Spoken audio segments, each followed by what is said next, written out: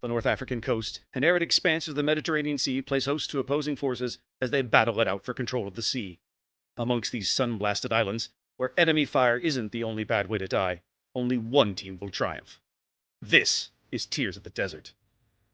Tears of the Desert is a 42 by 42 kilometer domination-style map with 3 cap points running in a line from northwest to southeast. The A cap is in the top left corner, B is in the center, and C is in the bottom right. Once a map that elicited a lot of grumbling and gnashing of teeth, Tears of the Desert has transformed into one of the more enjoyable maps to play in competitive modes. Capture Area A has just enough island cover nearby for teams to sneak in a radar cruiser and cover the cap circle. It's common to see cruisers attempting to flank the cap by sailing to the extreme northwestern corner, and makes this entire quadrant of the battlefield an area to watch for big plays. In the center, Cap B has superb island cover near the middle of the circle that allows destroyers to set up camp and capture or contest the area. Cruisers or destroyers who hug this island can generally be spotted by aircraft, but landing shells on them is very challenging until teams are able to push forces into the corners of the map. Cap C is very similar to Cap A on the opposite side of the map. The picket line of islands that separates B and C make pushing in force from one cap to the other very challenging. Tears has come a long way from being one of the most hated maps in the game to one of the most balanced. It's a map that favors.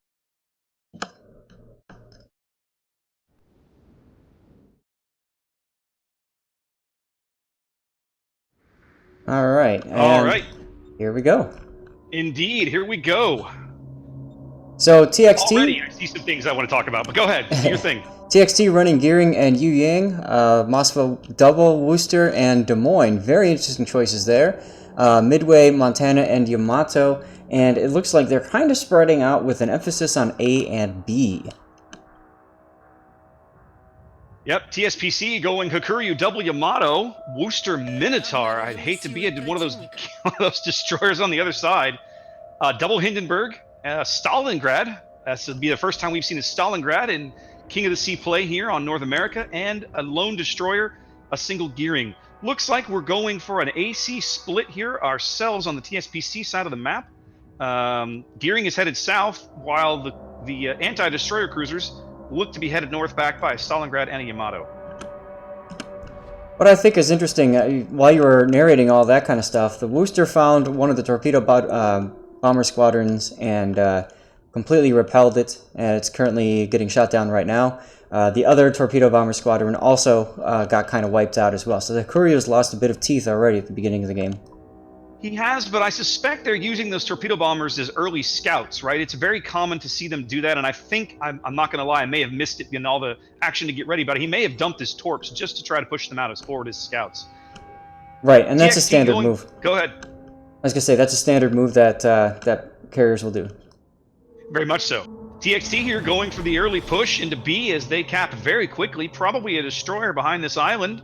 Let's see what the bomber... No, he was right on the edge. He's smoking up now as the plane's getting close. Yeah, very smart play there, not getting too deep into the island, staying on the edge of the cap, just basically getting the free cap and in a position to run as necessary. Meanwhile, the Yu Yang is clearly running smoke and is currently hiding a Moskva and was hiding a Worcester, but it is now done.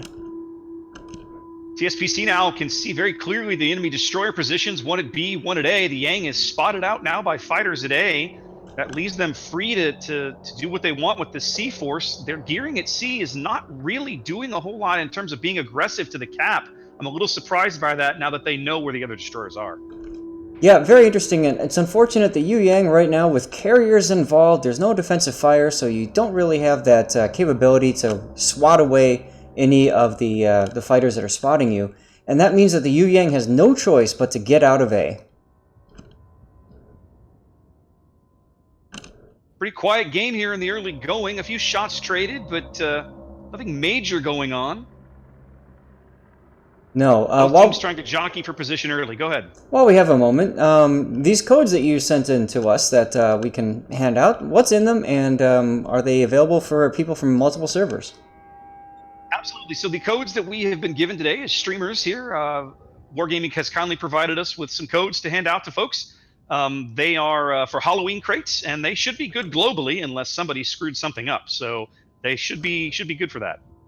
I just realized that TSPC, this team-wide, they're in the yellow school bus camo, so Pigeon of War approves. That is an interesting-looking Stalingrad, let me tell you. Now, this is also interesting. You'll note that the midway, the enemy, well, our enemy, your midway, is packing AP bombs. That's Yes. Stalingrad. I'm not Stalingrad. I'm clenched a little bit, man. That's not something I want to see. Yes. Also, Des Moines now getting some flank shots in from Traxia and the Yamato all the way on the other side of the map. He just took a little bit of a hit, not much. But these two cruisers are in trouble if they stay here too long.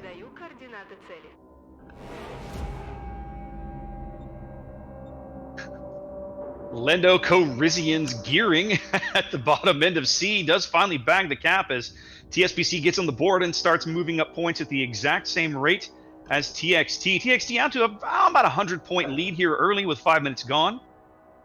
Yep, and we've seen battles where it was simply points. We've seen games where it took like 15 minutes just to get the first kill. So we'll have to see what happens here. Indeed, the Yu Yang at A, the enemy Yu Yang being very, very ballsy. I'm not sure that he knows, but there's 2 radar cruisers on the edge of his cap. The Minotaur is in B2, snuggled up to this island, and then of course they're well aware of the Stalingrad's position in E3. Yep. But, you know, props to the Yang, basically saying, I have to do something up here, make my presence known, make myself useful. So he's going to go for it. He's going to get there. Also, some really ballsy play here by Retribution's Worcester in the middle of the map. He is stern in, backed into B, and he's going to get it. A Worcester capping A in the open water here on Tears of the Desert.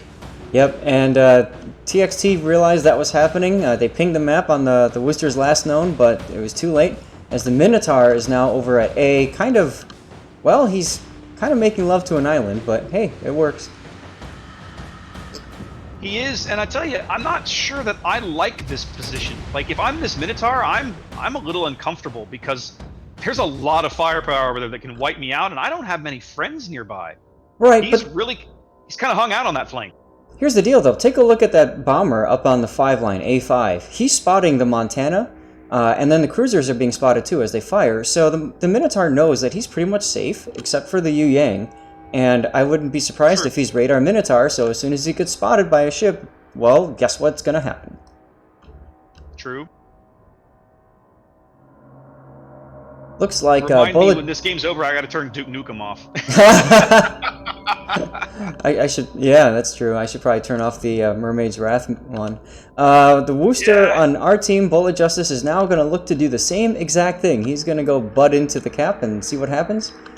Meanwhile, it looks like Apache wants nothing of C-Cap anymore. He gone.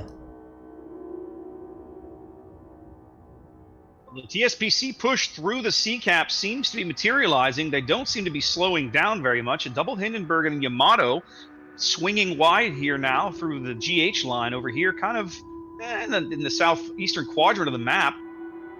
Game gets back to almost even as both teams now contesting caps at separate times.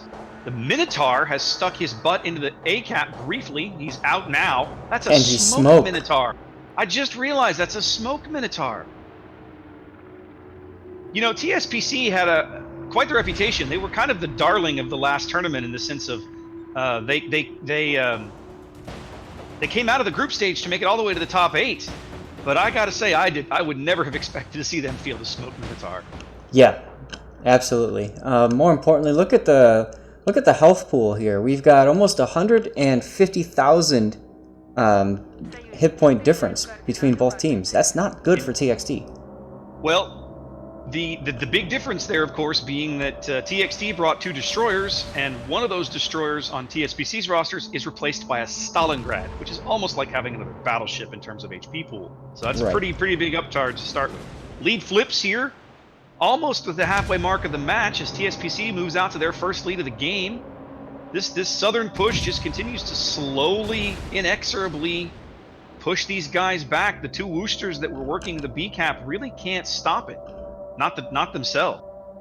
No, Apache's doing a nice job of kiting away, but the problem is he's getting flank shots from the Worcester and B as well as these the 2 cruisers and battleship coming up.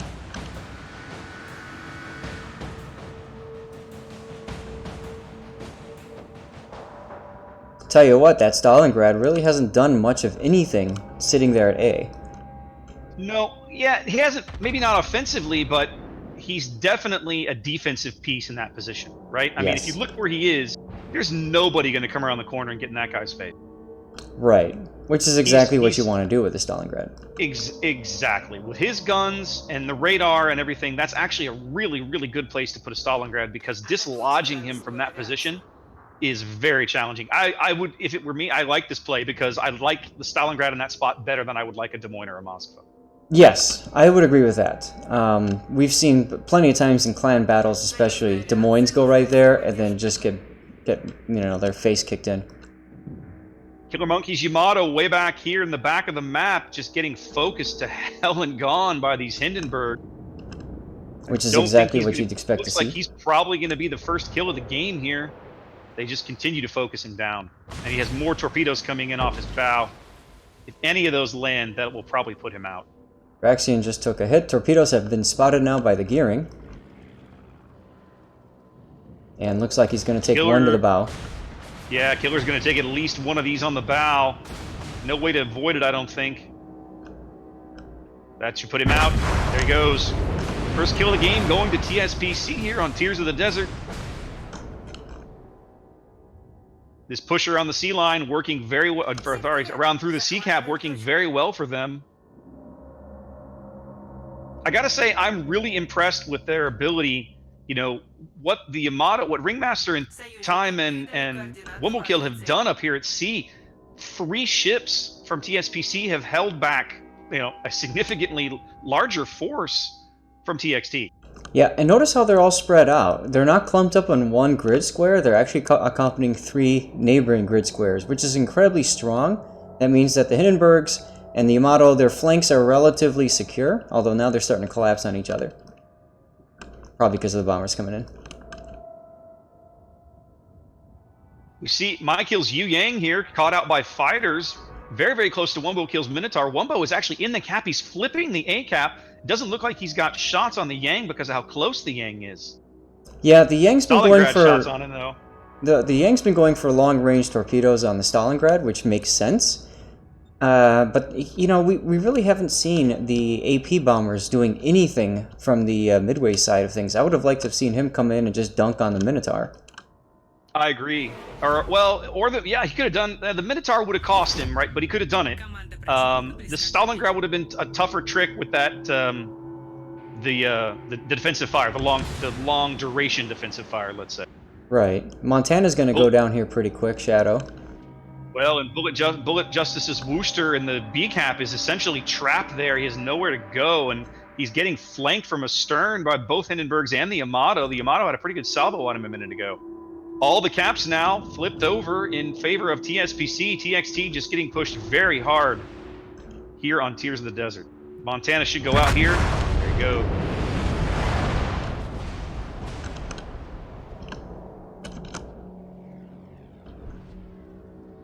And that's pretty much going to be game. I mean, at this point, it's really hard for them to come back from this. Both battleships gone. It's just a waiting game now. The TSPC looking very strong here. Bullet Justice's Wooster should probably be the next casualty. He's getting focused from a lot of different directions. Oh, a brilliant strafe coming in there from Timba's Hakuryu to wipe out those AP bombs before they got to Retribution's Wooster. Really well timed there. Yep, and it's 4 fighters, so I mean it's really hard to get your bombers in without them dying. There goes the Wooster. That's gonna do it. This will be over in seconds now. I guess you could say the Wooster got treaded on. Indeed, just a well-executed plan here from TSPC as they will claim Game 1 of the match.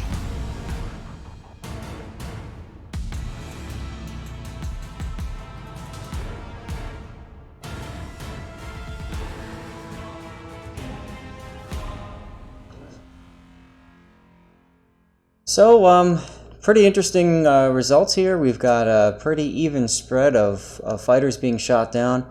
Wooster's doing work on the TXT side. Hakuryu doing the brunt work with one of the Woosters on the TSPC side.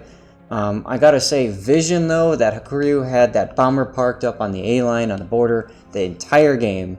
And that just meant that the TXT guys couldn't do jack up there without being spotted the whole time.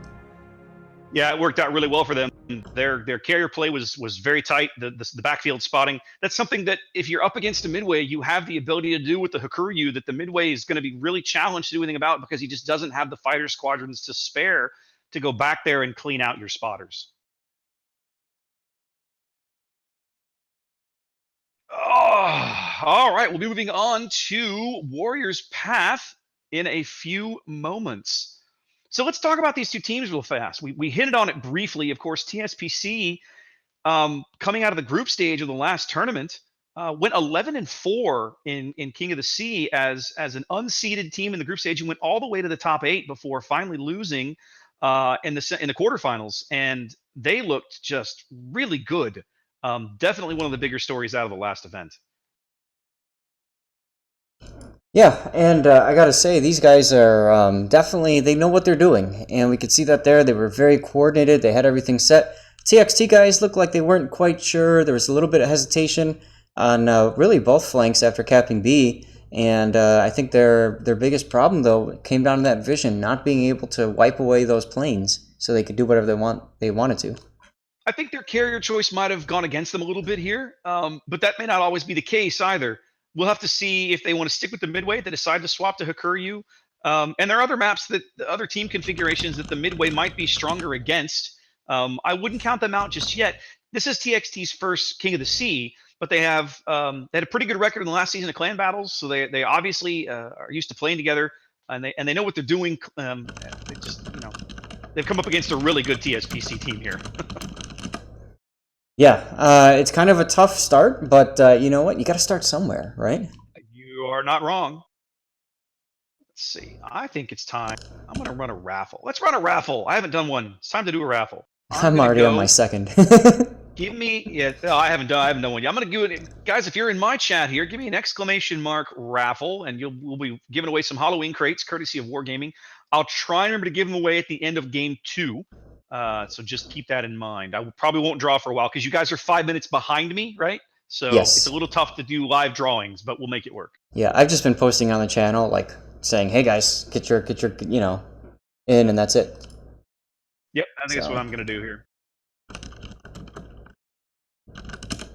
And those of you watching my stream, apologize. I did a last-minute tweak to the game and stuff, and so some of it's cut off. It's been fixed. It'll be no problem when we get to game 2.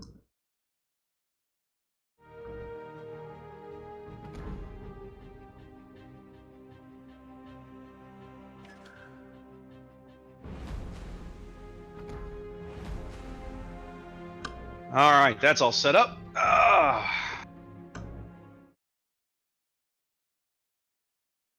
So Zath, I saw that you had finished out your rank 5 sprint thing. Yes? Yeah, I mean, talk about timing, man. I did it just before this whole stuff started, so it was like... Well, tell me about it. How'd it go? What did you play? Oh my god. I've had my head up my butt doing videos for like 2 weeks, so I have not really played. Now, I'm going to preface this by saying that I'm somebody who loves and hates ranked at the same time, right? I struggled to rank out at the beginning. Ranked out Season 2, struggled with 3, 4, 5, and I think maybe 6, and finally started ranking out again. And it really bothered me. You might remember, I mean, I was getting depressed, like seriously depressed because I couldn't rank out. And I remember. It's turned into one of those things where now I figured it out, and now I'm just like, it's like Stockholm Syndrome. You start to love what's, and it took a while, but now I'm okay with it. And this season of Ranked Sprint, boy, I'll tell you, I mean, there's a little bit of stress, but compared to a standard season of Ranked, whew, it's so nice having somebody playing the game that I enjoy playing with, that I can trust, that I can communicate with, and we can call out threats together, we can call out plays together, and I mean, hats off to my buddy Hoosh and Big Shiesta. You guys helped carry me to rank 1, and the cool thing was just communicating, working our way through it, and turning games around that were clear losses. Where normally you would go into star saving mode, we went into let's recover this game mode. Well, you've had plenty of experience doing that kind of thing in randoms with Hoosh over the years, I know for a fact. So yeah. I mean, it's kind of no different, right? It's a smaller tier 5 game, but you're, like you said, you're with a buddy, and so you just look at each other and be like, all right, it's time to put the carry pants on. Let's get this done. And so for you, the was the divisioning bit that was the game changer. Yes, I mean, I've asked for this for a long time, and I mean, I understand that people say, "Oh, well, you just want, you just want it easier to rank out." I don't want it easier. I want to have a better experience in the process. And that, to me, those are two different things. I'm okay with making it hard. By all means, make it incredibly hard. If you want to double the star count for players that are in divisions, fine with me. I really don't care. But to me, it's just the fact that I'm sharing the experience with somebody else, that we're working together, that I can count on somebody to have my back when I've got theirs. That's what matters. And to me, that's what this game is all about. Yeah, I agree. I'm looking forward to trying it. I'm not sure. Most of the Kraken guys have kind of raced ahead, and a lot of them are done already. So not sure who I'm gonna be able to find to pair up with to do it. But I'm like you, right? Like I'm curious. I know you've been asking for this for ranked for a long, long time. So I'm curious to see how it works out. Yeah, I mean, there were Hoosh and I. We had a couple games where we killed 6 of the 7 players between the two of us.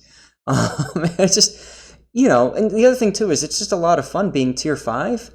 Now there are a few really OP ships, like Giulio Cesare and any of the kamikazes, and that's pretty much what we ran. And I mean, the season. Oh, so this is like the tier 7 season where everybody's like Belfast, Belfast, Belfast. It's just take your OP premium and go wreck face. Here's the difference, though. See, Belfast, there's counterplay to it, and technically there's counterplay to the Julio. But the big thing is that both of these ships are hard hitting ships that if you make a mistake, they will eat you for breakfast, and you're dead.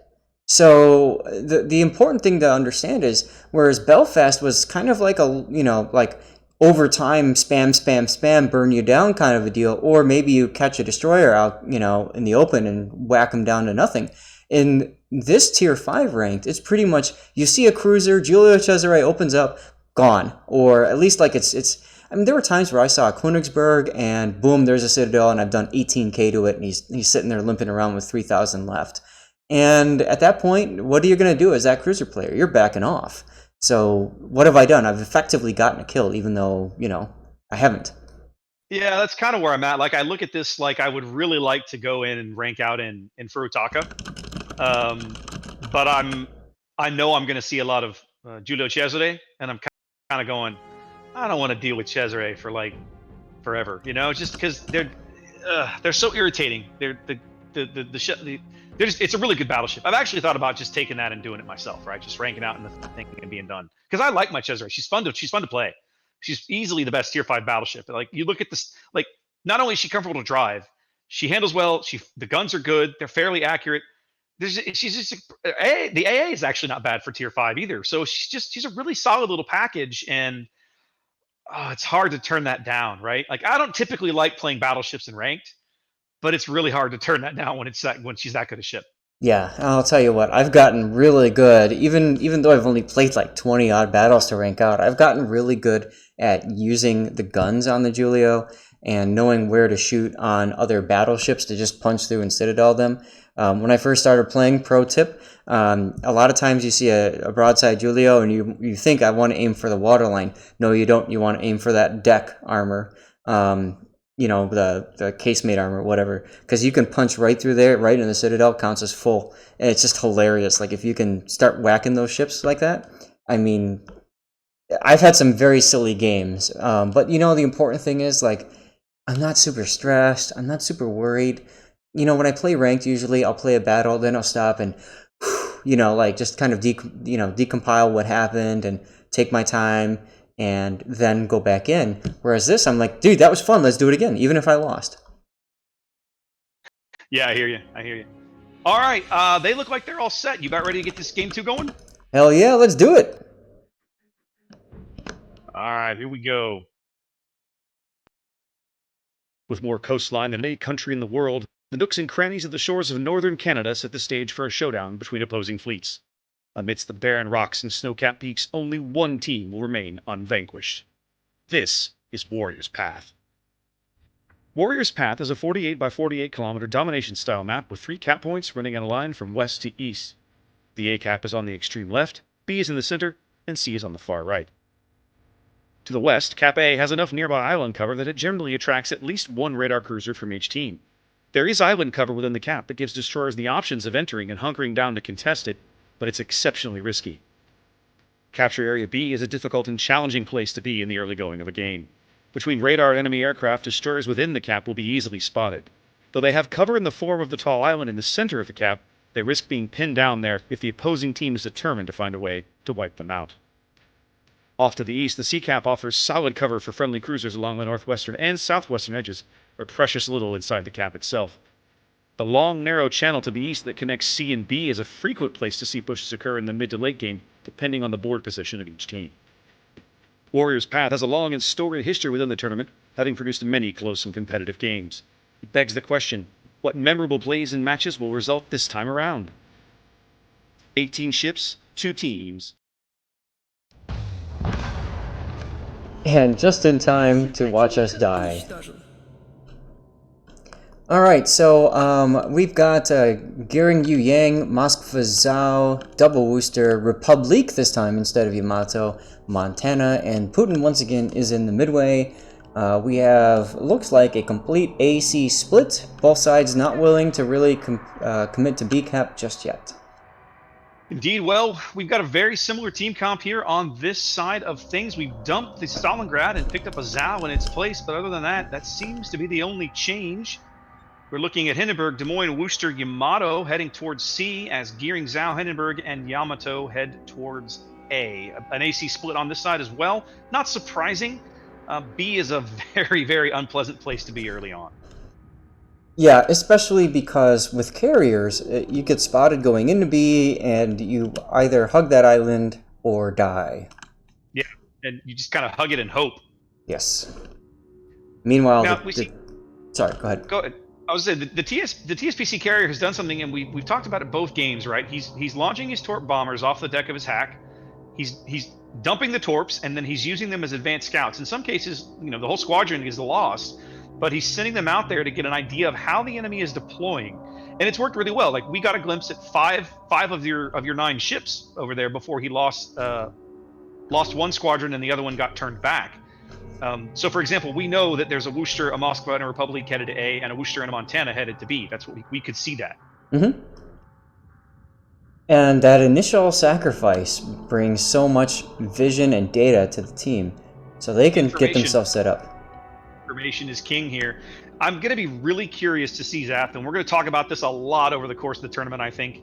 I'm going to be fascinated to see what happens next King of the Sea if the carrier changes have gone live by then. Oh yeah, it's gonna be amazingly different. The thing about carrier, with the way the rework is going, I mean, you get vision still, but you can only get vision on one area, so you're going to have to work with the team more and say, hey, can you scout out this place, and that sort of thing. And, that's going to be a huge difference in the way things go. Yep. Well, we see here Lando Calrissian and Time are here headed, Gearing Zhao pair headed way over to the 1 line. Looks like we're going to see some smoked up Zhao action coming. My kill lit briefly in the A cap. He will succeed in capping that. There's nothing that TSPC can do to stop him right now. They seem content with that, though. Just let them have that early cap. They did it last game as well. And very patient play out of these teams, at least out of TSPC. Just don't push the cap early. Protect their 1 destroyer, make some plays, and then go from there. Putin did a nice job trying to get in and dunk on the Des Moines, but 2 fighter squadrons and Des Moines anti-air said no. Interestingly, I think that had he dunked him, just dropped him immediately, he might have gotten 1 or 2 bombs off. Instead, he tried to avoid the strafe, which he was able to do, but that took time, and that caused his other bombers to get completely whacked. Now, one thing I want to speak about too is I completely disagree with the use of the Yu Yang again.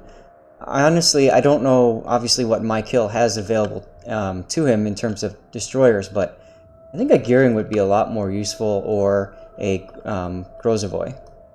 Well, you tend to see Yu Yang a lot in clan battles, but in clan battles you don't have to deal with the anti-air aspect is not really an issue. You don't worry about it because obviously there's no carriers.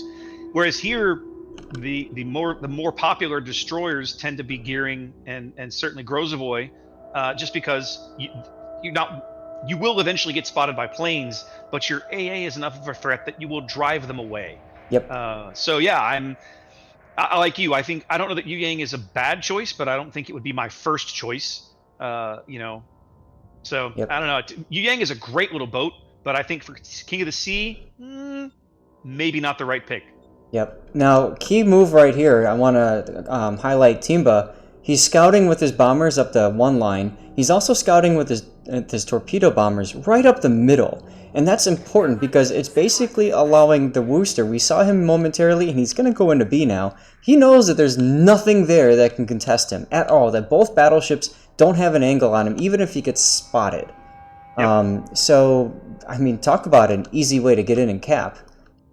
That's exactly what he's doing. We see Retribution now. He's turned out here. He's going to reverse and back into the B cap and try to claim it essentially for free, as there are no TXT ships, battleships or otherwise, that have an angle on him. Now, one thing I also want to mention, a lot of players seem to feel that King of the Sea is just a whole lot of camping, camp session, blah, blah, blah, get in smoke and camp. It is and it isn't. I think it's more of a patience thing than anything else. Like, teams that have good patience will typically do better than teams that just get impatient and say, well, I'm just going to go in and do this. You're absolutely right, and we see that frequently in the cross-server events. Historically, and I'm generalizing here, but historically the North American teams have tended to be more aggressive to the cap, more focused on controlling the board, and the European teams have played the longer game and generally tend to be more focused on kills. Yep. Calrissian into the bottom end of A here, but probably won't be there long. He's already within radar range of this Wooster. Bullet Justice Wooster caught in the gap there, quite close to the cap circle. No cover nearby. He's probably going to be the target of some focus fire here. And he's got to backs out. He's got to make a choice at this very moment. He needs to decide: am I going to YOLO in and push because I'm spotted, or am I going to try to get out? I think he's going to try to get out, and I think that's going to seal his fate pretty quick here. Right now, it looks like he's going to stop, which I don't think I agree with. If I'm the Yang, I'm trying to smoke him, get over there and get him some cover, because he has nothing. He is completely exposed. There's the gearing again. He's got gearing torps in his face. I don't know he's going to be able to do much about that. He's got Zhao shells, Hindenburg shells, Yamato shells. He's in a very exposed position over here. And let's keep in mind, 7.5 minutes gone, and TXT is the only one who scored points, but we saw this last game. They bolt out to an early lead, and TSBC got back into it. Go ahead, Zach. There's the patience. And here's the problem. Now, I was just going to mention, the Wooster's going to drag the Yu Yang in right in front of those gearing torps. Exactly. And then you see what happened. The Yang just ate one. Meanwhile, you notice how the Yang smoke is going to just not be enough. Pro tip for people. Gonna eat one too. Nope, he'll be fine. Pro tip for people, right though. Down the hole. Pro tip for people: if you're going to smoke up your friend, you have to get on your friend. You can't do it in front, especially in a game with carriers. You have to do it on the person. Justice finally does go unspotted. He's behind the smoke cloud. No planes over there to see him at the moment. And Kill is making a big mistake here, and he's going to pay for it. Yep, there he goes. Calrissian was moving up to try and get on the cap, ended up spotting my kill, and a single Zhao salvo is enough to polish off what little health he had left after the torpedo hit. Yep, and that comes with the discipline too. I'm spotted, that doesn't mean I start shooting. It means that I need to get out of being spotted as quickly as possible. Bullet Justice spotted again here broadside to all these ships down south. Here comes the Yamato salvo. Oh, I think only one of those landed home. Quite a few shells. He can't have much health left. He's at 4K burning. I mean, he's basically done bar, but he's going to get behind the island and probably survive, even though he's on double fire.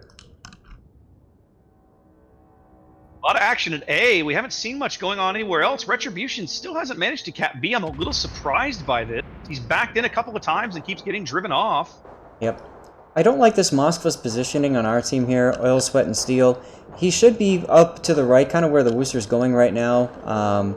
Kind of playing a side Stalingrad or something right there.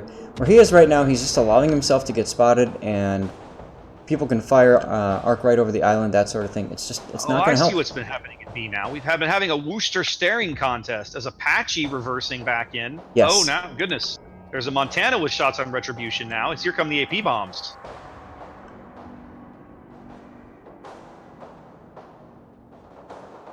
AP bombs do not get anything there. No. DF and defensive fire and a good strafe wipes most of them out. Apache just lost half his health to the Yamato, and he's just lost another chunk to the other Yamato. Yep, and once again, now they're clicking on those torpedo bombers saying, damn it, get these guys out of here. Once again, that spotting is huge. You mean these ones in the center of the map here in Yes. C5? Yeah. Yes. The vision control that TSPC has been managing is really just is this kind of one of the deciding factors of this. TSPC down points as we cross the halfway mark of the match, but up a ship and with a vastly big health advantage and a much better board position, in my opinion. Yep. Lando Calrissian does finally start to convert A. Go ahead. Wumbo Kill in the Des Moines is in a position to start pushing up now. He doesn't see Chipmunk Rage yet. Chipmunk is being smart and staying right outside of that Des Moines radar. But that Des Moines is pounding away on the Montana from long range. And there's nothing the Montana can do about it, really. Another potential AP bomb strike here as the bombers coming in for Wumbo over at C. Oh, but the fighters are there. He dodged the strafe. And Wumbo's going to take a torp. Yeah, the bombers just died too quickly here. Yep. The TSPC carrier is just doing a fantastic job of vision control and keeping his fighters in just the right places to protect the vulnerable ships in his team from those AP bombs. Yep. I have not seen much of the Midway torpedo bombers. Have I just missed them in all the other mess? Here's the problem with playing Midway. Midway is a very strike-oriented carrier, so you want to strike things. And in the process, it takes an awful lot of time to get your bombers into position to do just that without getting spotted by a plane or a ship and having fighters vectored in. Look over at ACAP right now. He's probably detecting those torpedo bombers at A. Yes, you can see them. Right. So what's he going to do now? Is he going to go for the strike? If he does, I mean, there's a fighter right there. It says no. You know, we've been kind of talking up TSPC, but I gotta say, for all of that, TXT does have a 200-point lead with less than 8 minutes to play. So they're not doing. They've held ACAP almost the entire game, while TSPC's really struggled to get into capture points at all. Yeah, but the problem is that both B and C are being capped right now. It's been a very slow, steady gain for TXT, but it has been working. Bullet Justice spotted again, only back up on about 10,000 HP. Yeah, he just took a stern fire and DCP'd immediately. My guess is he's on maybe one more repair party, if not zero. Well, with 13 minutes gone in the match, TSPC finally bags their first cap as they snag B and C almost simultaneously. Yep. Lando Calrissian has moved into A very aggressively up against some cover. He is not going to get rooted out of there anytime soon. TSPC will shortly own all of the caps. Now, Wumbo just took a torpedo to the face. I don't know if he's going to be flooding or not, because we just lost vision on him. He is not flooding. He is repairing. That's what I figured. So this is where the problem comes in. Sure, you get that torpedo hit, you cause the flood. You got to follow that up. And unfortunately, the Zao was in a position to follow, but then the Yamato was in a position to prevent the Zao from getting too close. So the Zao had to run away, which meant that the Des Moines was able to sit there and just, who cares, you know, just shrug off the damage. Yeah. As the Yamato bags the Worcester finally, there goes Bullet Justice. Yep. Bullet Justice becoming the second casualty of the game for TXT as TSPC has closed the gap and will shortly take their first lead with 6 minutes to play. Now, this is the kind of thing that we're used to seeing out of these EU matches. It's been so common for the American team to lead, or the NA team to lead what? To like the 4-minute or the 5-minute mark. There's 4 or 5 minutes left to play, and then suddenly the EU team comes out guns blazing, bags 2 quick kills and a cap, and the lead flips, and from then they're just off to the races. Yep, and here comes Chipmunk going down, and that's going to seal the deal. Lando may be out over here as well. He's on 3 KHP. The Moskva's still got the chance. I think maybe his radars are out. I'm not sure, but 3-ship lead is going to be a 3-ship deficit is going to be very difficult for TXT to overcome, and they have no cap control. Yep. Both their destroyers are dead. Yeah, Moskva was way too passive, and he's gonna. I mean, he's not able to do much damage. The Republic over there is at half health, but I really haven't seen any special shots from him yet.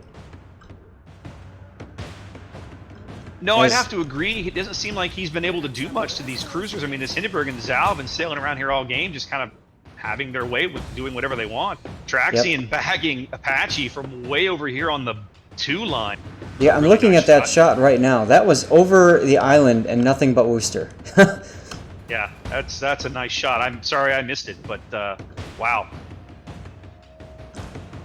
5 minutes to play, and it's pretty well all over but the crying here for TSPC. They have almost a 400-point lead, and several other TXT ships are on their way off the board momentarily. Yeah, it's 1 minute and 30 seconds now until the end of the match. You just heard Dasha talk because I threw Dasha on the Erie for the fun of it. Oh, yeah, I should do that. Yeah, that'd be good. Get a little Dasha in here, right? TXT coming in with the GG. I think they know that this is essentially over. And this is a best of 3, which means that this is it now for this first set, right? Yeah, this will be the end of us for our first match. We'll have to look around and see if somebody's got a game 3.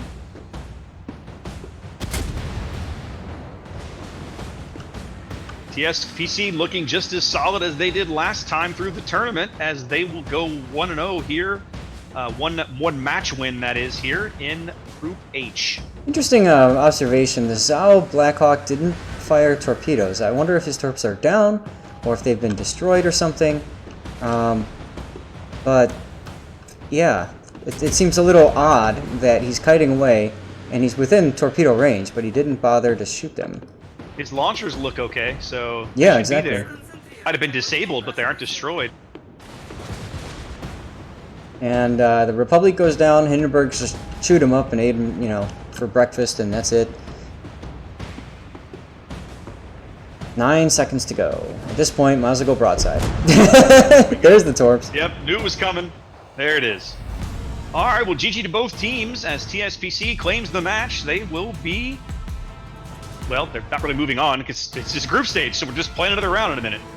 Yeah, the whole idea, guys, for the group stage is you're just, it's kind of like exhibition play, right? Everybody just gets to play and practice, essentially, see how things go. And then the big stuff comes next weekend, right? Yeah, the big stuff starts next weekend. The the kind of one and dones, losing you're out sort of thing. That all starts next weekend. Roger that. Take a look at the playing counts. Worcester dominating both sides here, which is interesting. But you know, there's a number of ships on both teams with 0 plane kills. The Hakuryu this time not as dominant of a force in terms of killing aircraft, but once again we saw the dominance in terms of spotting. Well played by both teams. It was definitely a good battle. This wasn't by any means a throw or one team completely dominating the other. Could have gone both ways, both games.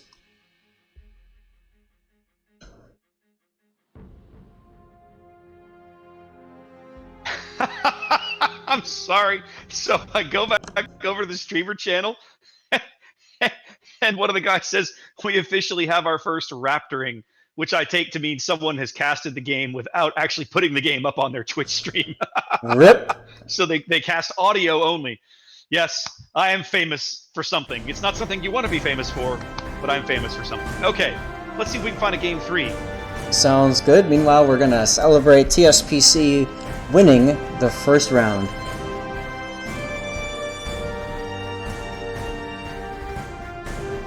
I do have to say, while we're sitting here, we got a few minutes. The graphical look of the event has historically been done exclusively by Quadrillus here on the NA server. He's almost always done all our match cards everything. He does a brilliant job.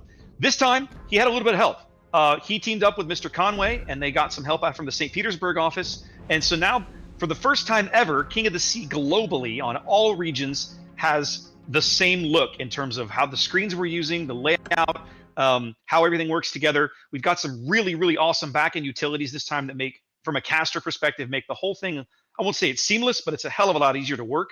So huge props to Quad for kind of working with those guys, and huge props to Wargaming for the help that they offered there. It was fantastic. The end result is amazing. It is so cool having that level of support from Wargaming. You know, it's oftentimes you see companies say, well, if players want to create their own thing, fine, whatever, but, you know, we're going to do our own thing, guys, because we can do it better. And we're not seeing that with Wargaming. They're saying, oh, cool, you want to do this? What do you need to make it work better? What do you need from us to help you? And I think that's really awesome to see.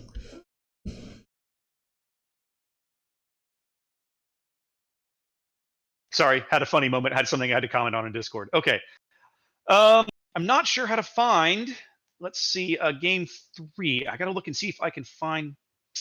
How do I find?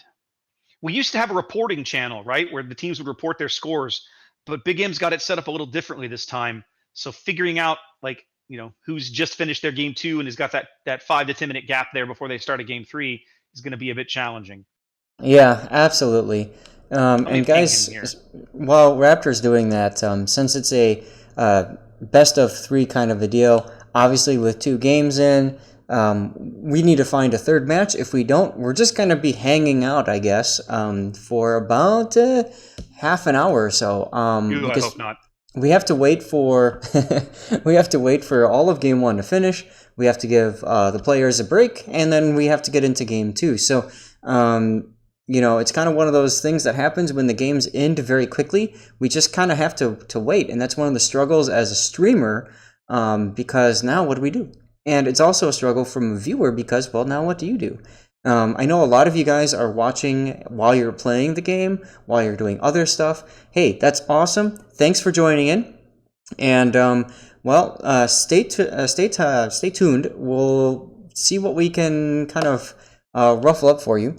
While this is going on, actually, this might be a good opportunity to get some experience with something that we've been trying out, and it was pioneered by your SAT score. So I'm going to see what I can do with this while Raptor's trying to figure out what we can do.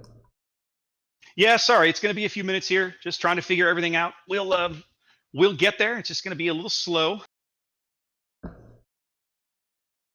This is the joy. This is the joy and the curse of group play. Group play is a lot of fun.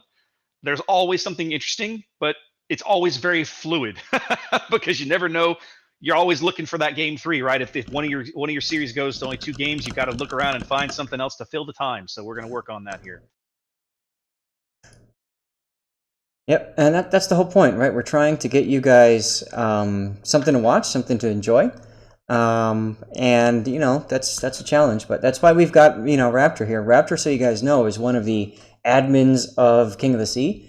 He's one of the people that got just head over heels deep into casting. He's loved it so much, and so it's kind of cool. He's able to just go off and say, "Hey, I need a game." Well, we're trying. I mean, that's the thing. And there's 16 games going on. We're casting, I think, 6 or 7 of them simultaneously. So if you get one that has a game 3, great, you're covered. If you don't, you have to kind of look around and hope that one of the other games is going to a game 3 that you can jump in. We've done that before. We've been able to do that before and had a lot of fun doing it. I remember one time we jumped into a game 3 with the old P&G clan on Shatter. That game was hilarious to cast. It was a lot of fun. So I love looking for those because it's always come in and both teams won a game and they're really into it, and so I want to see if I can find us one of those. Sounds good. While you're doing that, I'm going to play around with Boss Tactics a little bit here as my cats decide to be cats.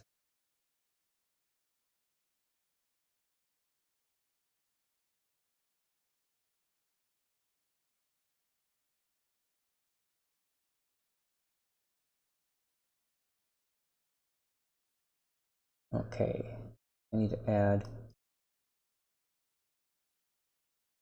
a cruiser.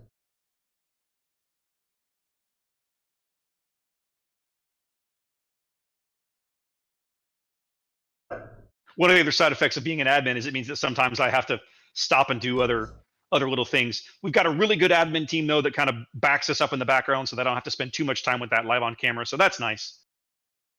Yep. So I'm just going into the stuff here, trying to put things together. We had a couple of ships that we, well, kind of didn't exactly plan to have, so I'm putting those in right now. All right, let's get this drawing done.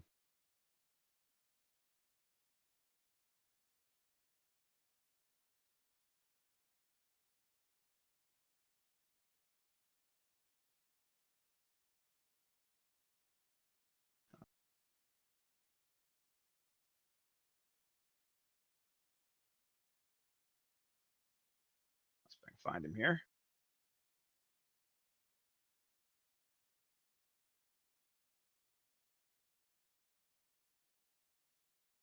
There we go. All right.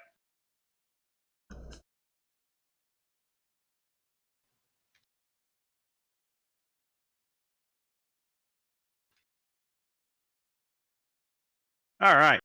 So there's one of our little Halloween codes. Give that away. We'll give away a few more before the day is over. We've got 10 or so of those to go away. In fact, I'll go ahead while we're waiting here, since we're just killing time. I'll go ahead and start up another raffle. Yep, we'll just raffle another one off. So go ahead and type exclamation mark raffle. You guys are 5 minutes behind me, so when you'll catch up. But when you catch up to me, the raffle's open. I'm trying to remember, Raptor, on Warrior's Path on your side, TSPC side. What was over at A? I know there was a Yamato and a Gearing. Were there a Yamato and a Gearing, a Hindenburg, and a Zhao. Okay, so the Zhao was on A side. Got it. Okay, so on the C side, it was yes. Des Moines, Hindenburg, and Yamato, and Gearing. Des Moines, Hindenburg, Yamato, correct. Because the other Worcester, the Worcester had cut back to the center. That was Retribution. He was working the B cap. And then, yeah, they only had the one Gearing way over at A. Okay, I'm missing a Worcester though. So last game it was okay. So it was Gearing, Worcester, Yamato, Des Moines at C, wasn't it? There may have been a Worcester over there. I don't remember, honestly. Well, because I remember at one point it was Worcester versus Worcester at B cap. So I know there was at least one Worcester on the B side, on the TSPC side. So I think I got this right. So, while Raptor's going through, I'm going to walk you through a couple of things here to consider. One, we've got the Yu Yang over here that went into A, and he went to the safe island. Congratulations, you've capped A. The big question is, now what? And I think he didn't know what to do either. We saw him move out. Why am I getting doubles? Whatever. We saw him move out, kind of out to the one line, which is what you would typically want to see a Yu Yang do, try to do some spotting and stuff like that. The problem, though, was that his buddy Worcester had moved over here and got stuck. Meanwhile, the Moskva had moved back behind that big island there. So when we get in a situation like this, everybody's kind of focusing the Worcester. What was the aha moment for, sir? I found us a game. Okay. 90th and Beiyang fleet. I'm sorry, Deny and Beiyang fleet over in, I think they're in Group D. They're going to a game 3, and we're going to see Deny in a minute. We're going to cast them in the second match of the day. So let's go have a look at them now. Okay, so this is BYF versus Deny, correct? That is correct. Pick a side. I don't care. I'm going to cast Deny next time, right? Because you want to adopt in the next. Yes. Okay. Well, then you take them this time. And I'll take BYF. Let me get this set up here. All right. So you guys can kind of see, how this last match worked on Warrior's Path here. The big problem at A, there were some misplays there. The Worcester got dragged out, forced the Yu Yang to come back in and help. Yu Yang is unable to do a lot of spotting on his own because the carrier is there to stop it. Also, then take a look at C. If you notice, TSPC was much more present with their ships versus TXT was, I think, a little bit more afraid to commit the Montana, to commit the Republique, and to commit the Zhao. And, they played safety, in football terms. But that wasn't enough. And we saw what happened. All right. I'll tell you guys right now, the screen says that BYF won game 1 and Deny won game 2. I just guessed. I don't know, but it's 1-1 going in, and we're about to see game 3. So let me get queued up here in... Oh, hang on. Well, clearly, if we're going into a game 3, both teams won a game. Right, but we don't know who won which one. I don't know who won the first one and who won the second one. I just know they've each won a single game. I haven't even been So doing that. this, Whoops. well, I have, because I'm anal that way, right? What? What's the what map are we on? We are going to be on Sea of Fortunes, sir.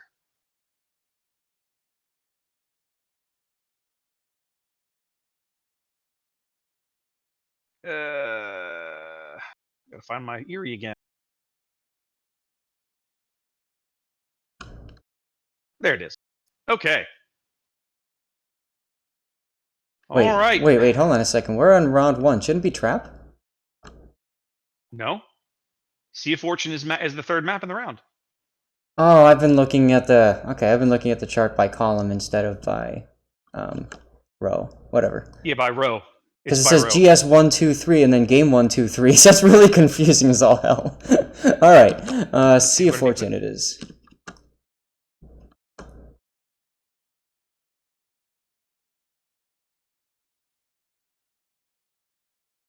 Yeah, so GS1 is that's the row, that's the round, right? And then game 1, game 2, game 3. So we're on Sea of Fortune.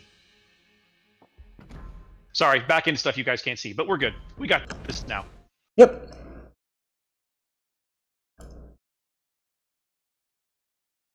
We're waiting on one player on BYF to show up, and it looks like we are going to be ready to go.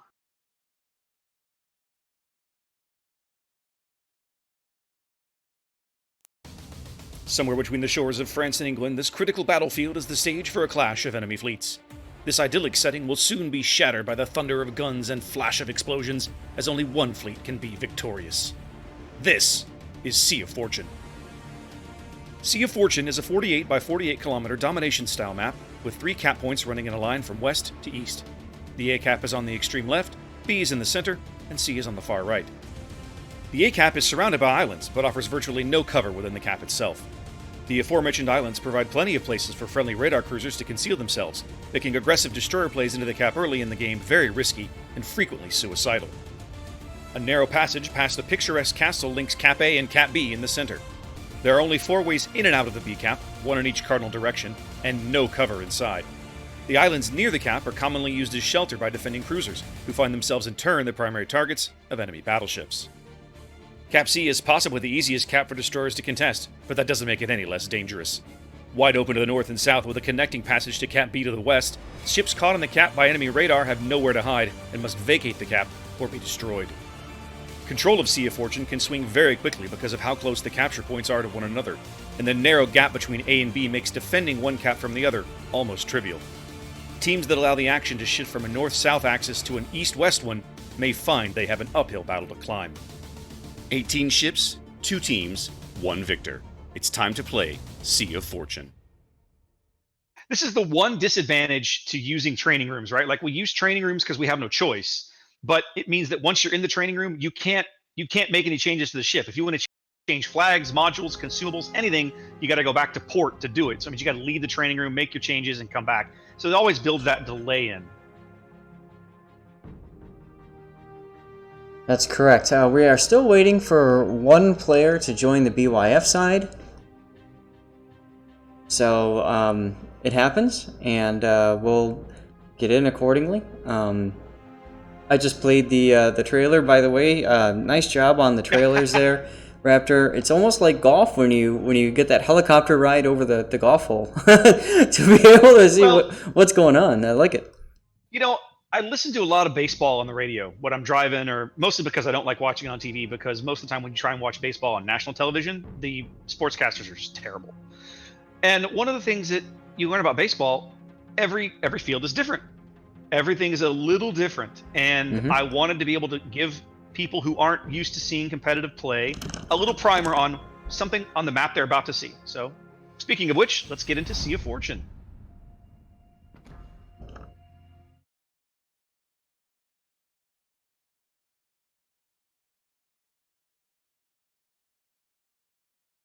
Now, Raptor's probably doing his little intro video, so while that's going on, I'll walk you guys through what I'm noticing here on the setup. So once again, we have Midway versus Hakuryu, which is interesting. On Denai's side, double Montana, double Des Moines, double Worcester. In other words, this is America. F yeah. Henri the Fourth and a Gearing. So we have 1 French ship and 8 American ships plus my Erie. And on the Raptor side, there's Montana, Yamato, double Des Moines, Hindenburg, Zau, Stalingrad, and Grozovoy. So the interesting picks, obviously the carrier lineup, we've kind of examined that already. We haven't seen an Henri yet, and an Henri is a very competitive ship, but it's a flank boat, and it needs to get to the flank without too much of a problem. If it can get on the flank, it can engage its main battery reload booster and pop in AP and just chunk the heck out of an enemy ship. So we'll have to see if that comes into play or not. We saw Stalingrad play, but we haven't seen that Stalingrad actually do much either. So we'll have to see what happens there. As the Deny group looks like they are making a B-C split. Although there's some clicking over on the A side, so I'm wondering if they're trying to go AC. Well, let's have a look here. I know you've been reading off your team here while my intro video was playing, but you guys have gone full America over there. Yeah. There's one lone French ship in that Deny lineup, and everything else screams strong American steel. Midway, double Montana, double Des Moines, double Worcester, Gearing, and the lone Henri. It's basically a no-fly zone around every ship except for the Henri. Pretty much. Over here, BYF has opted for more of a mixed bag, going Hakuryu, Montana, Yamato, double Des Moines, Hindenburg, Zau, our second Stalingrad of the day, and a lone Grozovoy. Yep, and this is exciting because we get to see a Grozovoy come out and play. Groz is still really good, and I think this is, I'm trying to remember, she didn't have the heal. I think they added the heal to her over the summer, so this is the first time that we've had a destroyer with a heal available in King of the Sea. Which means 07 is now going to run 6 destroyers. Oh, I can't wait to see what those guys do. They go back to that Grozovoy comp. I mean, it really worked that time they ran with the Midway, right? But we'll have to see. Can you once imagine? Again, we're seeing Hakuryu versus Midway, and we'll have to see how these two carriers decide to play off that balance, because it's challenging. Can you imagine what those finals would have been like if 07 had that heal on the Grozovoys? Oh wow, it would have been interesting. I don't know that it would have changed anything. I mean, there's no way to know, but it would have been interesting to say the least. Oh, Worcester just took a chunk. BYF going for a heavy sea push here. Yamato, Montana, Stalingrad, Des Moines, and Grozovoy, all either basically most of their team is on the eastern half of the map. A lone Hindenburg and a Zau are headed way over to the 2-3 line to either do some kiting or some delaying over in that direction. Here we can see the problem with carriers when you're not used to playing carriers in competitive. This Worcester Wobble Bomber is basically insta-spotted and insta-dead. He's down to 11k hits now, or health point now. He's been just whacked after whacked after whacked after whacked, because he's used to clan battles. Again. He's used to being in that situation. Well, yeah, at this point, the carrier's going to dive in, ensure the spotting, ensure the kill, which makes perfect sense. But he's operating under clan battles rules, which it just doesn't work that way in King of the Sea. Nice dodge, though. Those shots all came in, and not very few of them connected. The Stalingrad landed an overpin, and everybody else who fired at him missed. Yep. Like, flat out missed. Yep. Oh, more Stalingrad shells coming in. Yeah, but just a couple. Regardless, though, he's out of the game. I mean, even if he survives, he's out of the game. He essentially has to run now. He'll be 6 minutes trying to heal. Nope. Oh, nope. Yamato gets him from astern, and Wobble Bomber becomes the first casualty of the game here, as the BYF Grozovoy boldly moves into C, essentially already out of the radar range of the other Worcester that they know is hovering down here on the edge of the PCAP. Yep, and he already got chunked. That other Worcester has already been whacked by the Stalingrad. It's basically they're like, oh, well, hey, that Worcester's gone. Let's beat up on the next one. Well, I'm not gonna lie. There's a part of me that smiles a little bit, and it warms my heart to see Woosters getting thumped. So I understand why people play her. She's an excellent ship, but it doesn't break my heart to see her getting wrecked. Now Yes, I'm biased. Get over it. the Gearing is popping defensive fire, trying to help his Midway teammate with killing the fighters, but it's just not happening. Why? Because the Grozavoy popped defensive fire on the other side, possibly with the assistance of the Stalingrad. Now, I gotta say, I'm a little surprised to see the BYF Stalingrad pushed as far up as he is. I mean, look where this guy is. Well, he's got a Montana covering his butt, and I think that's really important. You've got the Des Moines in a position to sweep around and cover a flank as well. If the Stalingrad needs to go bow in, he's got help in the neighborhood. Meanwhile, by doing this, he's completely denying the Henri from doing what I said the Henri needed to do, which is to get on the flank. So the Stalingrad's position is beautiful. There's absolutely nothing wrong with it, and I think the problem with the Gearing is now, what do? Do you sit in the smoke? Oh, he just took a airdrop torp. Yep, yes, he did. If you sit in the smoke, then that can happen. Also, you deny your team from any vision. You have no idea where the Stalingrad is now. You have no idea where the Montana is. You don't know if the Des Moines is pulled up. The Stalingrad's got radar. When's the Stalingrad going to radar? All these kinds of things you just don't know about because you've completely denied vision and because your Midway has nothing over there to spot. Now here comes shells, so obviously radar has been popped. Well, the BYF push over here along the 9-10 line looking very solid right now. Grozavoy moving in C, rotating to B, backed up by a Des Moines. Des Moines looks like he's going to edge into the very top end of B as well. Stalingrad is turning out, but they've obviously got the Gearing here locked up on radar. Yep. And I mean, the Stalingrad, that's the right choice, because what else can he do? If he pushes up too far, he's going to take torps, and the Montana ends the deal. Montana wipes him off the board. 2 quick kills here for BYF. We're not even halfway through the match, and they have nearly a 300-point lead here on Sea of Fortune. One thing I've been meaning to mention, we just haven't had a chance to yet, is that Boomsticks Mayu has been typing in text chat and responding. So I don't know if he's using voice chat, I don't know if he's listening or even able to speak. That's a significant drawback to him playing right now. He doesn't have the ability to communicate as quickly as he probably needs to. Well, the deny forces over on the 1-2 line have not been idle. They've taken a bunch of damage, but they have finally managed to bag the ACAP. We saw the Zao land a couple of really good torps on this Montana earlier, and Panther 4801 continuing to burn. Oh, just put it out, or the fire expired, one or the other. It'll come back on. He's just taken a tremendous amount of HP loss. And they've just now managed to bag A. That stems the bleeding a little bit, but they're 300 points down. Yep. Aggressive incursion now, moving into this gap between B and A. Yeah, and that's way too aggressive of an incursion. Yes. Because you're just going to watch him just get chunked by 2 Des Moines that can just wail on him. I can't imagine that he's going to last very long in this position. Notice how he's only able to use the front 2 turrets, and the Des Moines, they're using, well, their front 2 and all of them. So I mean, he's holding the points back, but he's going to give up a ton of health for very little gain because at the end of the day, they're still going to own the cap. Yes. And he'll have just coughed up a boatload of health there. Yep. Des Moines finally lands some citadels as Incursion gets back behind cover. Yeah, Incursion was turning and he shouldn't have. But the big thing is that this is what's called a favorable trade in terms of damage.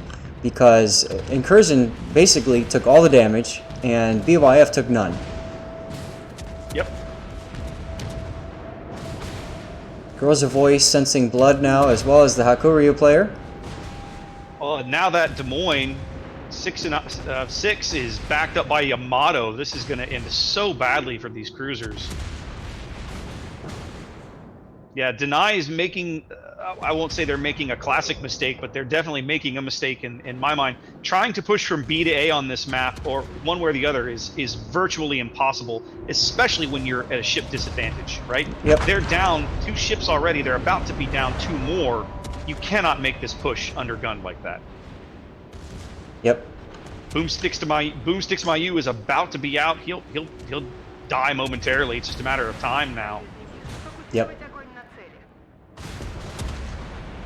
Matter of fact, I thought we were going to see dual cruisers dying. Almost. Yeah. I mean, he's healing, but the heal's only going to get him so far. There he goes. BYF now on well over almost a 600-point lead here as we approach the halfway mark of the match. This looks to be over for Deny. Meanwhile, Deny, I mean, unfortunately, their flank that went to the 10 line looked like they had no idea what to do. And instead of pushing up that flank when they realized the Montana, and went back. They've done the typical clan battle meme, which is collapsing on the people that you already have alive. You can't do that. Yeah, I'm really surprised. They were in a great position to keep swinging and pushing the crap out of that Henri and Montana, and they just kind of turned around and went back. Now, it's going to work out for them because they were up ships, but I am a little surprised to see it. Yes.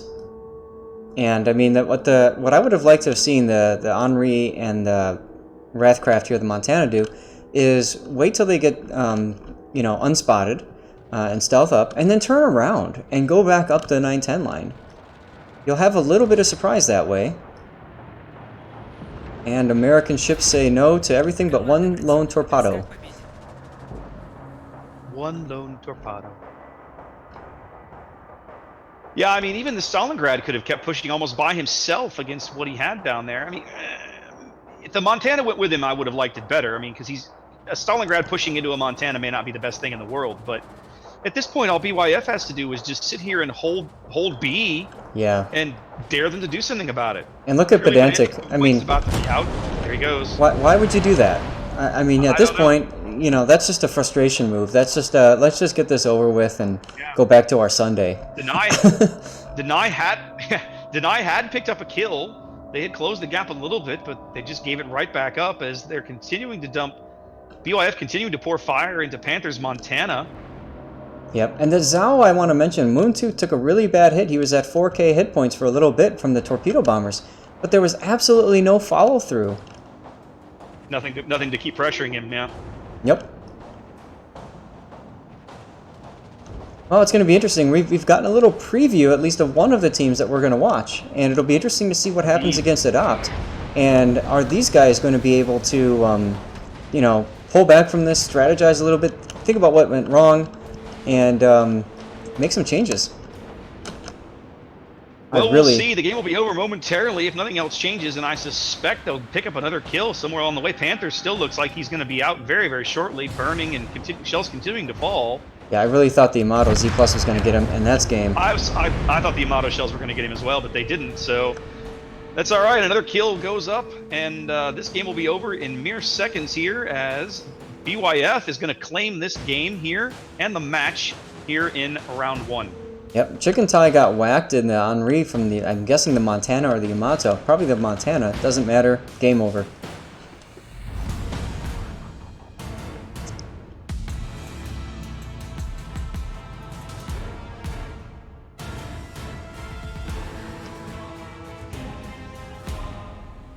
Alright, so if you look at the plane kills, not a lot of plane kills at all. So we saw a lot of scouting happening. I would have expected to see a lot more plane kills, especially by an America team.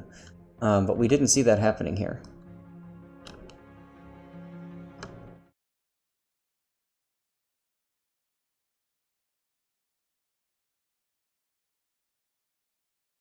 Raptor, what would you say was the big what was the big play for you? Let me think back for a moment. I think probably them being able to kill that Wooster very early on. Even if they hadn't killed him, they put him out of the match, right? Like, the guy was essentially neutralized. He had taken so much damage so quickly, so early in the match. He, at a minimum, the best he could hope for was to pull back and survive a while. The key thing there is, and if you play an AA cruiser, right? You play a lot of AA cruiser and randoms. You're used to carriers leaving you alone. They'll see you, they'll spot you, and they'll immediately back off. But even if they back off, you're still spotted, right? And in a game like this, in a match like this, man, the battleships, that Stalingrad, they are out there looking for you to get found early and get that shot off that instant you're spotted. And that's exactly what happened to this poor guy, right? He got spotted just long enough for 4 ships or 5 ships to shoot at him and just gut him like a fish. He didn't die, but they beat him up so bad. It was essentially the same thing, right? So taking a Worcester off the board, you lose the radar, you lose the AA bubble, you lose the fire potential damage. Getting a high value target off the board like that first, in my mind, is a huge play. Yeah, and it takes me back to our discussion about ranked we had before this game. We see the difference in the team playstyles. The Woosters are set for more damage over time, and the Stalingrad and other ships are set for more, alpha damage and take you out as quickly as possible. And we saw what happened there. Yeah.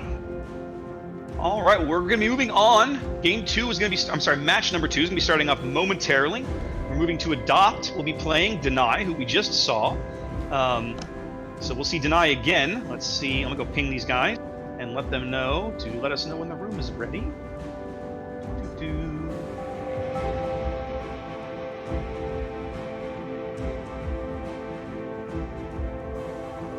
Gotta find the right group. There we go.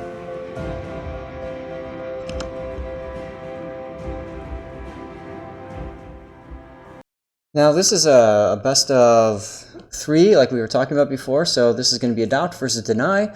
Round 1 is going to be on the new and improved TM Islands of Ice, followed by Shatter, and if we get a round 3, that will be on North.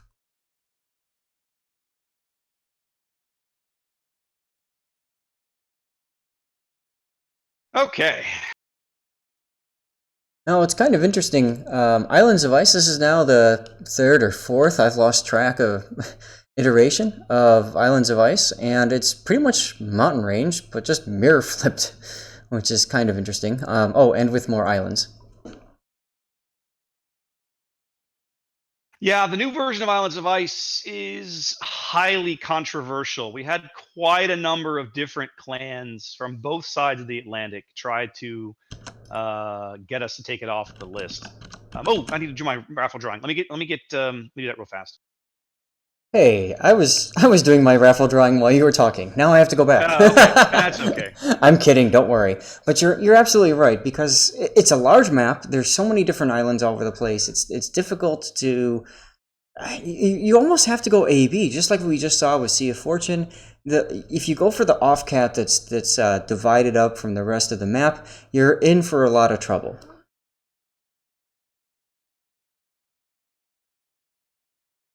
So we'll have to see what the teams do.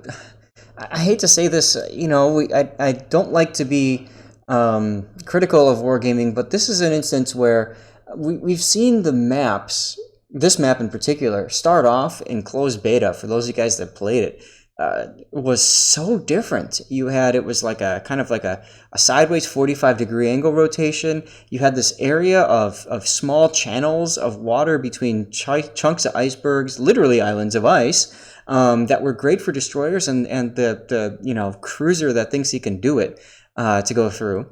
There's an area for battleships to go play, large area in the back and towards the middle, and all the way on the top left of the map in the A1 area, there was a couple of chunks islands that cruisers could make their playground. And it was really interesting to see what would happen as the game developed. So I really wish that they'd revert back to the original Islands of Ice, even if it's just for a patch cycle to say, hey guys, what do you think of this? I don't think you're going to get that lucky. No. They spent a lot of time fixing this map. I think it's like most maps, right? They're going to leave it where it is for a while. They're going to gather some data, and then they're going to go back in later and maybe decide to change it. So we'll see what happens. I just know that there is a large perception, right or wrong, that one spawn on this map is heavily favored over the other. And a lot of teams don't like how static the map plays because of how much island cover there is within the caps. So we're going to see how this comes together. I'm really curious just to see how teams play this out. Absolutely. All right. I pinged our next match to let them know, to give us a heads up, a shout when they were ready. Let's see. I'm checking right now. The room looks like it's up.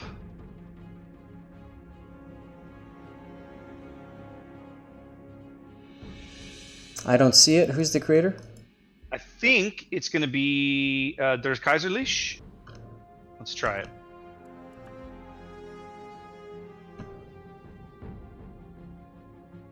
Yep, I see it just got created. 2 people in it. Perfect. Yep, there it is.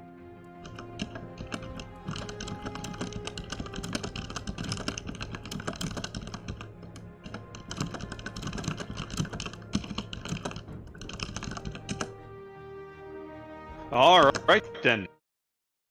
Yeah, so Islands of Ice is just one of these maps that I'm really curious to see how teams play. I have not played this map much in random since it came out. Have you had some experience on it, Zap? Oh boy, I've had a lot of experience on it. I think the one I had, I want to say both times I tried Arms Race, it was on this map, and it made me want to punch my own face. It was so painful. Yes, Dasha, I'm mad. Okay. Like one of my little Dasha memes came up. Anyway, Nice. on the thing about CCAP, if you look at CCAP, there's a large island, and then there's a couple little small ones in there. And destroyers, that's your trap. Okay, it's a trap because if you go over there, for one, you're kind of unable to support the rest of the team, and two, it's very easy to get caught out. Wait. Are you using the tactical map? No, I am just looking at the main one. I could use the tactical. Should we use the tactical?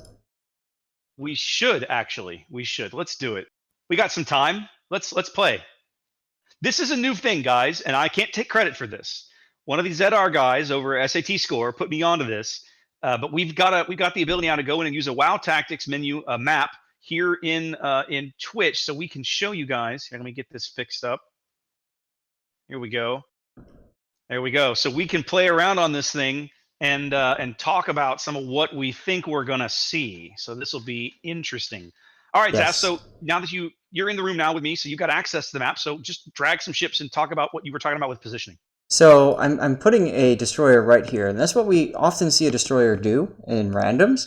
But the problem with the destroyer going there is, what do you can't torp down from there. How do I draw lines? I think this. So Yes. your torp angle is like that, right? If you back out and torp and then go back in for cover.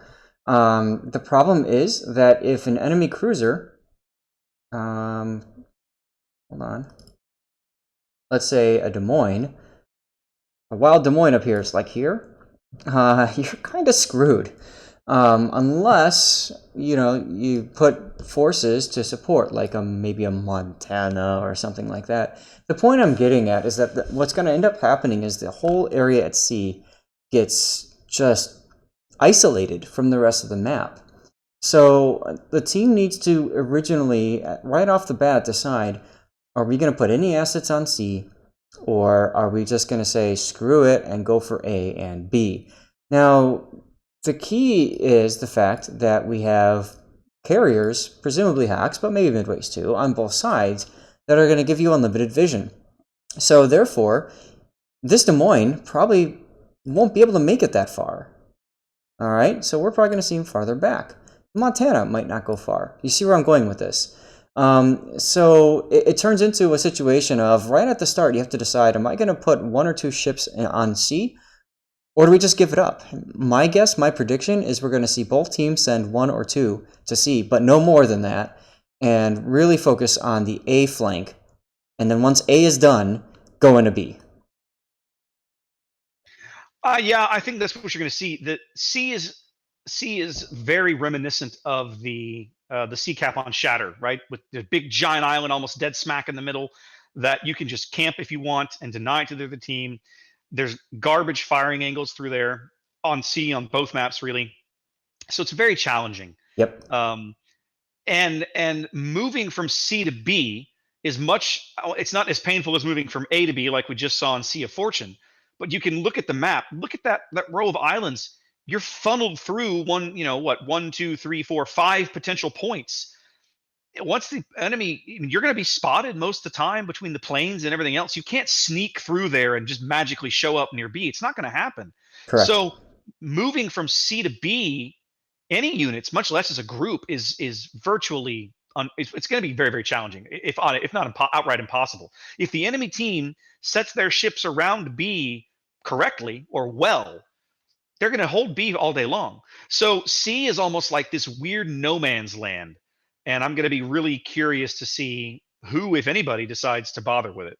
Exactly. And that's why I think we're only going to see one or two ships because, well, I mean, we go to the prisoner's dilemma, right? If we send nobody, then if they send somebody, then they get a cap for free. If we send somebody, they send nobody, then we get a cap for free. So what that means is we're going to send somebody. It's just a question of how many. And if you send too much of a force, it might draw the entire rest of your team to come and support. So that's why I think only one or two ships on both teams, and it's going to be like a quick little skirmish to see what happens, possibly with air cover, and that's it. Yeah, I agree. It'll be curious to see how this all plays out. So teams are filtering in. It looks like we're probably not too far away from getting this match off the ground. Most of the adopt and deny guys are here. Looks like we're missing only a couple of players, so we will be on our way shortly. I'm gonna go start another raffle. We'll pull this raffle at the end of game 3. Just as soon as I find the right window to click. Now, while he's doing that, so guys, a couple of strong places for a cruiser. It says Des Moines, but I mean it could be a Moskva, Stalingrad, could be a Worcester. The islands at A are relatively protected. You typically would see a cruiser on this side here because then you've got shots to the south, and you can control kind of the 1-2 flank. But if you're going to do that, you typically want to have a battleship like a Yamato kind of backing you up here with a similar shot, or maybe a Stalingrad or something along those lines. So there are a couple of safe havens for cruisers. And like Raptor mentioned, there's a lot of safe places for destroyers as well. If I'm a destroyer like a Gearing or Grozavoy, the edge of the cap right here in B on this little island is a beautiful spot because if I need to, I can just pull forward and run away and I've got cover. So I would expect to see destroyers going for this little niche. And yeah, once you cap C, if you're going to flank around, like Raptor said, you have to really plan when you're going to push through those channels because torps are going to come. Yeah, if not the torps, the shells. I mean, because they're gonna know where you are and you can't hide. So I'll be very curious to see how this all decides they're gonna play it out. Absolutely. Meanwhile, I'm going to play your trailer here for Islands of Ice as we get things set up. Far to the north, above the Arctic Circle, lies a battlefield as hostile as the opposing fleet squaring off for combat within its confines. In a place where the temperature can be as fatal as enemy action, only one team will claim ultimate victory. This is Islands of Ice. Islands of Ice is a 42 by 42 kilometer domination-style map with 3 cap points running in a line from west to east. The A cap is on the extreme left, B is in the center, and C is on the far right. Now in its third major reconfiguration since World of Warships went live, the most recent iteration of Islands of Ice is drawing a lot of ire from competitive players. On the left, the A cap has the least amount of significant island cover near the cap itself, though the islands within the cap are more than enough cover for destroyers.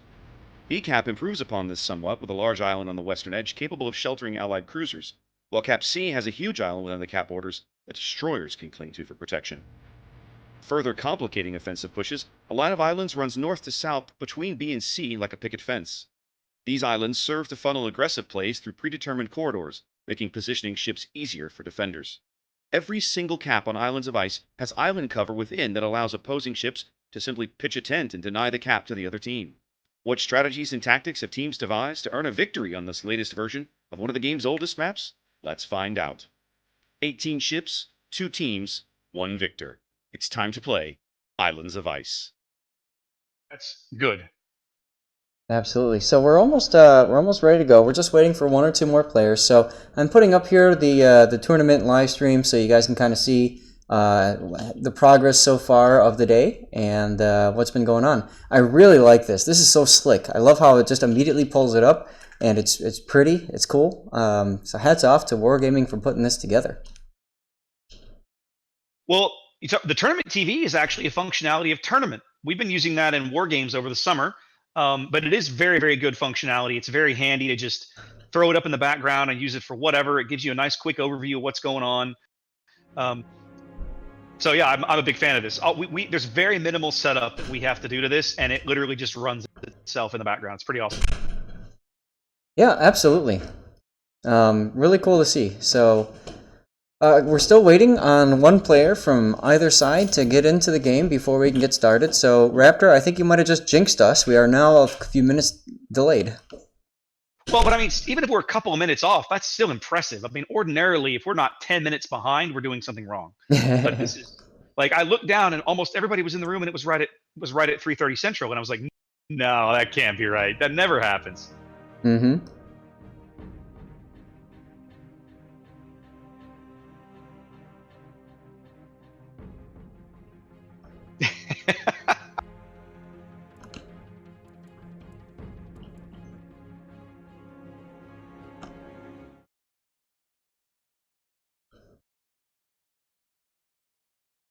Sorry, I'm razzing 3FM. The adopt carrier is 3FM, who's an old clanmate of ours from APOC, Yep. and we're just razzing him a little bit in chat. Yeah, it's fun. One of the things I like about competitive is you see all these familiar faces, people that you've played with before, either competitively or just in randoms, and so it's cool just to see people out there and stuff like that. And you also kind of get to know a little bit about them. For example, I know Three, I know his personality, so I'm really excited to be casting on his team because I can probably tell you what's going through his mind as he's playing, which is really cool. You know what I mean? Like to have that level of knowledge when you're casting, I mean, that's great. Well, and that's the thing, you and I have been doing this a while, and it's one of the reasons that I got into competitive casting to begin with, right? Was because over a year ago when I started casting Supremacy League games, the issues we kept running into with the quality of the casting was kind of twofold. One, the people coming in were used to casting themselves playing the game for other people. This is a different skill set. It's a different mindset and a different way you go about your business. It's Mm-hmm. not that they couldn't do it. It's just that they didn't have enough practice doing it, in my mind, to do it well. And then the other thing was that familiarity, right? Like nobody knew the teams. They didn't know the players. They didn't know the teams. It wasn't, like you and I had played a couple of seasons by Supremacy League by then, and so you knew how certain teams approached certain maps, what kinds of strategies they like to play. Did they slow play a map, or did they rush certain maps? Did they go hard for caps or whatever? Like it, you get used to seeing that over the course of a tournament, over the course of, in that case, back then, of course, a league season, and it's just like anything else. Like if you're a sportscaster, you watch a team, you watch a game hundreds and hundreds and hundreds of times. You get used to seeing the players and the plays. It makes you better at being able to talk about it. And so that was one of the reasons I got into this. Was I was like, no, I want to be able to talk intelligently about this. In my mind, if we're gonna make it interesting for people to watch, you need to have people describing it and following along and showing it, that have an idea of what's going on and know the players involved. Yeah, no problem. Exactly right. I mean, when you have that level, I mean, you kind of saw that in the last battle when we're calling off what consumables people are using. We're already predicting what's about to happen. You have to play the game, and you have to have a pretty detailed knowledge of the game to be able to say what's going on, and to be able to call these things. It's no different than when you watch a football game and one of the casters was a football player, or you're watching gymnastics and one of the casters was a gymnastics player, gymnast, Exactly. whatever. Now, Deny is short a player. I'm wondering if they're going to play short or if they're waiting on one more. Because I think they were asking the other day if they could play short. I don't remember. That's weird They because had nine. They had 9 last game, didn't they? that's what They I was did, right? just gonna say. We Yeah. just saw them play with a full team, so I don't understand. Yeah. Maybe, who knows, somebody might have just caught some wife aggro or something. I mean, that could happen. I'm going to ask. We'll find out. Meantime, I'm going to put Tournament TV back up for a few seconds here. There we go. Deny is having one more Okay. person come Yep, in. I see it. Yep, good. Okay, so I think we're close here. We're close. We're not quite there, but we're almost there. Yep. Now, you guys can't see it yet, and I'm obviously, from a sportsmanship side of things, I'm not gonna say anything about the ship lineups and stuff like that. But I think it's interesting that everybody is readied up a ship except for one player. You can probably guess who. You. No, not me. 3? Correct. Okay, well, what happens? There's something on our lineup I can't wait to talk about either, because it's going to be a first. Yep, that's great.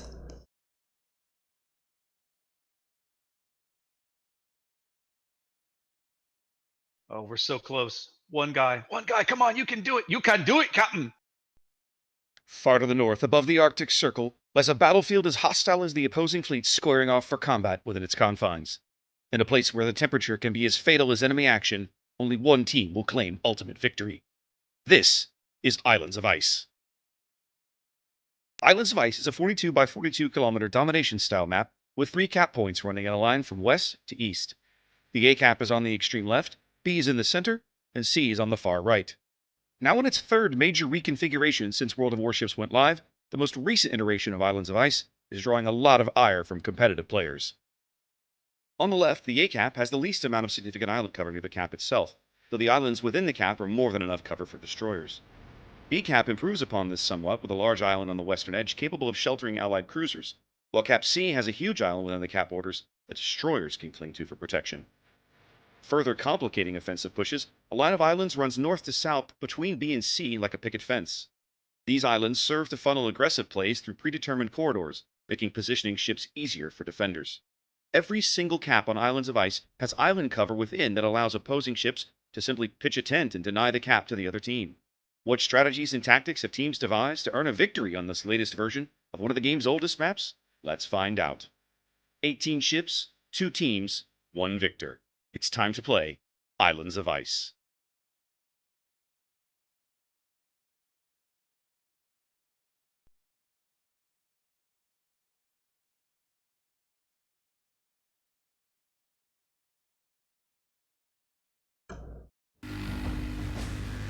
All right, well, here we go. Okay, I have to comment on this right off the bat. 3FM is playing Hakuryu. I had expected him to play Midway because that's all he ever played before in competitive. So this is going to be an interesting transition for him. We've got double Yamato, no surprise. We've got Worcester, Hindenburg, Zao, Moskva, Gearing, and Grozovoy. All decent picks, in my opinion. Look at our destroyers! Uh-huh. Daring. Начинается. Interesting choice. Daring has a heal. It's got pretty good AP, decent HE with IFHE. Very good rate of fire. It's got Hydro that can't lock down a cap though, and it's got quick replacing smoke. Крейсер врага потоплен.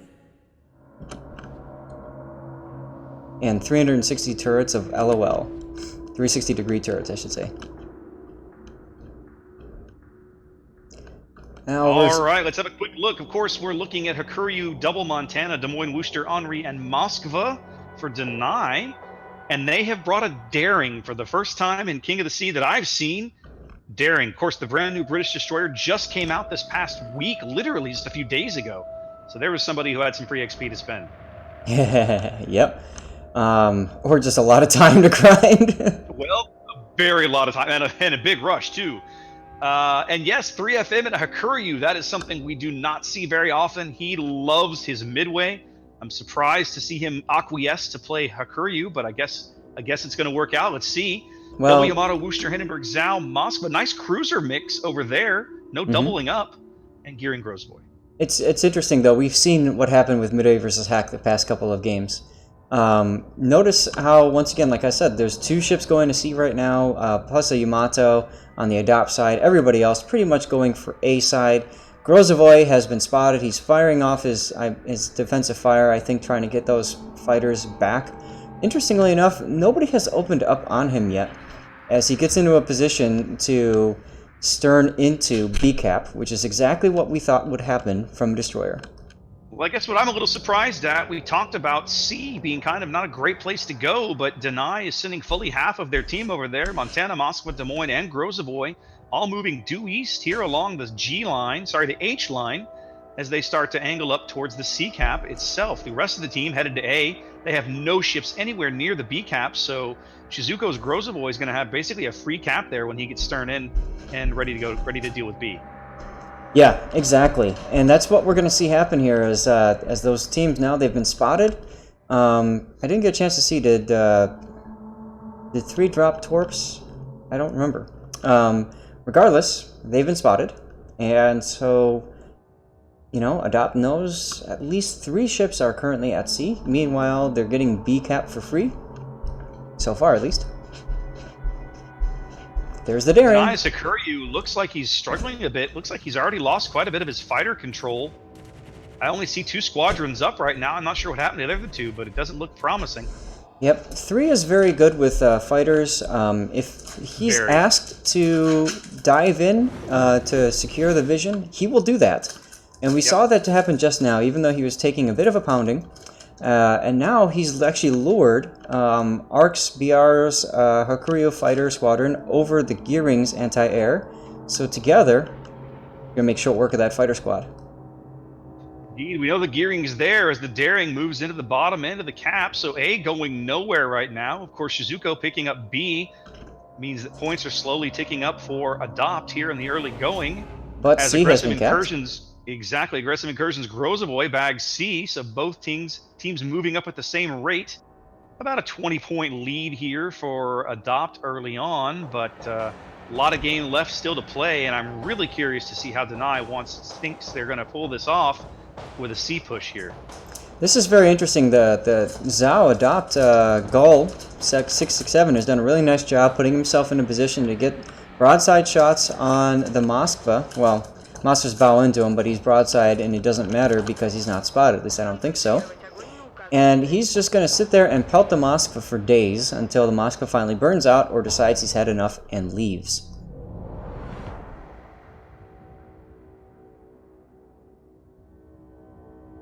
Oh, he got spotted. Moskva firing back with AP, and Montana AP, and Des Moines. Might be a problem for Gull, actually. Could be a big hit. Let's see how it lands. Oh, yeah. Ooh, good chunk. Montana taking about half of Gull's health away there. Yep, he took a risk, and that risk was too great, unfortunately. Big airstrike now going in on Lobster Can's Gearing at the top end of A.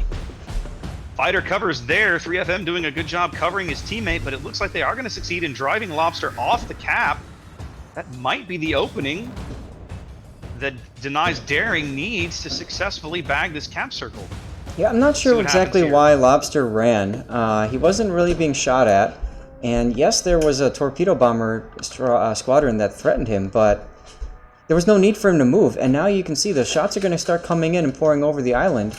Lobster's given up a beautiful position. I'm a little surprised to see him leave as well. 3FM had his back. He had plenty of fighter cover. His DF may have been down. He may have burned it earlier on those fighters, but yeah. I am surprised to see him do that because he had plenty of friendly fighter cover. There was no need to do that. So I'm just going to... It does allow Deny to bag A. I'm going to mention, this is now 2 examples of inexperience, I want to say, with team cohesion. Lobster not being quite so sure that 3FM's got it with the fighters, although I'm sure 3FM is saying on comms, I got this, in his typical 3FM voice. And then we saw the Zhao, he took those shots, but, you know, he was spotted, and if he's spotted, he can't just sit there like he did.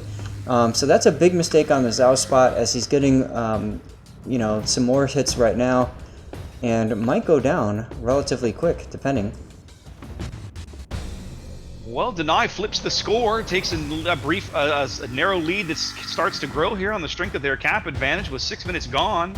Aggressive incursion now breaching this picket line of islands here. He is in F7, headed to the southeastern corner of the B cap, as Lobster Can gets back onto the top end of A. Where is Shizuko? Shizuko is still in a position to threaten B cap. The Grozavoy was last spotted heading towards B, so Adopt knows that B is going to get contested. There it flips. They've already moved the Grozavoy into position to contest, and they're bringing one extra fun boat to come in and do something, that being the Wooster. I saw that the Wooster was spotted coming over here to back up Shizuko at B. Yep. And it doesn't look as if there's a much Deny firepower able to do anything about it. The Moskva's bow is pointed that direction. If he can get spotted, he might have shots. But there's some really good fighter battles going on here over B, trying to kind of jockey for vision.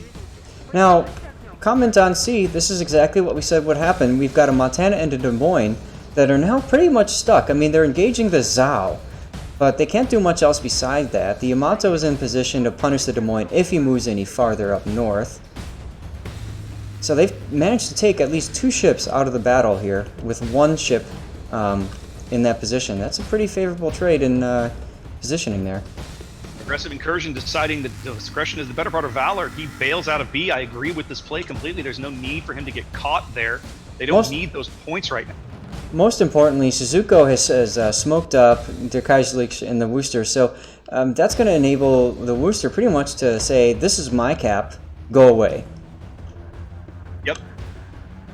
50-point lead here for Deny as we approach the halfway mark of the match. 3 of them trying for a torpedo strike in the smoke here, but the daring is not in there. He bails out, and all those torpedoes go nowhere. Yep. Purely Pedantic took a decent AP salvo from Gall to Zhao, but you know, once again, he's in a spot where he's got to keep kiting away. Here comes the Yamato shells coming for the Des Moines. Will these connect? Now, something that I've just noticed, Arx BR's Hakuryu is aggressively pushed up right behind Pedantic's Des Moines. I mean, this guy is in F10. All right. And I'm just not sure he needs to be quite that aggressive. I will always applaud carriers that hang with their teammates so they don't get caught out.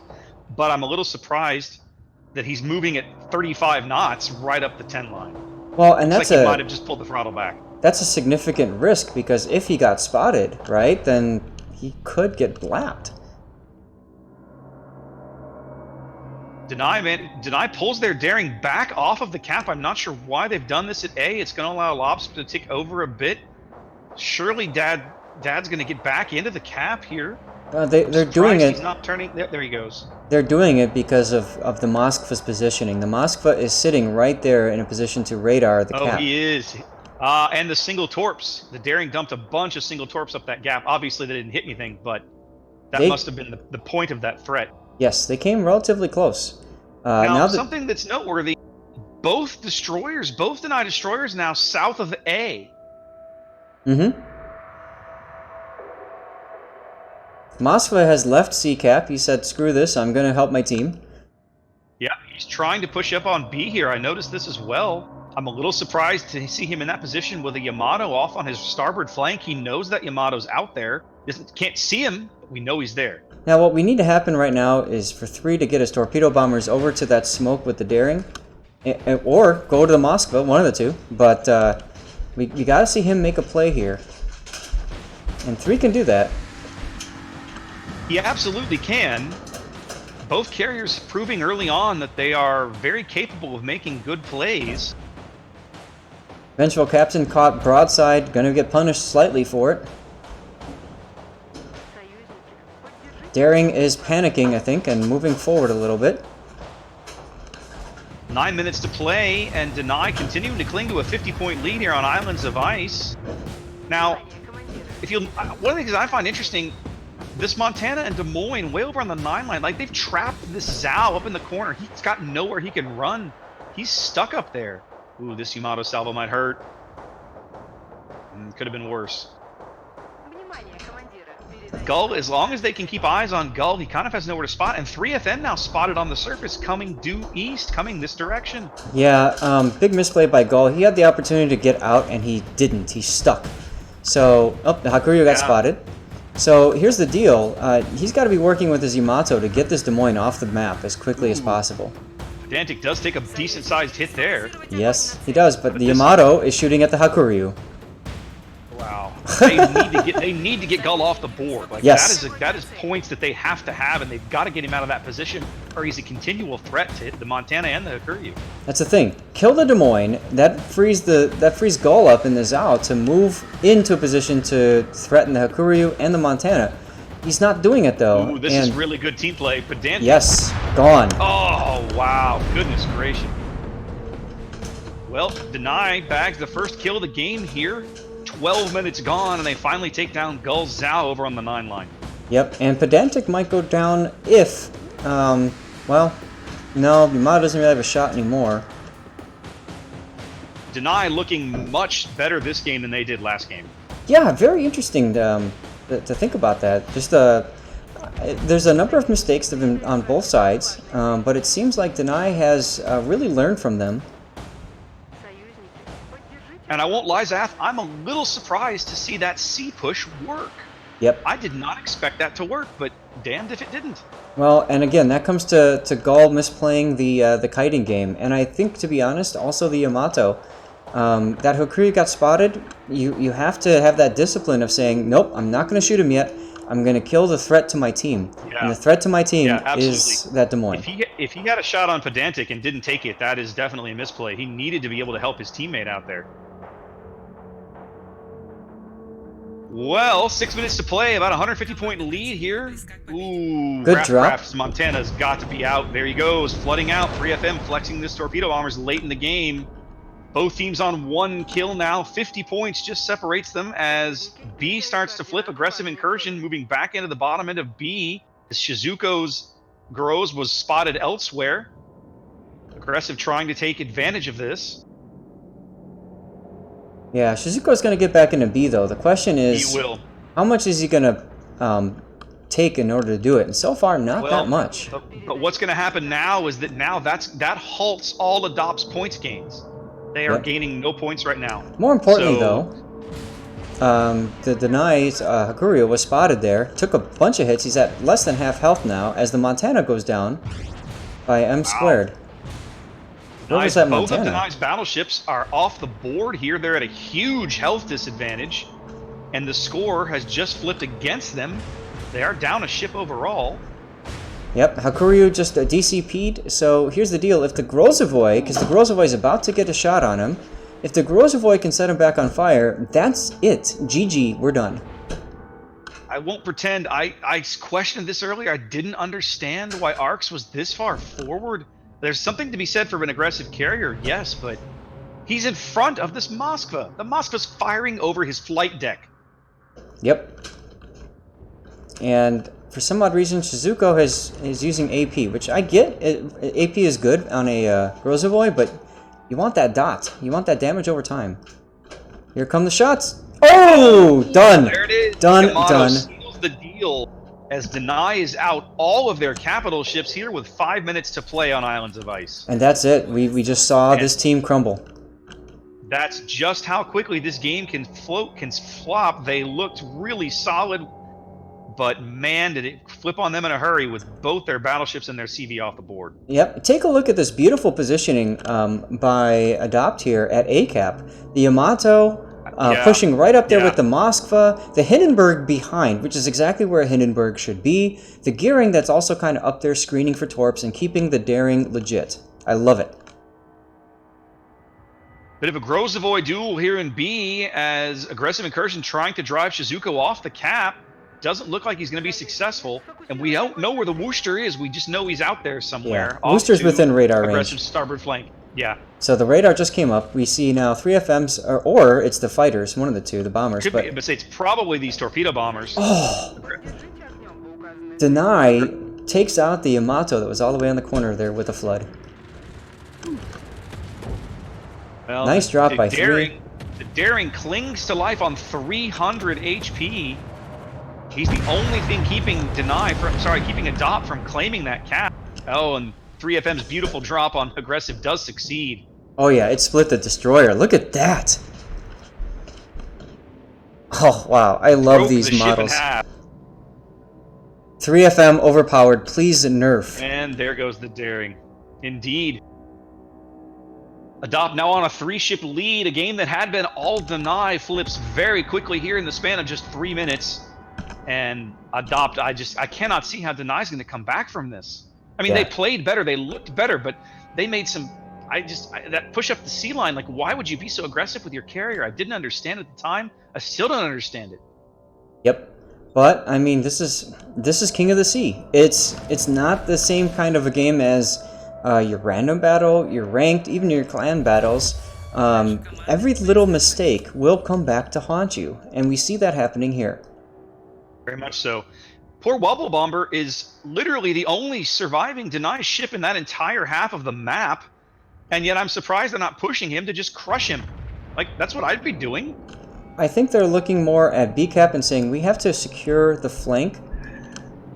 I suppose I mean, they can, but it's not necessary. Wobble Bomber's not really a threat. I get it. He's not really a threat in that position. And the Yeah. even if the Mossma caps B, you can slap him out of there so easily. It's just not. I don't know. In my mind, finish the ship in front of you rather than before you turn around and try to shoot at the one behind you. Now, in my opinion, the real question mark is Chicken Tie here in the Henri. Why is he on the border in the south of the What map? is this guy doing on the J line? I mean, I get it, you're in an Henri, and if you've got range mod, great, but God, get in there. Like, Yeah, get into the war. Well, it's less than 2 minutes to play. Adopt has a solid lead. If Deny can bag a couple of quick kills, they have a chance to maybe flip the score at an inopportune time, but I don't think it's going to happen. No, 3FM is coming in with his bombers, and his bombers are gonna, you know 3. I got this guy. They're coming in. That's it. He's going to probably put 2 torps into Whitman's Moskva here. That's what I'm thinking. Well, Nope. He dropped him astern, and Whitman turned his engines on. Good work by Whitman on dodging Whitman that. is literally nose to nose with a Yamato off his port bow, and that is not going to end in his favor when the time finally comes. Yep, as the Yamato bags the Henri. Oh, his guns are his guns are even looking for the Henri. That's funny. Missed it completely. Well, 60 seconds to play. Adopt on a pretty solid lead. I don't think Deny's got a path to victory. I just don't see it here. They might bag another kill, but that's not going to be enough. Here come the Yamato shells. It is. That is the game right there.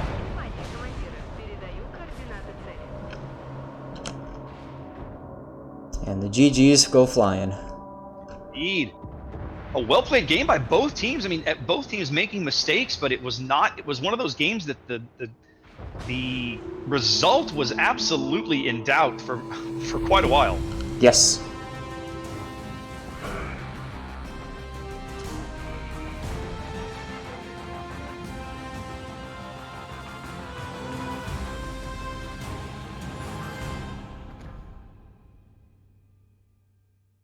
And look at 3, doing work, killing planes. 34 plane kills. Like you do, baby. Like you do. I mean, even Der Kaiserlich had more fighter kills than the highest on the enemy team on Deny. That's quite interesting. Good plane positioning. If you keep your planes away from things that kill them, they die less, right? Yes. Now, one thing we noticed here was that carrier spotting wasn't the end-all be-all that it was the last few games that we've covered, right? Like, I didn't look at the minimap and say, oh god, you know, this guy's going to get perma-spotted by planes.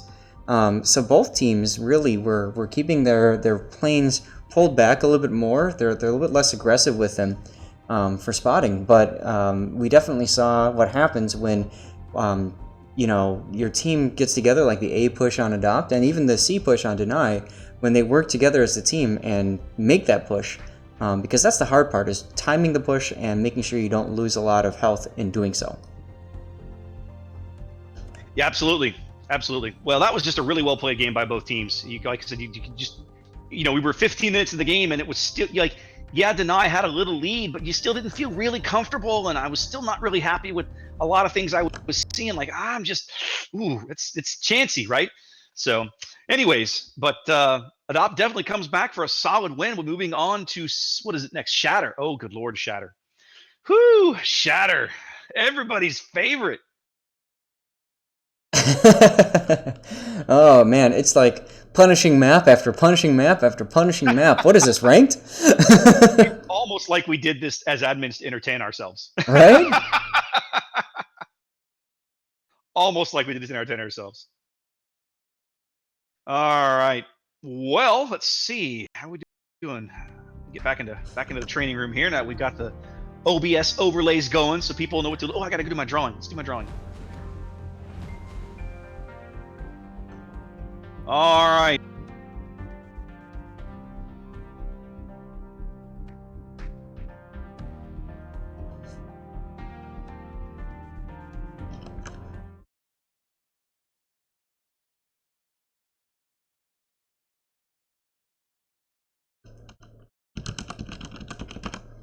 All right, let's close this out and do a draw.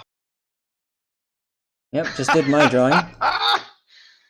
All these people, all these entrants, and Duck Boy still wins. Wait, he just won on my stream. Are you serious? Duck Boy 001? Yes. What are the odds? That is hilarious. You know what's so funny? Okay, for starters, just so everybody knows, you can only get a few of these. I think there's a limit to 5. I think you can only turn in 5 of these. It might be 3. It's probably 3.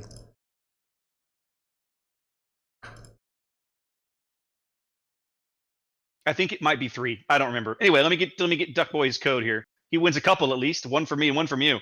Do we not have That's a video hilarious. for Shatter? Yeah, there is. It's in the folder. You may have to download it. It was uploaded late because it was the last one I finished.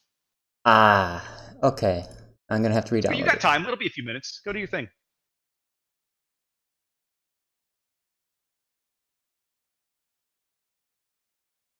Did you send that to me recently?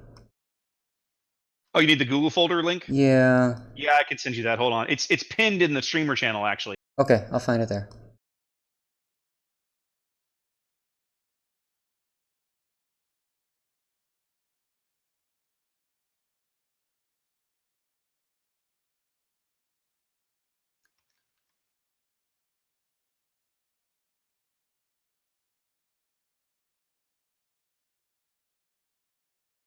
Yeah, if you can't find it, let me know.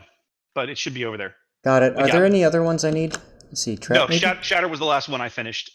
Sneaky had a little thing he had to help me out with. And so the other 6 got uploaded, and then Shatter was like 20 minutes later. Okay, yeah, I don't have Trap either, so I'm downloading that one. Okay, it should be, yeah, everything should be in there. Alright, cool.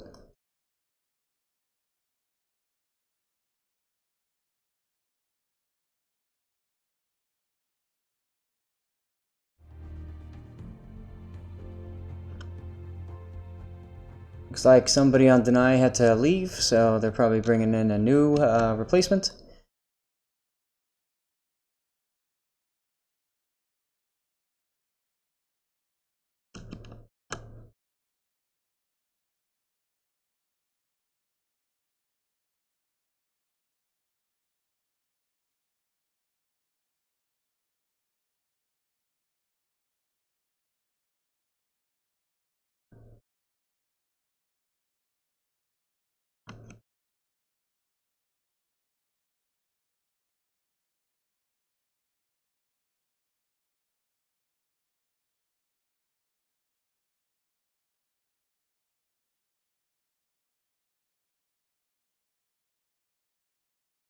Okay, sorry.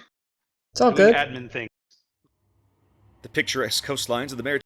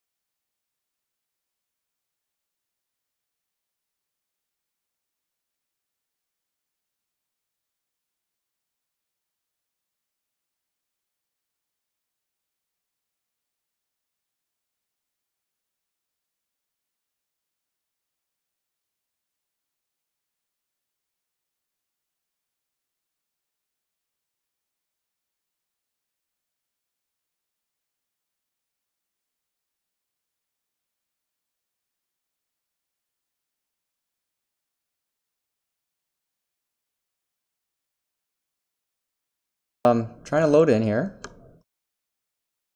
There we go. Rhea in the Hawk again. No surprise there. He did really well with it last game. Arcs and Hawk again. And W Mata, Wooster, Hindenburg, Zhao, Mosfeld. Looks pretty much the same lineup on the Adopt side.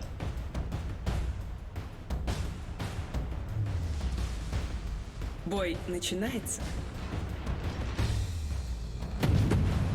On the Deny side, it seems to me like they've changed a little bit. Double Montana, double Worcester, Henri, double one Moskva, one Zhao, and the Daring once again. This time, though, only the Daring as a destroyer.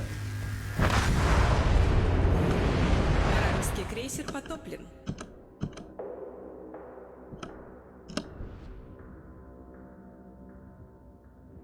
We see a split on the Adopt side. They're going on both flanks, A and C. Totally expected. B cap is difficult to get at the beginning, especially with all that radar on the enemy team. Double Worcester and Moskva. Indeed. Deny does have a few changes, as you noted. We're looking at Hakuryu, double Montano, double Worcester, Henri, Zhao, Moskva, and sticking with a lone Daring, and the Daring does seem to be headed towards the A cap right now. We're going for an AC split, as you were noting. The B cap is very challenging to try and contest, certainly early on when there's lots of guns to shoot at you. But we're sending Daring, Worcester, Zhao, Moskva, and Montana over to A. The Henri, Worcester, and Montana on the other side of the map look like, I'm assuming they're going to go over there and just try and play slowing action. Adopt's team comp, though, gives them the flexibility with the double destroyers to possibly even cap C rather than just contest it. And here's the thing about using one Daring. We talked about before the lack of ability to fight off those aircraft. Whereas Shizuko here just got spotted, but he's turned on his defensive fire, and 3FM's fighters are nearby as well. He's going to take a slight hit from the Moskva here, as Yamamoto shots come in on the Moskva. I think if I was going to take just a single destroyer, it would not be a Daring. No. I can see mixing a Daring in with the team, and they seem to make it work pretty well last game. That Daring lasted most of the match and did some work over there at A, but I question taking that as your only destroyer. I think that's a I won't say it's a fatal flaw, but I think it is a flaw in your team composition. Yes. Denies Worcester getting spotted early, but unfortunately the Yamato wasn't in position, neither of them, really, to punish. Chicken Tie's Henri's been spotted, though. Got some shots in on the Worcester that's coming in to C. Nothing gonna happen. Yamato shells coming into Chicken Tie. I see what they've done. Deny and Adopt have both taken the same tack here at C. Yes. They're going to shove a Worcester into the cap and just dare the other team to do something about it, because you won't really be able to dislodge him from the air. You'll have to dislodge him with surface ships. Now look at what 3 just did. He forced Chicken Tie to turn broadside to the Yamato while he dropped his torpedo bombers. Chicken Tie, interestingly enough, not firing a defensive fire, and he's going to get punished for it heavily here as the Zhao gets a little AP salvo in. Chicken just forced a DCP because he lost his engines. And Worcester can HE spam him now and get him back on fire.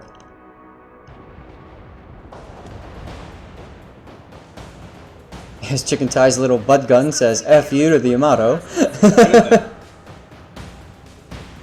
Panther 4800 already on low health. Chicken Tie already on low health. Deny giving up a lot of health early and not really getting any board positioning out of it. Yeah, he must have taken a whack from the Yamato over there on the A side. Yeah, I must have. I missed it. I just looked over and saw his health was very low. Yep, and they're pinging on the Adopt side. They're pinging the minimap saying this guy's a priority. Obviously, the Henri is a priority as Which the Henri. The Henri? Oh, the Henri and the Montana. The one they're pinging? Yeah. Okay. And, Henri's fire just burned out, and his DCP should be available soon. What we need is a Yamato salvo to come in here and seal the deal on Chicken Tie. Being able to get a Montana off the board this early would be huge. We saw briefly there the Daring AP doing nasty work to the Grozavoy here.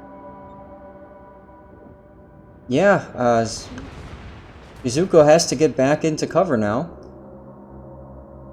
At least he's got the heal, but if he gets spotted, the Montana can blap him right now, Panther.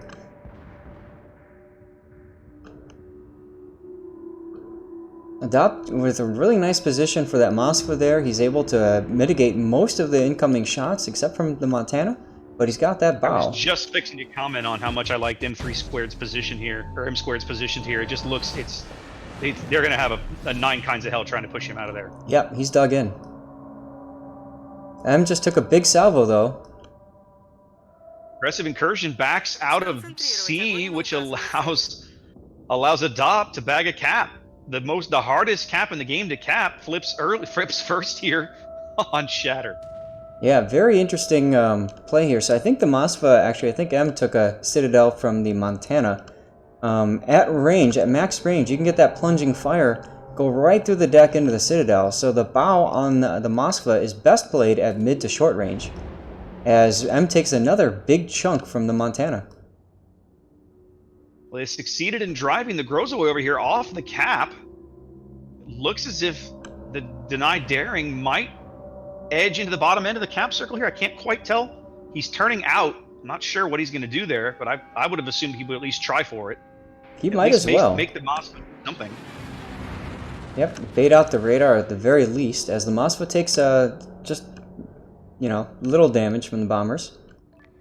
Aggressive incursion looks to be aggressively moving to B as he gets He just got spotted. by Zhao AP. Poof. He just got hammered by Zhao AP. It was a beautiful salvo from Gull. Deny just giving up all kinds of hit points here early. Well, it's not that early anymore. We're 6.5 minutes into the game. But the thing is, so Lobster has gotten through on the flank. He's not spotted, and he's keeping the Montana and Henri spotted down there, along with three fighters. Lobster's over on the 10 line somewhere, isn't he? He's on the 9 line working down. He's in G9 right now. So here's where that double destroyer versus one destroyer comp, like you were mentioning earlier, really comes into play. The Gearing's able to keep these guys spotted, and meanwhile the C-Cap guys are just going to pound and pound and pound on me. Lots of shells, lots of damage, no kills, and just a little difference in the score right now. 7 minutes gone on Shatter, and Adopt is out to about a 90-point lead. Now watch M squared. M squared just got spotted by the Daring, was forced to radar. Daring pulled back into cover, and he's fired his torpedoes. They're not going to hit though because they were spotted immediately from 3FM's fighters. Nice job by 3 keeping those things spotted. You saw him just do a loop over them as well, just to make sure he got them all. Just make sure he got them all, yeah. Well, that's the kind of thing you need out of your carrier in this sort of environment. You've got to have that kind of spotting and awareness to help protect your team. Aggressive incursion now in a really bad spot. He's about to get flanked from both sides. Hindenburg's got angle on him, and he's gonna take those shots. Here they come. Goodness. Aggressive on 5200 HP here, trying to cap B, but probably not going to get very far with it. No, and Gull is trying to get on the flank. He turned in, interestingly enough. Nope. I was going to say the Yamato shells come in and end that little charade. The dot bags the first kill of the match here as aggressive incursion gets a little too aggressive for his own good and becomes the first casualty of the match. Absolutely. Can I just comment on how beautiful this is? M squared is going to take 2. From the Zhao! Zhao Torp's doing work. Look at that. And they run out just shy of Klane's Yamato. But we trade kills here. Yep, the Zhao wasn't even spotted, which is very interesting. Whoa, Shizuko died. Yes. When did Shizuko die? I missed just it now. Completely. Just now to the Moskva, okay. I think? Goodness, well, Deny up a ship, no caps, not anywhere near a cap right now. The Daring is way over in F1, busily shelling the Yamato with HE. With the why you waste your time with that? He's trying to farm damage, he needs to get on caps. Yeah, with the Zhao as a backup too. You saw the Zhao salvo coming in, so we know the Zhao is in that smoke. But you're absolutely correct. There's 2 caps to 0 right now. And that's huge. Right now, Adopt is going to win in 7 minutes.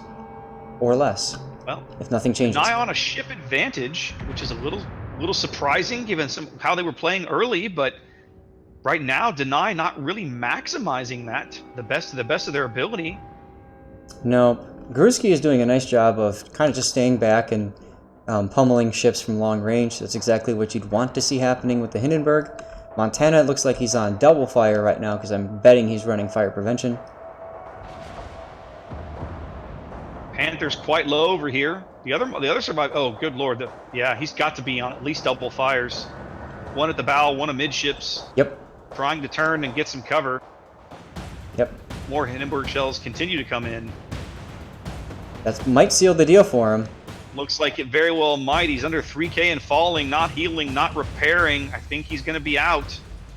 Couple more ticks. Oh, wow. Oh, goodness. One tick. He survives One on tick. 380 HP. One tick. One more tick of fire would have killed him, and he lives. And that other salvo from the Hindenburg, from Gruski, hit the turret and shattered.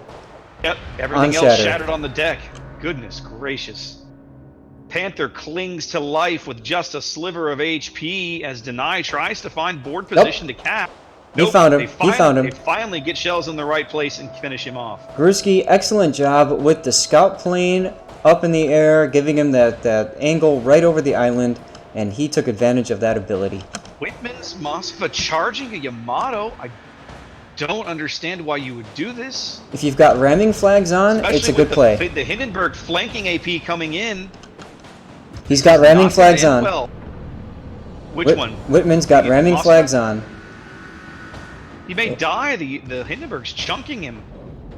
Yes, but this is a all or nothing play right now. He wants to get this Yamato off the board, and it looks like he's going to succeed. We're going to witness. He's gonna kill him, but I think it's gonna cost him his ship. He's slowing it will- down. Wait. He's slowing down.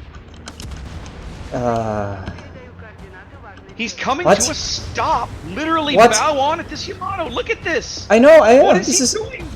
this is just. What are you doing? Why Oh, would my you do goodness. that? Oh, my goodness gracious. What a Why would you waste. do that? What a waste! What a waste of HP. Why would you do that? If you're gonna go for it, carry through. Oh and my now goodness. Klein is able to use the Moskva's Hulk to protect him from the torpedo strike. Yeah. Look at this. Bad play right there. Just bad What in play. Wow. But What am Klein I is witnessing? he's gonna take at least one torp out of this. He might flood out now because of that. I suppose. I mean, they're gonna get the Yamato, but at what cost? No. You had a DCP. Moskva with some ridiculous amount of HP, just threw it all away for no gain. At least, yeah, like you said, at least follow up the ram. He had the ramming If you're flag, gonna so. do it, yeah, if you're gonna do it, do it. And I mean, a Moskva for Yamato is a decent trade. Here come the torps. Single fire torps. Yeah, no, Done. those are daring single fire torps. He's out. Like that's gonna happen. Yeah, we knew that If was he's not coming. careful, he'll torpedo his Zao. No, the Zao. Yeah. Goodness. Well, after all that shouting, Deny is well down only a ship, but well down on points. Nearly 500 points here Yep. with a little more than 7 minutes to play. I just, like last game, I don't see a path back to victory for them. I think their Nope. board position and their ship disadvantage is really good, so I'm going to sink them here. Well, Adopt was doing a nice job. They put Gull in the gearing smoke so he could fire with impunity on Captain in the Montana. The Yamato is basically saying, I dare you to try to turn. And the thing is, they have to kill him quick so they can get back into B-Cap, because that's where the fight's going to be at this point. Well, Captain is essentially out of the game, right? Like, if he... The best... From a purely 1v1 perspective, the best play he could make would be to charge Vengeful and get on his broadside. Yep. But Get if he the does cheat. that, he's gonna eat Yamato and he's gonna eat Zao and Gearing Torps. And he's shooting the Yamato. I don't know if he's got vision on the Zao. If he does, he should be shooting the Zao. He does now. Okay. He's had shots. He had vision on the Zao. The Zao is just getting smoke again. Yep. He lost his opportunity. He's Gonna taking take one last shot. He took a shot. I don't know if it's gonna matter. Nope. Aim Yeah. too high. He's out. This will be over in momentarily. So in my mind, again, Captain Shadow here, like he had the best play he had available to him in my mind would have been to charge the Yamato. Yep. He's gonna lose a Yamato duel bow on. Like there's no way he can win this fight. Yep. But he almost seems like he just chose kind of the worst course of action. I'm being a little unfair here, but from my perspective, that's what it seems like. If you find yourself 1v1 versus Yamato, and in Montana, I mean, you got to get up in his face and hit his weak armor points. He can overpen you and overmatch you all day long. Yes. There's no advantage here. Now, Captain So did get get a up in his torp. Captain did get a He is- heal off, and Vengeful's Yeah. taking torps now. 'Cause like I said, it took Burning too and long. taking torps, but No, this is good because that means he's gonna go. The Wow, Rooster's what gonna is- they're gonna nail him. well, let's see what happens. Then Captain back on 2 fires. He has seconds to live. I don't think he's going to get another salvo out of his front guns. He needs to get his stern guns in action. That's what he's doing. Here they come. There he goes. He's at least going to take the enemy with him, but he trades. points that Deny desperately needed are now off the board. Well, and that's the thing, right? Like we're always taught, especially in clan battles, you can't die because if you do, then you cost your team points. And that might be what was going through the Montana's head was, I have to find a way to do this. I'm sure they were talking and Wobble was saying, I'm coming, just survive. And so that's probably why he was backing up, because he thought his teammate was going to come and get into position to help. The problem is, it was too little help, too late. Well, Deny, way down on points, down on ships. They have seconds to try and find a way to victory. They're under 60 seconds here, and Adopt will sweep this series here in the second round of group play. I love Der Kaiser sitting here in the Worcester. You shall not pass! Yeah, he's just sitting here like, I dare you to come at me, bro. Come at me, bro, you know? Yeah. There's nothing that anybody can do about him. No, not in that position. Not in that position. You can't bring in he'll just eat up the planes. The Zhao's HE will not really do much to his deck armor. Mm-hmm. The gearing is going to throw shells at him, but it doesn't matter.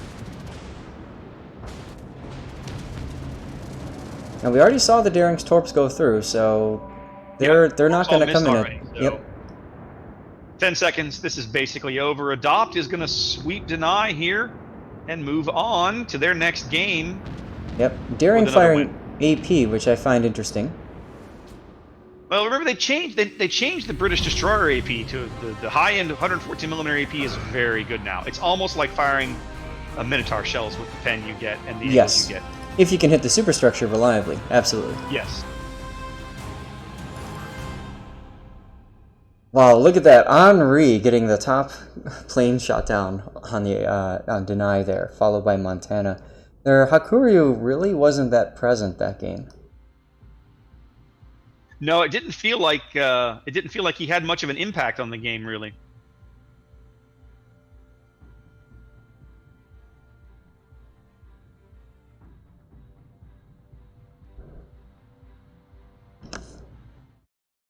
All right, well, there we go. Adopt goes 2-0 over Deny here in this round. Let's go see if we can find a game 3. It worked last time.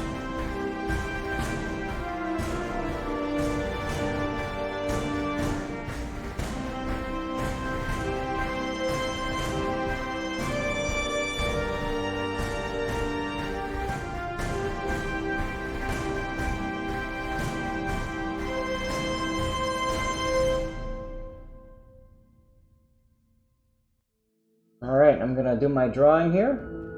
You've already won. No.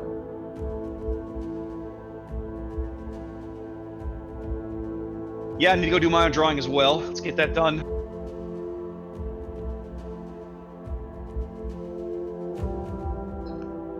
I'm telling my people they got 1 minute to enter and my raffle got messed up. Oh well, rip.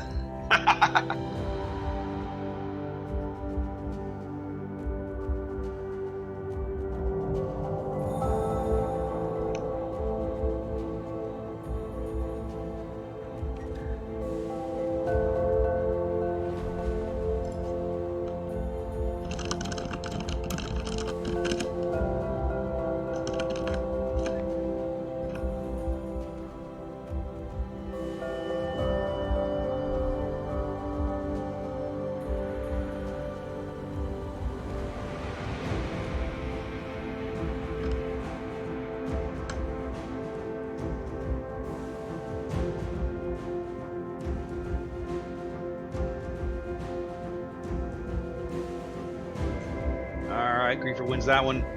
Send him a code here.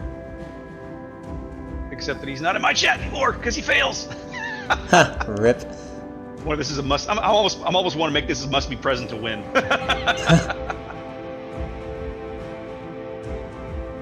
I really do hope we can get a third game, because I'll tell you what, this is on the new North. That'll be really cool to see. Also, real quick, congrats to Adopt. Want to put a shout out to them. This is a clan that's out there looking for players that are newish to the game who want to learn from people. This is an awesome clan. This is all mentoring based. So if you're a new player and you're not sure how to play things, you're always welcome to send me replays on Zaz Replay Theater. But if you want somebody to sit down with you through voice comms, whatnot, division with you, and just walk you through stuff, man, check out Adopt. These guys are awesome. So hats down to them for putting that together. Love it. Thank you very much. Keep doing what you're doing. There we go. All right, congrats, sailed away. Yep, I made it. Must be present to win. Griefer registered and then left the channel, so doesn't count. You have to be there. If I go to look for you in the chat window to give you your prize and you're not there, you don't get nothing. I'm not sending it to you because you left. No, you have to be there. All right. Let's see. All right, KSC and QD's going to a game 3, but that is contested. Let's put the tournament back up and let's see tournament TV back up and see what's going on because I want to see what's going on.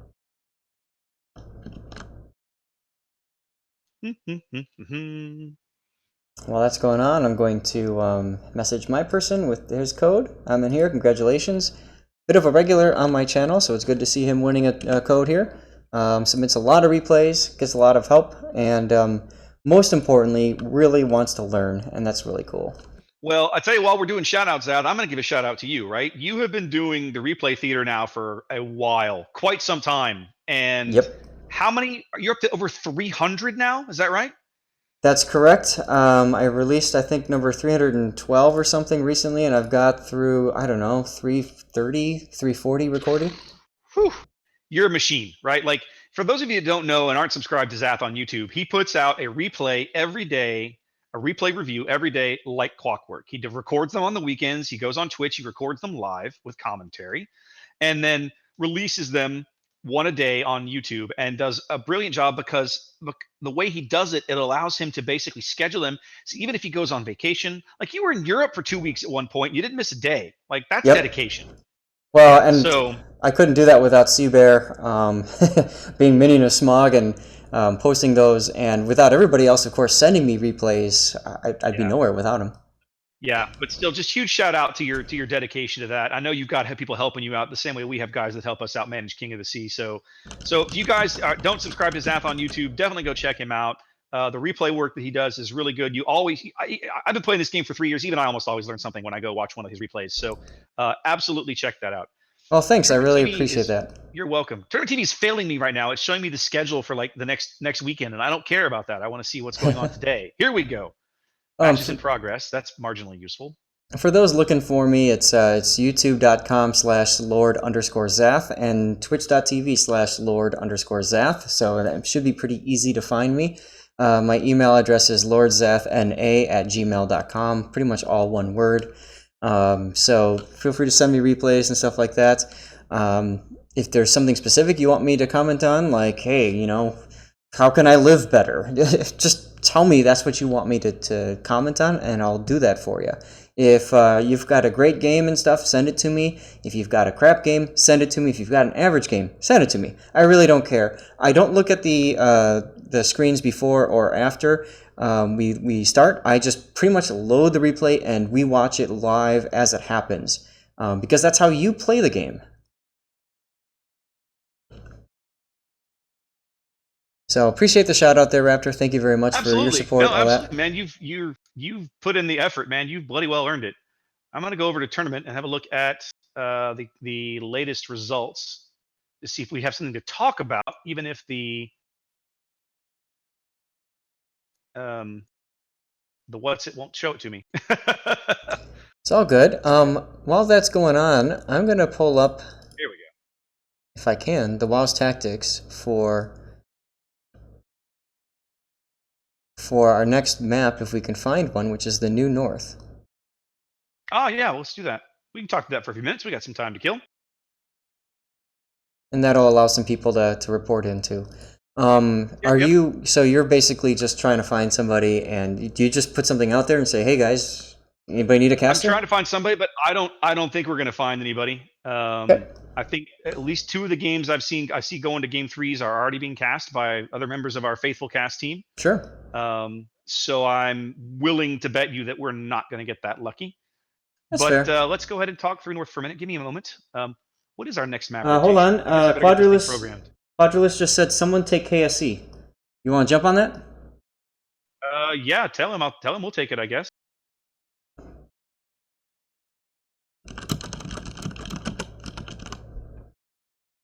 I thought QD and KSC are going to game 3, but I thought they were streaming that game. I wonder what happened. I don't know. If he's going to hand it off to us, that's fine. He says go, go, go. Right, Okay, we got it. Let's go take it. All right, let's get in there. Let's find the training room.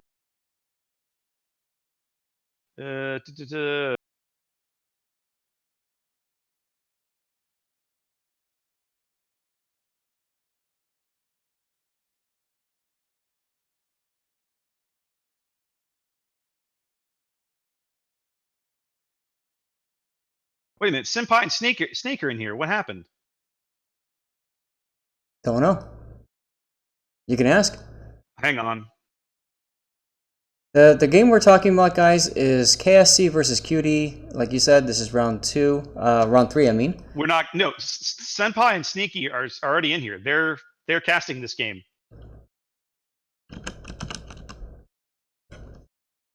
Yeah, we're not. No, there's no game 3 here. They're already on it. Okay. Okay, never mind.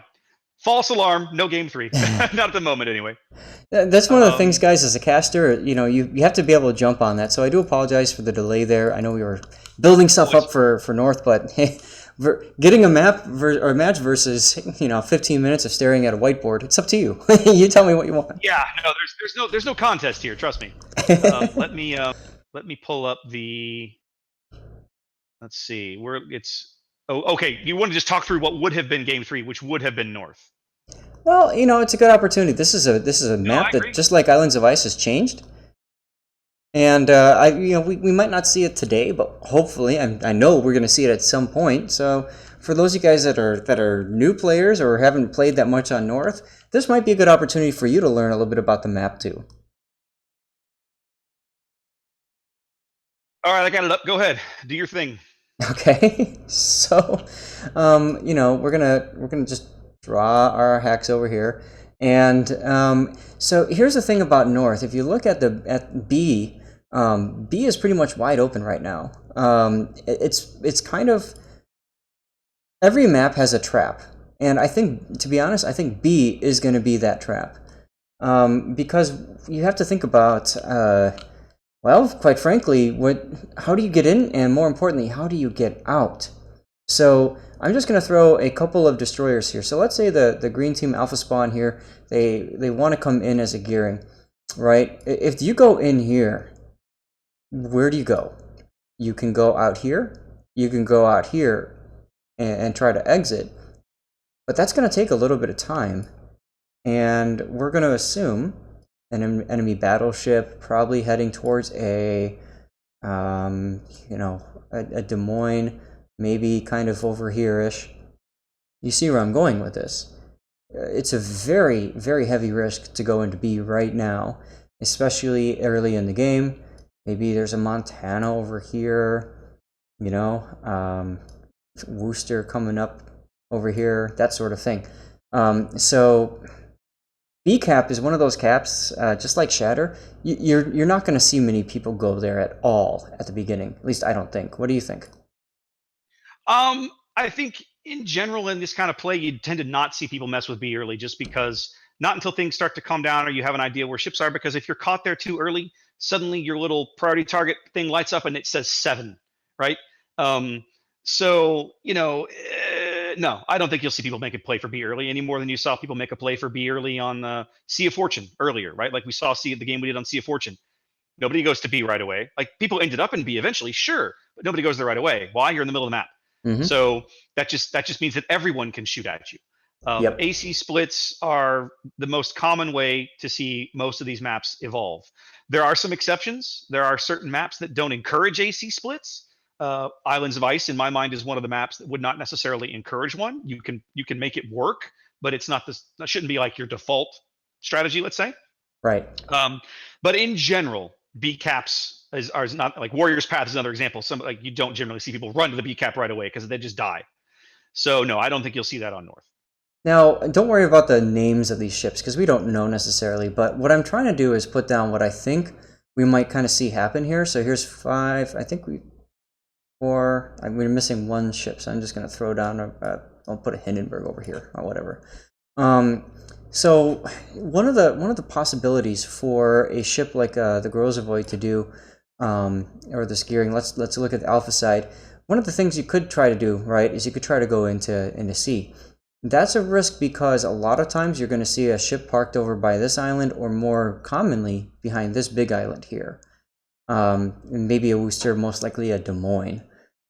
So that's a bit of a stretch. It's very risky, but you can come in, balls to the wall, speed boost right into here. I think you're safe, but Mr. Grozovoy coming around says hi. So you have to be very cautious here. You do, but I mean, to me, North is still not a great map to end up on the 9-10 line. Correct. Right? Like there are maps, and that we've seen today, 9-10 line pushes are a thing. But North is almost, I won't say it's unique, but it certainly stands out in that the 9-10 line is a horrible place for you to put any ship. Yes. I mean, you have that little tiny gap to shoot through, and that's it. You can't shoot over those islands. So for the majority of time that you're over there, not only are you dodging around the islands that are in your way as you move up the 9-10 line, you have no shots at anything forever. Correct. So it's just like, you're over there. What do you do? I won't say the only.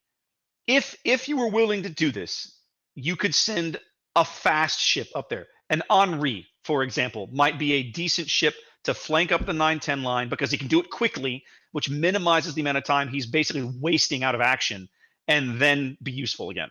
But I would not probably do it for almost any other ship. You're absolutely correct. As a matter of fact, Wargaming has put signs right here and right here that say no battleship. Let's say no battleships. I know, I love that. I love seeing that on this map. It's so what do you normally see? You normally see like a clump right there.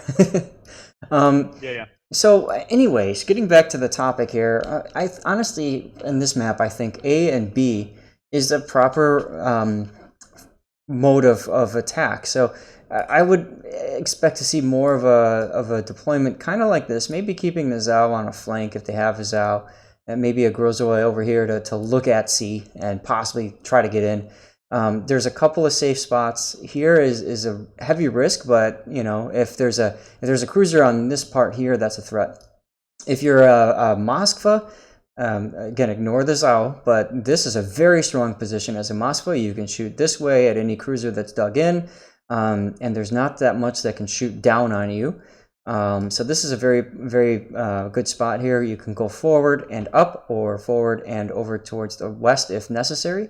So that's a good spot. But I would expect to see A and B. Well, we'll see. My suspicion is after this, I mean, this was our only opportunity to get a chance to see North play today. We're not going to get to see it. We'll have to go back and look at some videos of what other teams have done based on what we've seen on other streams. Mm-hmm. We'll see North again coming up in the elimination rounds and the best of the quarterfinals and so on. So we will see this map eventually. I am, like you, very curious to see what teams do to adapt to it. The A, pretty much the western half of the map is almost the same as it's always been. So I don't think you're going to see a lot of people do anything radical over there. The question is going to become, what do we do on the eastern half of the map? The islands configuration between B and C is completely different. In fact, almost the entire eastern half of the map is rearranged in some fashion. So it's going to be really curious to see, what teams decide they want to get over there and get their hands dirty and mess with it, or just, nope out and say, I'm going to go over here to A where I'm comfortable and I know what I won't say I know what I'm doing, but I'm more comfortable with what I'm doing. Work the eastern edge, the 1-2 line, and then maybe look for an opportunity to muck around in B. I don't know what's going to happen. I don't know. There's so many different ways you can take it, but a lot of what you have to do is almost going to be dictated by what your opponent decides to try as well. Absolutely. And that's going to be the big question here. The traditional is going to be A, but you're absolutely right. A C push could be pretty ballsy here. The interesting thing is what Wargaming has done with this channel here. They've broken up this large island that we typically see cruisers camping along. And now there's kind of, a quick shortcut flank route to put in place. They've also kind of changed over here too. This used to be a smattering of islands and stuff like that destroyers could play in. That's kind of gone. So, this side here is much more open now, which is disadvantageous for destroyers really, or maybe advantageous if you like being open water. But yeah, I think that Wargaming's attempt to try to prevent the camping meta on this map, I kind of like to see how this plays out, because I think they've done a nice job here. I agree that the island changes that happened between B and C, specifically in here, needed to happen, right? Because what would happen is you'd set a Des Moines up or something like right here, or now even a Worcester, right? You see, even in the low tier games, you see people park their Atlantas in here, right? Yep. And the way this island used to be designed, it was shaped kind of in a concave fashion. It made it almost impossible to land shells on anything in here. And putting an AA cruiser in here pretty much closed off this whole avenue of the map to the enemy carrier. Um, I saw it. I've done it myself, and I saw it done dozens of other times with different ships that had good AA. They've reworked this island. They've made it possible to drop shells through here now. Um, it's much more challenging. You can put cruisers in this position, right? I can come and I can bring a Worcester or Des Moines, and I can put him there, right? But it's riskier because now I can take a battleship and get shots on him from back here, let's say, or even over Yep. here, right? You can't get him over the island. This island is tall enough, you can't do that. Yep. But you have other options available to you to try and put pressure on him and force him out of position. Up to and including, and I can't believe I'm going to say this, Putting a you could even battleship on the run a 10 line. battleship out on the 10 line and and have shots on him from there. Yep. So if you really needed to pressure that position, you can. One of the things that I pointed out, and you'll see it in the video, the little video intro we do, the new version of North has a lot more interesting firing angles than the old version of North used to have.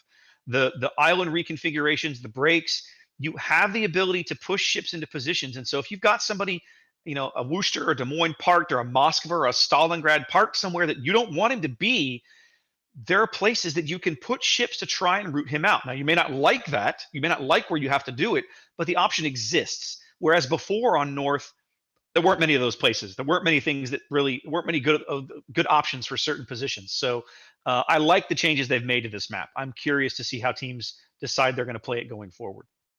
Absolutely. And I think it just the one key element here is time, right? If you're going to dig out a cruiser or something that's at that spot, you have to take the time to get a ship over there. Well, and you have to decide quickly. Yep. Okay, this is the problem. I'm going to send a ship to deal with this now, because if the guy sits there for 3 or 4 minutes before you realize it's a problem, and then you decide to send a ship over, by the time he's in position to do something about it, you've lost probably almost half the match. You don't have that kind of time. As soon as you identify that someone is in a position that you need to move them, they can. That's going to prevent you from doing something, whatever it is. But you can move them by putting a different ship in another position. You've got to make that call. Your caller has to decide that and make that play and call for it, because the longer you wait, it's time you don't have to lose. Right. And a lot of that comes from experience. A lot of it comes from experience playing together as a team, playing together, playing the map, and knowing what kind of firing angles you can get. All of that is huge.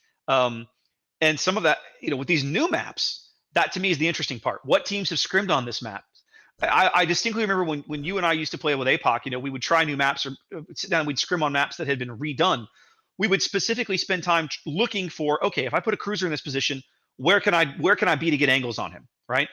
If you've taken the time to do that with your team in advance of these matches, you've done yourself a service, because now you have an idea of, okay, they've put a cruiser in this position I don't like.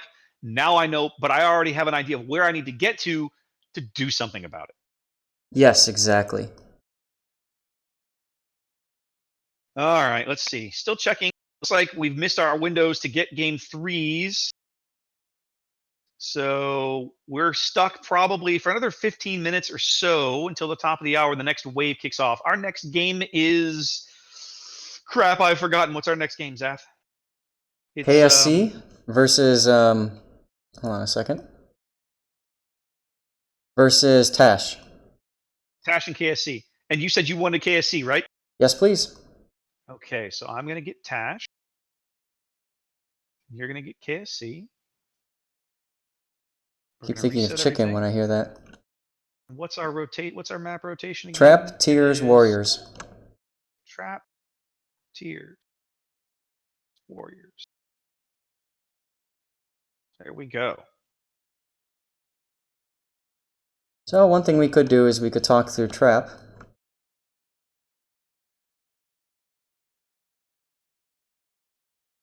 Yeah, let me do that here. Let's give me a moment here.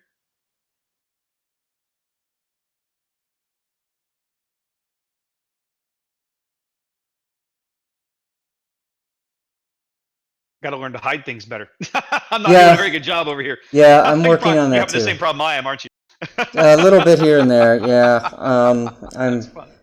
doing my best, and guys, thanks That's for okay. sticking with us. And this is cool. This is a neat functionality that your SAT score was able to put together, and hey, Yeah, that helps definitely. us all learn and get better.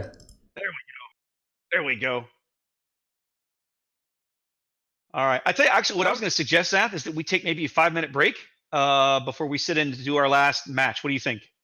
That's Or do you fine. want to keep pushing on through? No, it's fine. Let's I'm take putting 5 some. now, and we'll come back and we'll hit up this stuff. All right, guys, we're going to take 5 minutes. When we get back, I'm going to do one more raffle drawing, and then we'll start in and we'll start prepping for our last match of the day, which is going to be Tash and KSC. Give us 5 minutes. Let me get OBS set up to do this.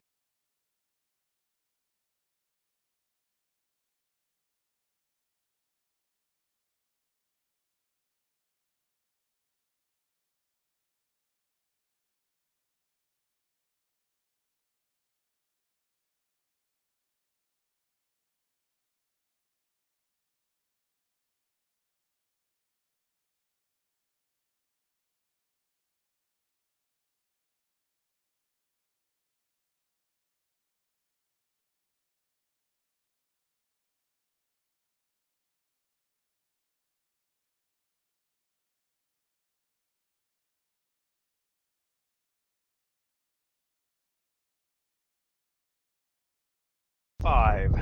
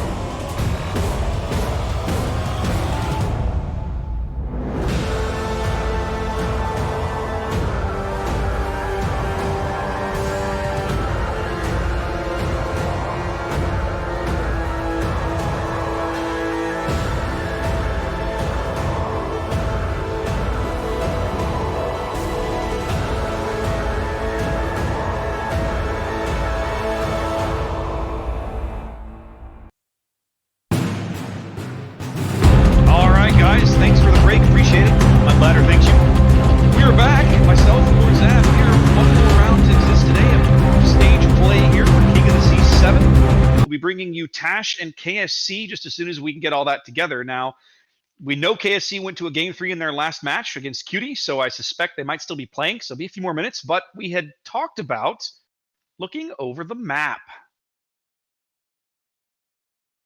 There we go, going to trap.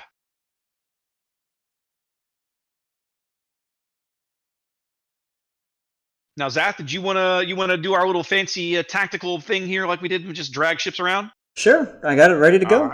All right. Well, here, let me. I gotta put that up.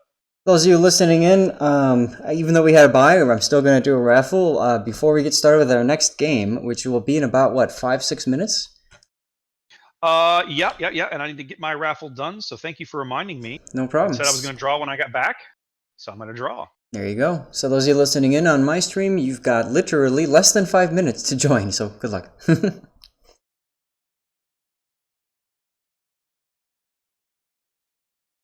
Let's see if this guy's in my chat.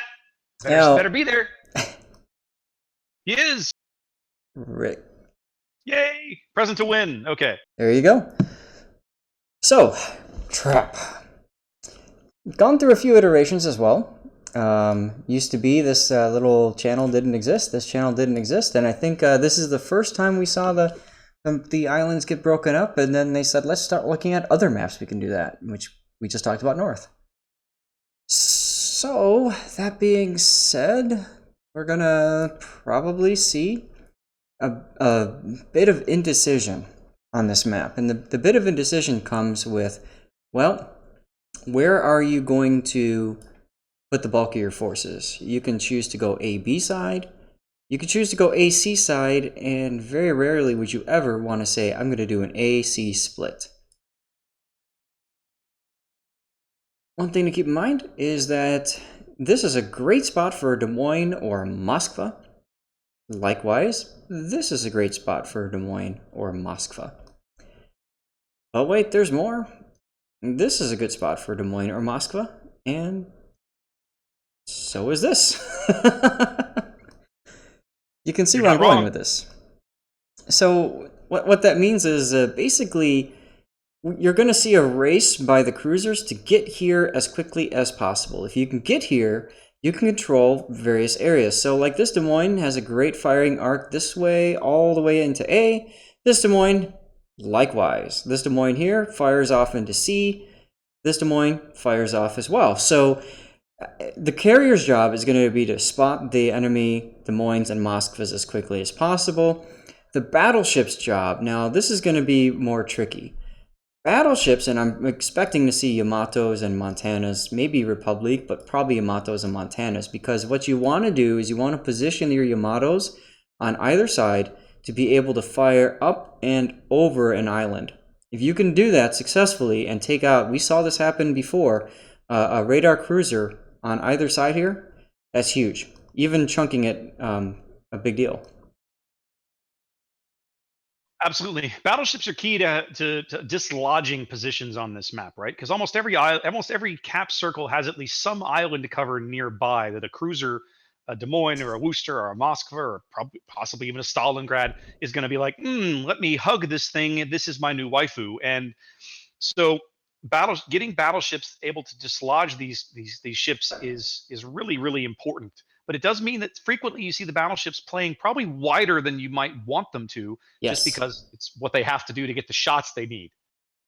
Yes, and I'm throwing down, while you're talking here, kind of positions where we would traditionally see a destroyer enter the cap. It's pretty obvious, right? You've got the island there, whatever. You could see a destroyer do something like that, fire torps up into the typical campy spot. And then at CCAP, for the Alpha group, this is a decent spot here because you can run away. And likewise for the Bravo spawn. Yeah, there's definitely places you can put destroyers that they have outs, right? Yep. And good destroyer players on these teams know those spots and know how to use them. So it won't surprise me to see teams try that. But the trick is just, the longer your cruisers live, the more cover they provide to your own destroyers and deny control to the opposing team. Yes, exactly. So that keeping that in mind, aside from your radar cruisers, I'm not expecting to see maybe a Zhao try to support each of the destroyers, but they're not going to be up front to the point where they're going to get spotted and blapped. At least you wouldn't expect. All right, it looks as if KSC and Tash have a room available, so I'm going to turn this map off so we can head over there. While you're doing that, I'm just going to fill it with battleships because it'd be fun. Look at all these battleships, guys. Look at it! Look at it! Bravo team is All right, hacking. They even managed to get a Montana in the island. Let's go find this room. Let's see. And while this is all set up, enjoy Trap. Amongst the volcanic islands of the South Pacific, opposing fleets vie for dominance across a small archipelago of lush tropical islands. The green palm trees and white sandy beaches will shortly be sullied by the gray of steel and black of gunpowder, and only one team will be declared champion. This is Trap. Trap is a 42 by 42 kilometer domination style map with 3 cap points running in a line from southwest to northeast. The A cap is in the bottom left, B is towards the center, and C is in the top right. Each capture point has a unique island configuration that makes both assaulting and defending it a particular challenge. In the extreme southwest corner, the A cap is the least congested by islands, but remains exceptionally claustrophobic due to its proximity to the map borders. The northern and northeastern cap edges have some island cover that can be utilized by Allied cruisers, but there are precious few places to hide and even fewer places to run. The half-submerged caldera in the center of B cap is a magnet for friendly destroyers seeking shelter from enemy fire, but hugging it too tightly or failing to recognize when it's time to cut losses and retreat has cost more than one intrepid destroyer captain their ship. Just a few more leagues to the northeast, the capture circle of Cap C is wide open, but the perimeter is anything but. A half-dozen islands are scattered along the rim, and when added to those nearby, offer friendly cruisers a myriad of nooks and crannies from which to spring radar on unsuspecting destroyers as they vie for control. Trap is a challenging map for even seasoned teams to play well. Historically, action has tended to move in a clockwise or counterclockwise motion centered around the B cap, but will that remain true as new teams and new strategies enter the mix? 18 ships, 2 teams, 1 victor. It's time to play Trap.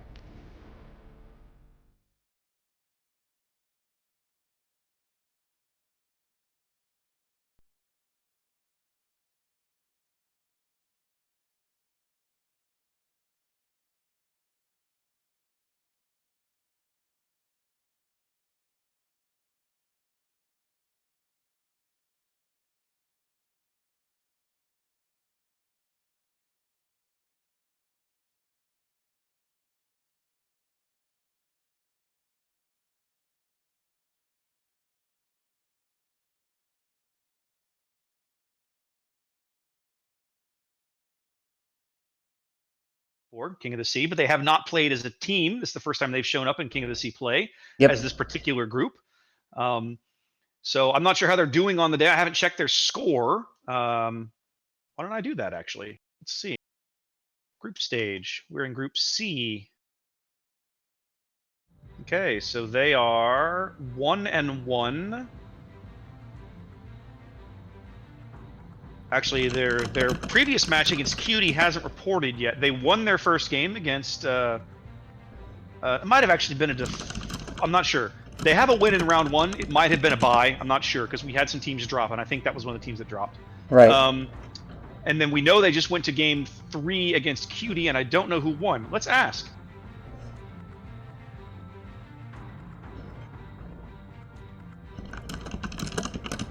Let's just ask them. They're right here. I mean, that just seems too easy. They lost it. 2-1. They went forced to game 3 though. Well, that must be exciting. So far, we've had 2-0 both times. Yeah. All right. Well, so they're 1-1 coming in. Their group mates are Cutie, who they just lost to, Tash, of course, and then so basically, if they win this match, if KSC wins this match, they will finish the round at 2-1 and will move on to the next round. So yeah, the winner of this match will move on, essentially, if I'm reading this, because both KSC and Tash come into this at 1-1. So that this is a winner moves on, essentially. Right. Now, go ahead. No, I was just gonna say. So I mean, this match is incredibly important for both teams, really, because Tosh is in a similar situation, aren't they? They are actually. Now, Tosh, I know Tosh Kent played in the last King of the Sea. I remember seeing them. They didn't make it out of the group stage, but they did win a few games along the way. So we'll see how they do today. They have their win today. Looks like their win today. They lost to Cutie earlier.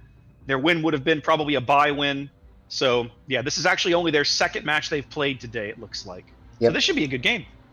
Yeah, absolutely. Now, I don't know too much of these players. KSC overall. Oh God. And anyway, You're laughing at that guy's name, aren't you? yes, because you're gonna have to say it all the time. But anyway. What? That's your. No, I'm not. That's your team. Oh, the other guy. That's your team. Anyways, when I see like a KSC member on in the game, randoms or whatever, I know they're going to be in general good players. Same thing with Tosh. So it's going to be interesting to see how things work out between both of them. KSC divisions are typically very strong in randoms, although Tosh as well. We're ready, right? I just told him we were ready. Yeah. Okay, good. Just making sure. Making sure I'm not lying. Everybody's here. Everybody's ready. We should be good to go. Some chatter in here about junior ranked. Junior ranked. Don't let St. Petersburg hear you say that. Okay, Work ranked hard on sprint. There you go. There you go.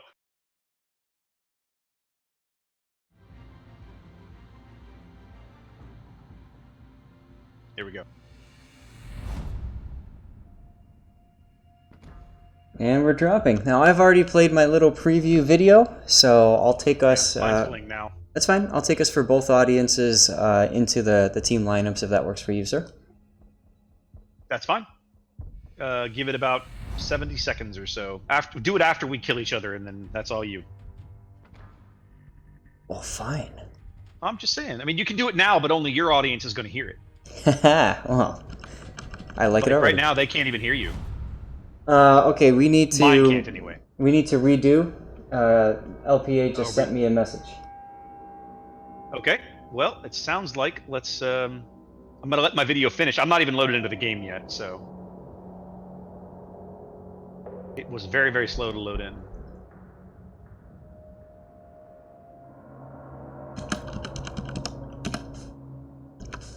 Alright, everybody back out. This sometimes happens. Out of the pool.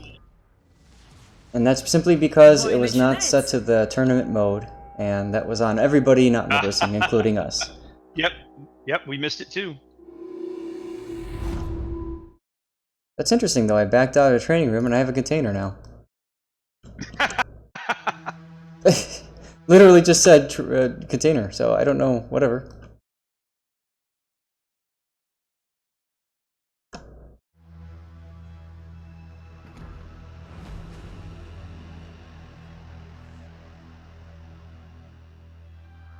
Alright, looks like everybody's ready except Raptor on Bravo team, and we got 2 people on Alpha team that need to ready up.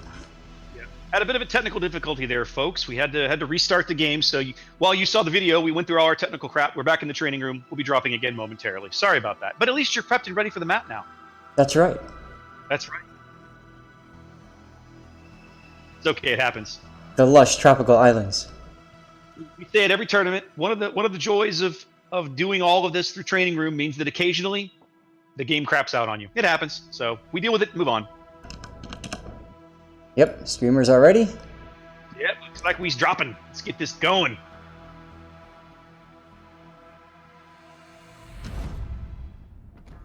Well, we can do our traditional walkthrough at the start then, since both audiences are now ready. Yeah, everybody's live at the same time now. We haven't had that much today. I've been enjoying playing with those videos. The timing has worked out just about like I wanted it to, in the sense of I just noticed that guy's name is Mega Zao. That's awesome. Yep. I had always assumed that about a 90-second video would fill that gap from we're dropping to we kill each other, and that has worked out really well. So Sure. I'm happy with the length. Good. and that's never mind. All right. Oh, you went there. I was about to, and there. we got to be professional I here. set myself up for that one too. Jesus. Got to be All professional. Can't go right. there. Set myself up for that one. Now we gotta have some fun with it. Okay. All right. So do the lineups, sir. Well, on KSC side, we've got Takuryu, Montana, Yamato, Worcester, Hindi, Zhao, Stalingrad, Gearing, and Grozovoy.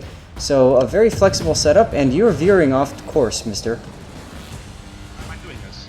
There. I don't know. You're fine. Haha! Okay. And what do you got over on the top side? Крейсер уничтожен. Ooh, Hakuryu Republic Yamato. I've seen a lot of Yamatos today. You had a Republic on one of your teams, but that's the first one I remember seeing on my side of the map. Yes, that was Warrior's Path. Des Moines Minotaur, Hindenburg Moskva. Nice cruiser mix there. And then, of course, double gearing. Now, this is the first time I've seen double gearing today, but I'm not surprised to see it. I like the team. You guys have gone gearing Grozovoy. I like seeing that. It's a nice balanced mix. Gives you a little bit of both. Gearing's torps are better. Grozovoy's AA is better. You can kind of go both ways with that one. So yeah, this looks good. Just have to see how we split. Looks like we've got Minotaur and Des Moines both making full turns for that island in what is that, G6? Yep. It's kind of like what we were talking about earlier in our map analysis of where we expect to find these cruisers to pitch tents.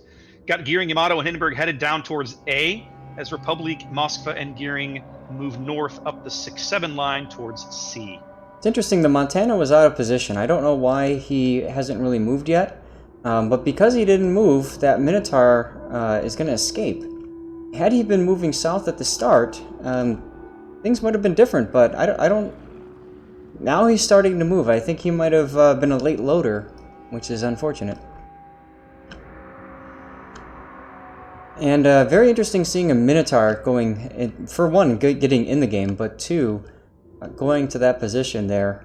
Minotaur sometimes is kind of like a discount destroyer, because it's got the really good concealment, it's got the stealth radar capabilities, assuming it has radar, all that good stuff.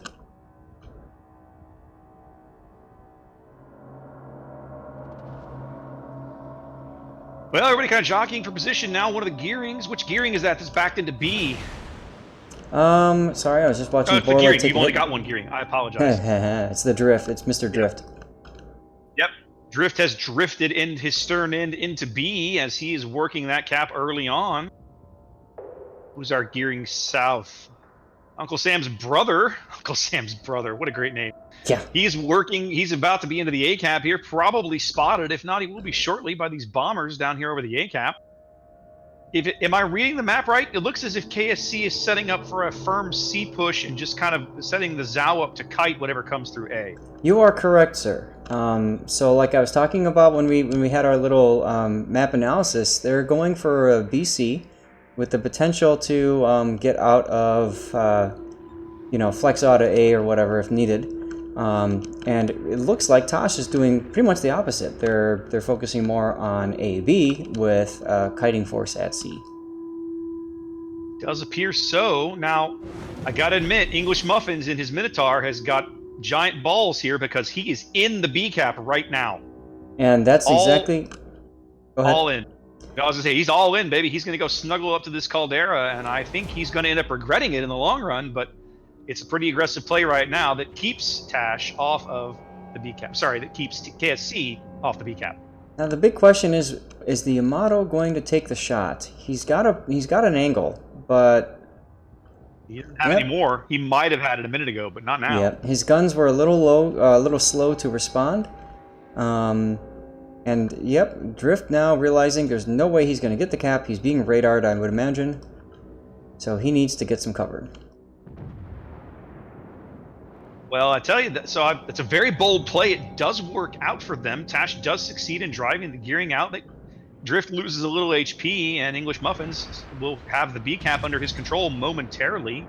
I don't know that anybody to the north is going to have shots on him just yet. It's a little early for them to be pushed up quite far enough to have those shots.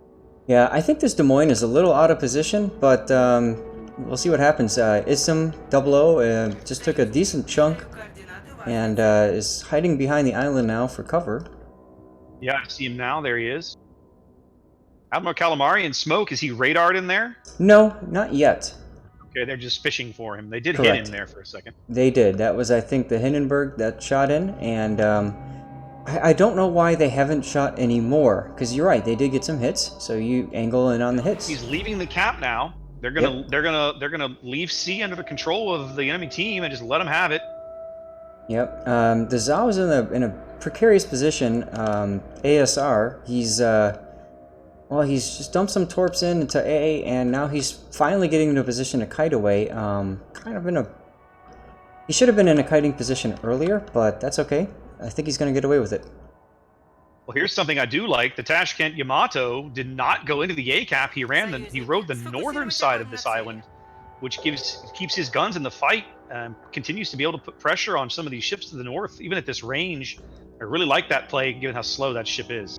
It's a very risky maneuver, though, because in doing so, you put yourself into at the risk of long-range destroyer torps like the Gearing.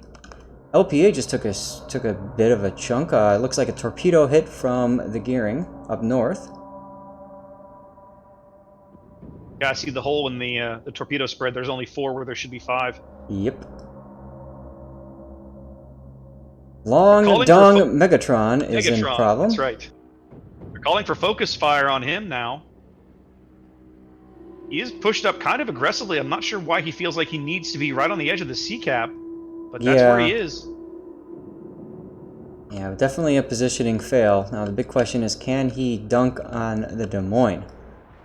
His turrets are not anywhere near position. He needs to maneuver, so he's not going to get that those squeaky turrets in position in time. Tashkent Yamato takes 1 on the belt, but Yamato's torpedo protection sort of laughs it off. He takes about 9,000 there as he's continuing to put salvos down range at Borla's Montana. Tash looking really solid early, aggressive play into B, paying off well, pushing right through A just the way they needed to, and for the moment at least, holding back the forces, the KSC forces at C. Now, ironic moralities, Moskva is under a lot of pressure here. He's under 20,000 HP. They're really focusing him. Yes. Well, here's the thing. At this point, KSC has 2 choices. They either, one, counter push A, or B, they have to secure the flank at C and get around. I think their window to counter push A has passed. They don't have the ships in position to even attempt it. That's very true. The Stalingrad's in the wrong position. Right. The Gearing... Drift is smoking up and pew-pewing now, but he's completely stopped, so he's got a very small circle, which is going to make it very easy for the enemy to kind of predict where he is and shoot him if they wanted to. Oh, goodness. Boondock is about to eat 2 Zautorps. I think he's going to be off the board. Yep. There he goes. There it is. As the Gearing is going to get some Gearing on Gearing action here. First kill of the game going to KSC here as they bag a Hindenburg. Uncle Sam's brother's Gearing is just being very aggressive. He's just determined to push up. There he is. He's got Drift spotted. They're basically Drift is out of smoke, so they're on top of each other at point blank range. Yep. It's only going to end one way. One of these guys is going off the board. The only question is who will it be? Or possibly both of them if the Zhao gets a good hit. Could be both. I think it is going to be both. Nope. Drift cuts out the better. His team backs him up. And now that A push looks decidedly less exciting. It's got a lot less teeth as the Yamato is all that's left. But the Drift is still spotted, right? Just the moment. Yamato shell's coming in. And that's why I was mentioning that. Yep, it's enough. Well, Orla is getting hammered by the Minotaur now. Yes. Yeah, I was just fixing to point that out. I'm sure the Yamato will be back onto him momentarily. He's been getting a lot of tender loving from these Yamato shells up to this point. Here comes some more. Yep, nice torpedo drop by the carrier on the Yamato. Orla down to 6,000 HP. They're going to have to get this Yamato on fire ASAP, and the Wooster is trying to vector in to help. Halfway mark of the match as KSC trails by about 200 plus points here. They're down a ship. No, they're up a ship, but down a cap. Yeah, they're about to They're be about even. to be even on ships, I think. This should take Portal out of the game. There he goes. So now it's just a question of whether or not I'm not even going to attempt to pronounce Rush's name here, but whether or not this Tashkent Yamato can preserve his ship between the Worcester and the Zhao. Now they're calling for a push into B cap, and Mega Zhao is going to go in, and he's going to go in hard. The problem is the Calamari. Republic. Sorry, go ahead. No, go ahead. I say the I was going to Republic's say got an angle on him, so this is going to be a really dangerous proposition. Calamari had been camping on C, holding those points back. He hit a torp in the stern and basically had to leave the cap. Yeah. Minotaur going up against Stalingrad. I know how this will end. Stalingrad shells can wreck this poor Minotaur from literally any angle. Look at the north. The Yamato's about to go down, and the Hakurio was spotted and took a torp. That's C cap. So we see an awful lot of death happening up here. It's Minotaur continuing to charge Megazao. Stalingrad is Zao AP coming in over the island on his flank, trying to get him off the board, but I can't see this ending in any other way but this Minotaur's death. I just don't know if he's going to be able to take anybody with him on the way. He might be able to take the Worcester with. He's going to try. He's going in on the Worcester now. His single-fire torps might be good on the Stalingrad, but he's only got seconds to live. Nope. At AVI. Nope, didn't even get him off. I'm not sure there was a need for that kind of a push, but it ties things back up again. Both teams down 3 ships. What it Tashkent does, way up on points. Go ahead. what it does though, is it opens up a window to get into B. The question is, how do you do that with the Yamato breathing down your throat? I don't know. Can you guys see ironic morality from where you are, his Moskva? No. Because that window's not as large as you think it is. Well, we see him approaching the channel, so I wouldn't be surprised if he's in the channel. Lego he is in Party. the channel right there.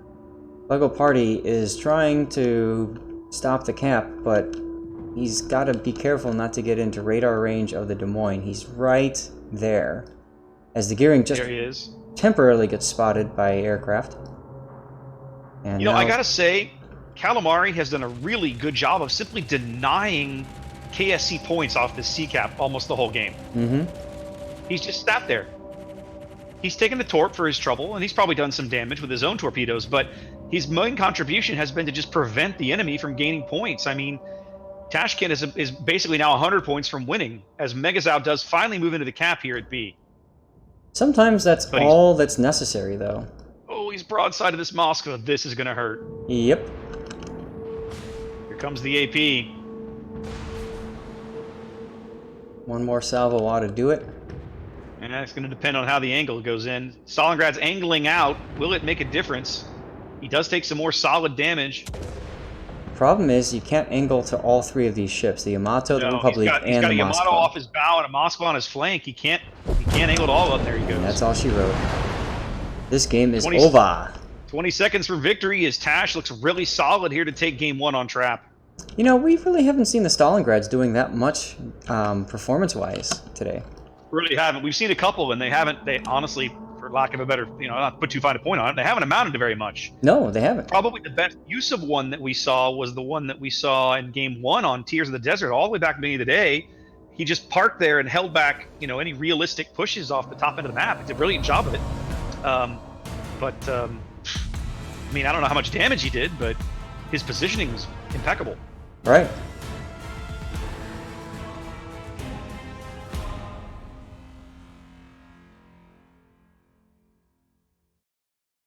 Well, not much to get out of here other than the fact that Pio Nu lost a lot more planes than Tasha's carrier, Spinosaurus.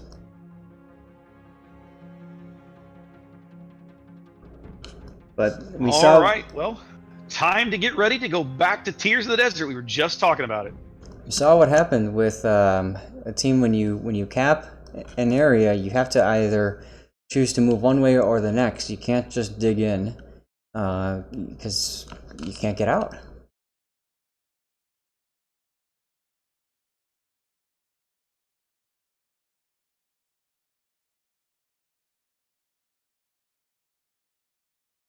Alright. Some more prize here. Yep, I'm gonna do the same.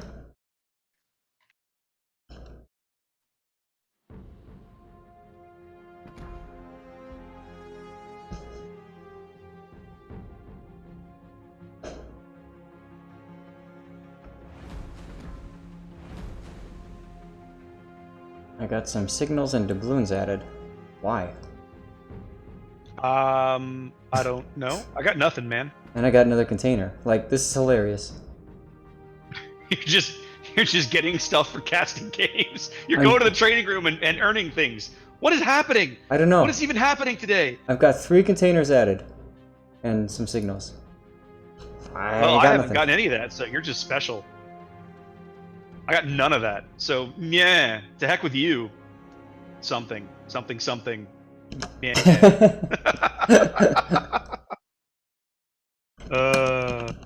All right. Going back to Tears of the Desert, we saw Tears earlier today. Have to see how these two teams, what their take on it is.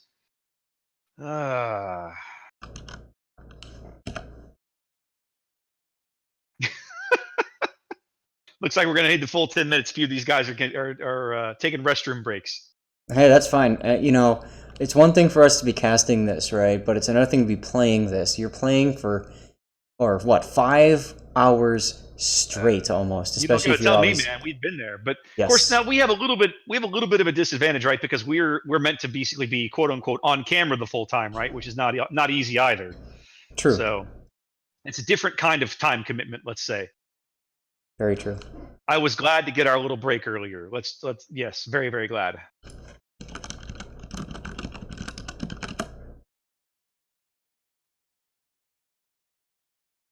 If I haven't mentioned it to you guys that are still watching, thanks for sticking with me. I know some of you guys came in when Fem raided, and I really appreciate you hanging out. Hope you're enjoying the tournament. This is only day 1. There are 4 more days of King of the Sea still to come. That's Zath right. and I will be right back here on Saturday and Sunday of next weekend, both times at 3 p.m. Eastern, to do more of this. We have 2 matches to go through on Saturday and 2 more matches to go through on Sunday. And then the following weekend, can we announce that, Zath? I think I've talked about it already. Haven't we both talked about it already? I haven't mentioned a single thing, but you're welcome to do so Okay. if you'd like. No, let's wait and count our chickens before our hatch. All right. There will be cast of the finals. I believe I know what's going to happen there, but before I spill the beans, let me make sure we've got a couple of people to talk to this week. Wink, wink, nudge, nudge, and make sure I got everything, all my ducks in a row. So, In other words, somebody- stay tuned for a special Yeah. announcement. as they say in the UK, watch this space. But bottom line is, somebody should be back to cast the finals the following Saturday. That's Saturday the 3rd of November. And then on Sunday afternoon, the 4th of November, afternoon on the East Coast, it'll be morning on the West Coast, you poor bastards. Big crossover tournament with the EU guys. The top 3 teams out of both brackets, both the North American and the EU bracket, will get together for a showdown and play for some premium ships. Play for our amusement, of course, because somebody will definitely be casting it on Twitch. But then the winners of those various matches will go home with some fabulous prizes, as they say in Game Show Land. You know, you're hilarious when you have to backpedal. I love it. Backpedal? Oh, because I was about to spill the beans, and maybe I shouldn't have. The thing is, I think I've already mentioned it on my own stream a couple of times, but I don't remember. And I think only like 12 people ever watch my stream normally. So I'm gonna hedge my bets now that I got a decent number of viewers. I'm like, let's not spill the beans just yet. But we'll be able to formally announce that probably by the middle of the week. I think we'll have everything locked in. Right, absolutely. No worries, guys. But yes, you're covered. And most importantly, I mean, like I said, you know, Wargaming's doing a wonderful job of supporting us on this you know, volunteer tournament. Let's keep that in mind. Raptor, how are these prizes being funded while we mentioned volunteer tournament? I'm sorry, say that one more time. I was busy reading something. How do we get these prizes? You said they're giving away ships and doubloons and stuff. Like, I mean, that's Wargaming, man. That's Wargaming. They just they're giving out free stuff. Because I'll tell you what, once upon a time, it was all based on donations by players. So, on North America, you're correct, right? There was a time, and I'm planning on doing a video on this at some point for probably the halftime show of the finals cast, if I can. But North American competitive play goes all the way back almost 3 years now to the very, very first Warship Supremacy League, Season 1. And the first season got partway through, and I think back then the North American producer was a guy named Quema Pueblos, Ah, There's a Q. mouthful. Q, for those of you that played the game back then. And Q took notice of it and thought this was awesome. And so he chipped in some prizes, and so there were some prizes. And did that for the next few seasons of Supremacy League. It was never much. It was a few doubloons here and there. But people were just playing because at the time there was no clan battles. Ranked was kind of hit or miss. And this was organized competitive play. You got to pick your own team and play your own ship and your own strategy and plan it all out beforehand. And anyway, so that's what folks did. Season 5, though, Q had moved on. I think they shipped him back to tanks, and we could not get Wargaming interested in providing prize support for that particular season of Supremacy League, so we crowdfunded it to the tune of, it wasn't outrageous. I want to say it was about $250 to $300. It wasn't outrageous amounts of money, but it was enough for us to put together a decent pile of doubloons to hand out to the various teams and the winners. And that was really awesome to see that the community enjoyed Supremacy League enough that they were willing to open their own pockets and put some money into the pot so that we could do it. Starting at the beginning of this year, when we got involved with the King of the Sea tournament, which originated on EU, it did not come to North America until King of the Sea 5 this past February. That was at the time at which point Wargaming started kind of getting into providing us with prize support, and it's varied. This is the first time, for example, we've had coal in the prize support. Of course, coal was a new currency to the game, but it's really, really good for these kinds of modes. So I'm really glad to see it. Why am I not in the training room anymore? They had to recreate the training room. Okay. I was just waiting for you to, Just to shut up. Wait for me to shut up. Shut up, Raptor! Push your mouth! Stop talking! No, but Once I get on a roll, I don't stop easily. Well, neither do I. But the cool thing, though, hopefully you guys took from this exchange here is, this wouldn't exist. We wouldn't be here right now casting this if it wasn't for you, the players, and the community saying, this is something we want, and this is something that's important to us. Who's the room creator? Was Lego Party Australia. Was last time, but it's not now. He said he would recreate. He had to restart his game or his computer, one of the two. Okay, so he's not back yet. Okay, that's why. I'm searching for Lego. It's not coming up. Yeah. Knowing him, he'll ping me on Discord when he comes back up. Okay, we'll just leave it at that. But yeah, kind of just piggyback on what Zath is saying. We do this because folks reach out to us and say, "Man, we really enjoyed watching the tournament. We had a blast. We had a blast playing." And that's why we're here. Like, I don't get paid for this. I have a job. I have a career that has nothing to do with casting or wargaming or ships, right? But I come do this because I have fun doing it and because the players tell me they enjoy it. Yep. So that's why we keep showing up. Yep, exactly. It's a lot of fun. Some of you guys know I love photography. If you look at the wiki screenshots, most of them are mine. And so to be able to do this live, those who've been watching my stream, you notice that whenever ships die, I drop the HUD for a second with Control-G, and I do that because I'm taking screenshots of ships dying. Because, well, to be honest, I need a cover picture, and what better cover picture than watching a ship die? And I think the best one is going to be that destroyer that got torpedoed. That Grozavoy broken in half. That was a great shot. Even I didn't get to take a screenshot, but I got a great view of it on camera. Yep, exactly. So I think that's going to be the cover for my coverage of today, actually. So I do that, and part of it is because I just love the beauty of this game, the models, the designs, the lighting, all that kind of stuff. It's not perfect, but I'll tell you what, it's come a long way since the old days of playing PTO on Super Nintendo. Wow, PTO. There's a game. Pacific Theater of Operations. And by the way, search for PYO in Training Room. It's now up. Okay, thank you. Lego didn't remake it. He lied. Lies. Yep. All lies. lies. Deceit. All lies. Remember the Babylon 5 gag reel? Vaguely? It's been a while. Which one was it? It was when, I think it was, I can't remember if it was Sheridan or Sinclair, but they basically said they were pulling out of assisting the League of Non-Allied Worlds or whatever. And one of the guy goes, "Deceit, lies, this is bullshit!" And he slams his fist on the counter, and everybody just starts busting out laughing. Cracking up. That's funny. outtake reels of television are some of the funniest things ever because it's so, we get so used to watching the finished product, and we forget sometimes that they're human too, right? They make mistakes or they can't hold it together, and it's fun. One of the things that I enjoy about doing Twitch casting is that this is like live TV, man. Like you can put as much polish on it as you want with your pretty screens and your stingers and everything, but at the end of the day, if you screw up, everybody gets to see it. And so you got to learn to laugh at yourself, man. You've got to. Well, and the thing too is you have to realize you're going to make mistakes, and you have to be okay with that. And you have to be willing to just adapt on the fly.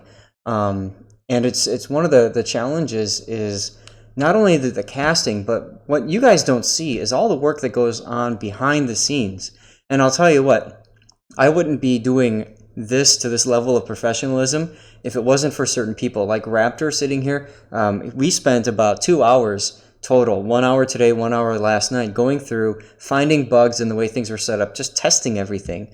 We wouldn't be able to do this without him doing that, without Quadralus putting together a lot of these graphics, and without Wargaming putting up EU putting together all this stuff and sending it to us. I mean, look at the graphics on the side here with KSC and Tosh, and the numbers, the fonts, all of that. I mean, it's all so seamless. I'm going to give another shout out to somebody who doesn't get won't get as much recognition specifically because he's doing back-end admin stuff, and that is Big M145.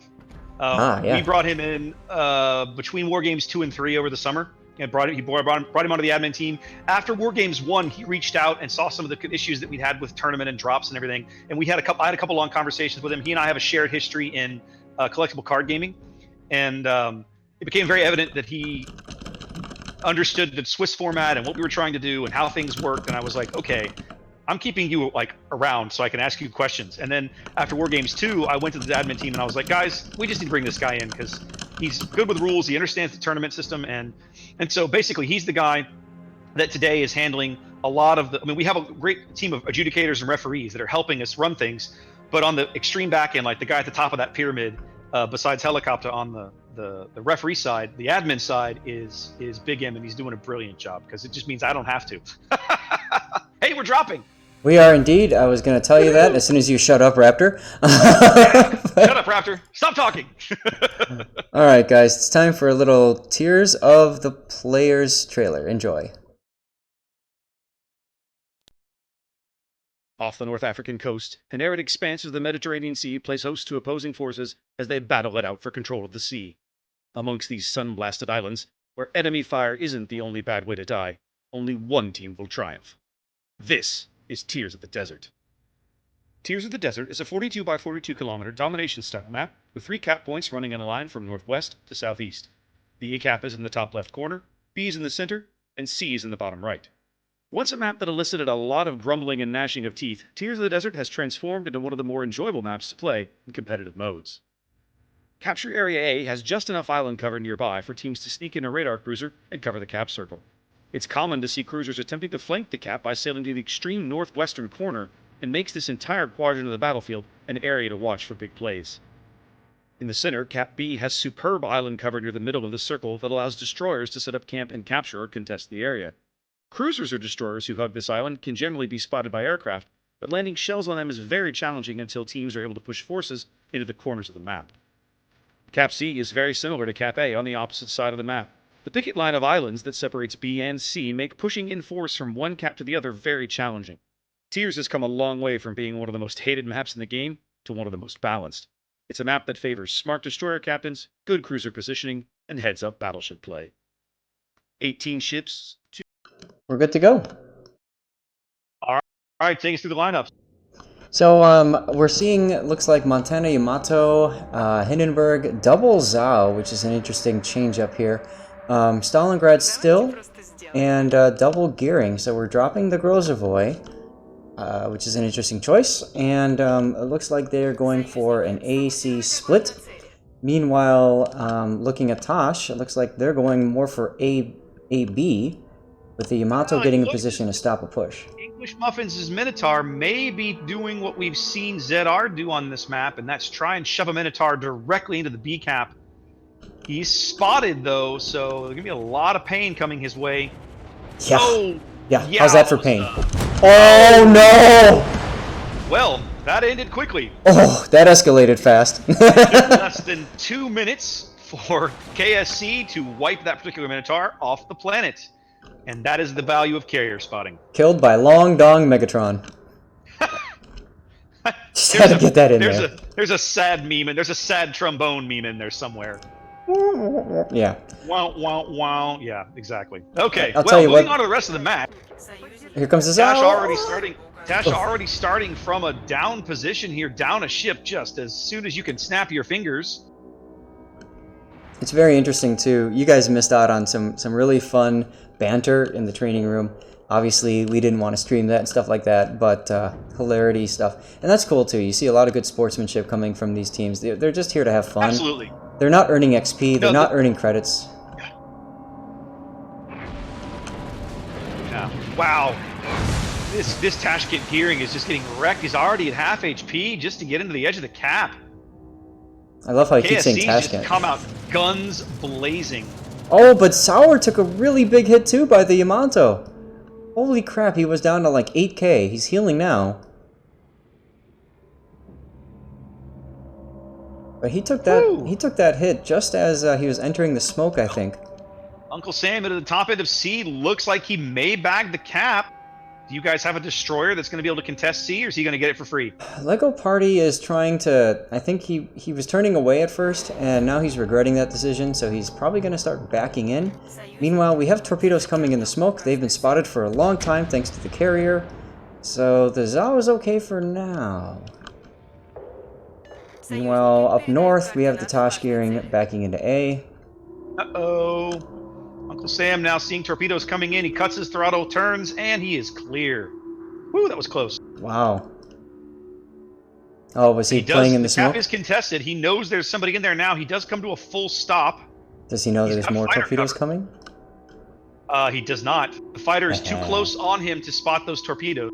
Well, then but those torpedoes are too far. They're off his port side. They are not close to him. Oh, well. Pretty aggressive gearing play here from Tash early on. Looks like they might bag A as well. They picked up about 10 points off of C. You would think that with the immediate chip advantage, we'd see somebody from KSC moving into B cap at least, or winning at A. But I think that the majority of their forces are down at C. Yeah, maybe they're more set on playing the long game. They do have a lot of firepower at sea. Montana, Stalingrad, Zao gearing at a minimum. So yeah, they've got a lot of firepower down there. Admiral Calamari backs off the A cap, now spotted by fighters as one of the gearings. Which gearing is it that's in A? Is it Drift or Australia? It is Drifto, yes. All right, so Drift is in A as Lego Party Australia is down in C, contesting that on behalf of his team. Right, and we have some bombers coming in to try to support. Oh, the Hindenburg Boondock Taints just took a decent chunk. And the Yamato is also pretty low. Yeah. Not going to try pronouncing that. Tash is just giving up a tremendous amount of HP in this first 5 minutes. I mean, they're like 100,000 HP down already. Yep. They really, I mean, losing the Minotaur plus all the residual damage that the Minotaur could have soaked up with its various heals was a huge loss, but it just has continued to spiral downhill for them. Yep, they have not done very much in return. We see again, just like in the earlier matches of the day, the initial spotting, very important, as well as initial positioning. Not only was the Minotaur spotted, but the battleships were in position to take those shots as soon as it happened. Boondock now below 10k. Boondock has gone bow in and is reversing. This is going to end badly. He's going to die momentarily. Someone will kill him, whether it's bombs or HE. Bombs are going for the gearing, which I think is a mistake. I would have sent them to the Hindenburg. Hindenburg on fire now. Boondock will be out. Yeah, but still, you're absolutely right. Secure the kill. That's more important. Regardless. Tash down 2 ships very quickly. My Dasha's happy. How about yours? I actually just turned on my standard audio. I didn't turn on Dasha. Aww. Oh, that was also bad. Why did I say that? Oh man, I'm teeing him up for people to hit him out of the park right now. The important question: is your wife watching? Oh, seriously, right? Jeez, Tash is just getting hammered. Oh. There goes there goes the gearing. 3 ships down now. They don't own a cap. They're losing control of the 2 caps they had points on. No, I'm sorry. They're picking up A, but they're going to lose C. Yep. They're down to just a Des Moines and a Yamato at C. D'Amato. D'Amato. Yeah. The day's Potato, it's been a long potato. day. Potato, right? Yeah. It's been a long day. I guess I'm just starting to lose my mind now. Let's call the whole thing off. I've been trying to prepare for this tournament for like 3 weeks, and now after just doing nothing but video work, now I'm in the game and I can't actually talk.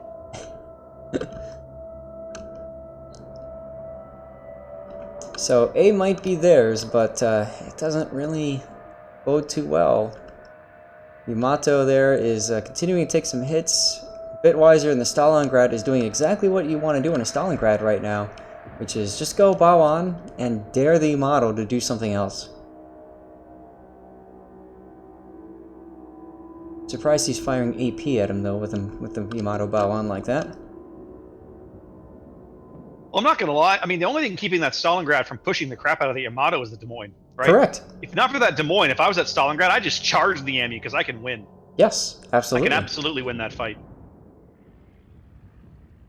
Interestingly enough, the Moskva, 27 kilometer, not really. 23 maybe? The Moskva might have a shot on the Stalingrad if he backs up and APs Not it, a good but one. yeah. Not a good one. Not anymore. And the Des Moines, watch Mr. Itzum. He's about to get a hole in his hull. It's like he's going to take at least one there, right amidships. There he is. And somebody is He does have listening his to radar us. up now. Yep.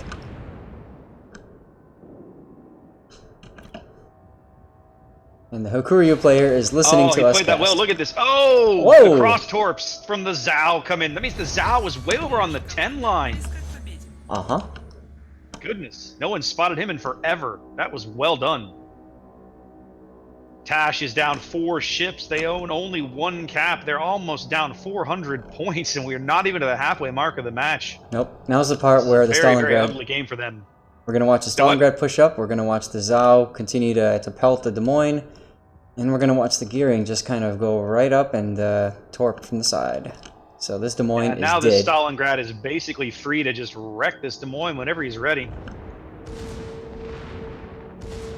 Showing a little bit of side there.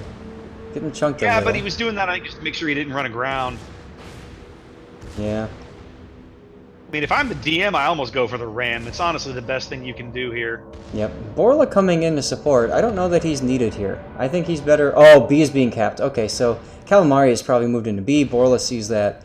Good call on his part there. No Calamari point has going in. moved into B. Itzum is still going to die. Like, it's just a matter of time. Here he goes. Oh, yeah.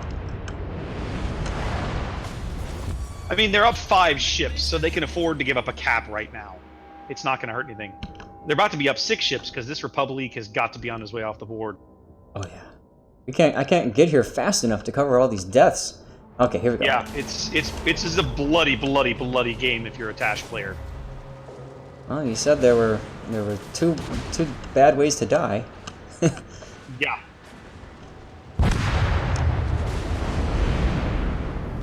Tash left with a Moskva and a Gearing against the entire enemy team.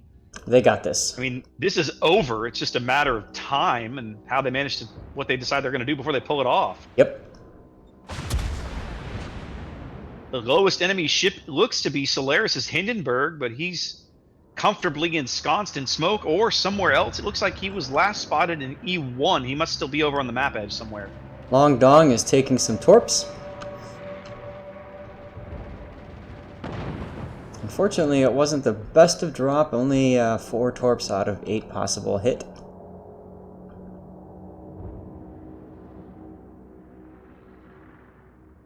Moskva taking it. This game has been kind of a disaster from Tash, from the word go almost. Losing their Minotaur and having so many other ships go out so quickly. Yep. It a felt really like short game. the wind in their sails was gone, right? Like, just... Yeah, just right away. I mean, You know, let's go back to that Minotaur play, right? Like, we've seen teams like ZR successfully do that. They push a Minotaur into the B cap, and then once he's in there, he's very hard to dislodge. But in order to do that successfully, he has a fighter screen in front of him. That Minotaur does not attempt to push out there until he's got 2 or 3 fighters between him and the far edge of the cap circle, expressly to prevent what happened to poor English muffins. Yes. No, that's going to be a situation where you need the support, you need the teamwork in order to make things happen. Props to Admiral Calamari. He's just going to fight it out here. Knows it's over. Trying to bag a kill and get some damage in. There he goes. Stalingrad ends that conversation.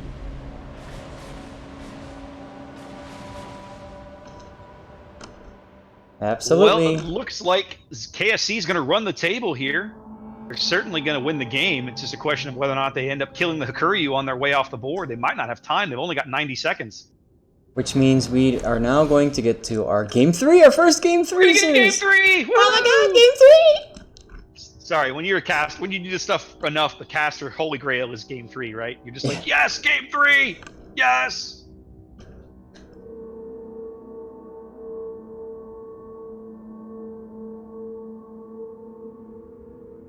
Kuryu's blowing his horn.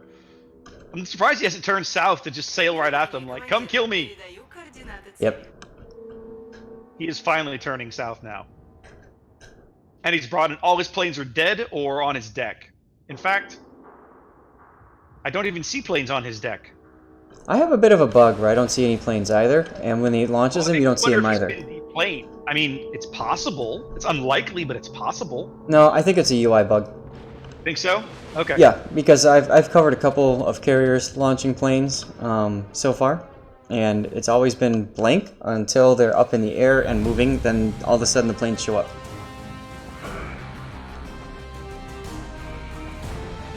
So it might be a mod that you and I are running. I don't know. Not gonna worry about it. Both Hakuryus, though, leading the scoreboard with plane kills. Interesting. Not overly surprising there. Both teams putting their fighters to good work as KSC just wipes the floor with Tash here on Tears of the Desert. I mean, that was ugly. Not one death.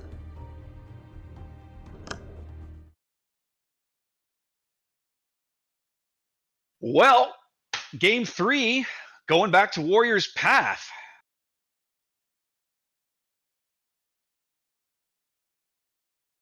Get back to the training room here.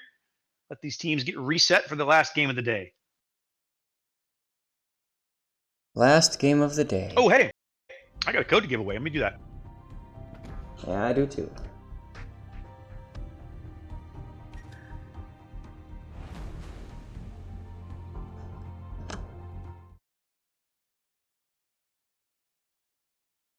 All right. Well, my person that won is not following me, so I don't know if I want to give him that code. Is that mean of me if I say that? No. I had somebody earlier who won, like, I pulled their name. I don't care if they're following me, but they were in here and I pulled their name. They weren't in here. I was like, nope, sorry, you ain't winning. You got to be here. All right, cool.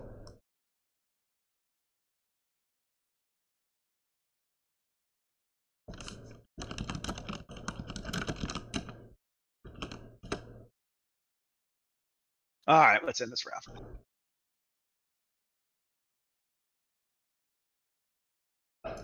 Hey, it's Predator. He's won some stuff on my stream before. It's been a while. There you go.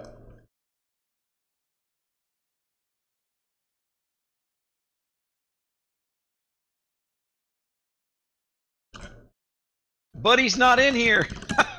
He left. Well, you don't win if you don't stay around. Rip. Rip.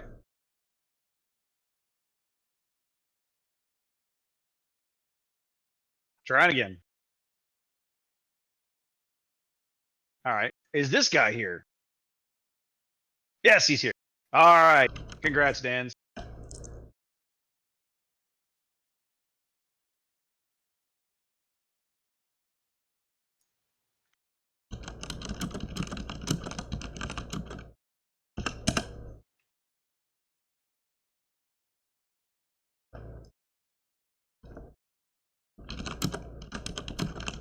All right, let's get ready for next game. Woohoo! Woo, indeed. Back to Warriors Path. I'm a little baffled, Zath, because Tash looked really good in game 1 and they looked really bad in game 2. And I'm scratching my head like, are they really good or really bad? I don't know this team very well, and so I don't know how to react. So this is we ran into this with APOC a few times. It comes down to how you set up your team, and you have your initial strategy. What happens if your strategy doesn't work? And we had this with APOC where we'd have a dominant strategy we would do, and sometimes a key ship doesn't make it or whatever, and we had to adapt. And I think that this is a situation where in the first game their strategy worked, right? The Minotaur did what it was supposed to do. And their strategy really hinged on that Minotaur going into B-Cap and saying, this is mine, hands off. In the second round, we saw the Minotaur getting blapped, and now there's a complete hole in their entire plan. Yep. So I think that's a little bit of it. Plus there's a morale thing too, right? When you lose a ship in the first, not even the first 2 minutes of the game, what are you thinking? That hurts. You're thinking, crap, I need to save my star, and then you realize you're not playing ranked. Yeah, I was gonna say, it's just like all those ranked games where you're sailing along and one of your friendly destroyers does something dumb and dies at the 3-minute mark, and you're just like, oh, feels bad. You that little sickening feeling you get in your gut, like, yeah, this is just not going to be my game, is it? Right, exactly.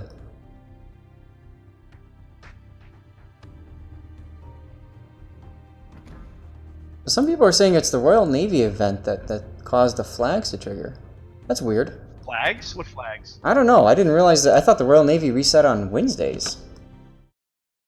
I don't know. You may be right.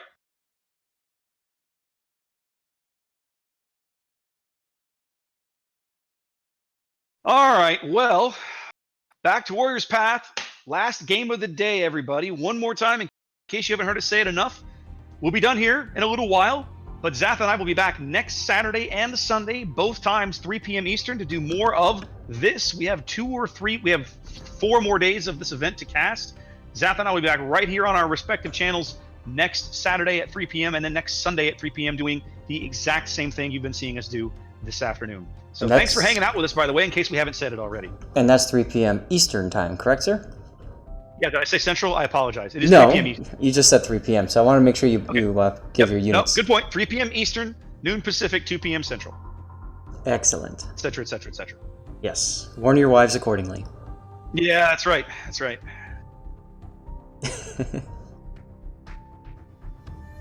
Oh, hey, let's put up the tournament TV for a minute. Let's see what's going on. I got too many damn windows open, Zath. Yeah, it happens. There we go. Stop showing me the regional playoff stuff. I know this part already. Oh, yeah, okay, those are the seeded teams. Yeah, we're going to a game 3, but some of the other groups have probably already finished. So we probably already know some of the teams that are moving on into the elimination bracket for next Saturday. We'll do a quick look at that before we log off in a little bit. Of course, we got one more game to go still, but I mean, when that game's over, don't run away, everybody. We're going to be doing another. We're going to be around for a bit longer. Yes. Because I've got at least. Did I open a? No, I need to open a new raffle. New raffle's open. Because I still got 2 or 3 more codes here to give away, so let's give away at least 1 or 2 more here during the game. We'll give away 1 in the after the post-game show, and then we'll be done for the day whenever we get there. Sounds good. Yeah. Are you ready, sir? By the way. Oh, they're ready to go. I'm ready. The Tash guys have it all queued up. No, I just wanted to make sure that I let them know you're ready whenever everybody's good to go. Okay. That's all. Got it. I don't want them waiting on us. That's all. I got you. Are you going to play your video when we go to drop this time, like you did last game? Because that was the first time that you did it, but then I didn't at the time.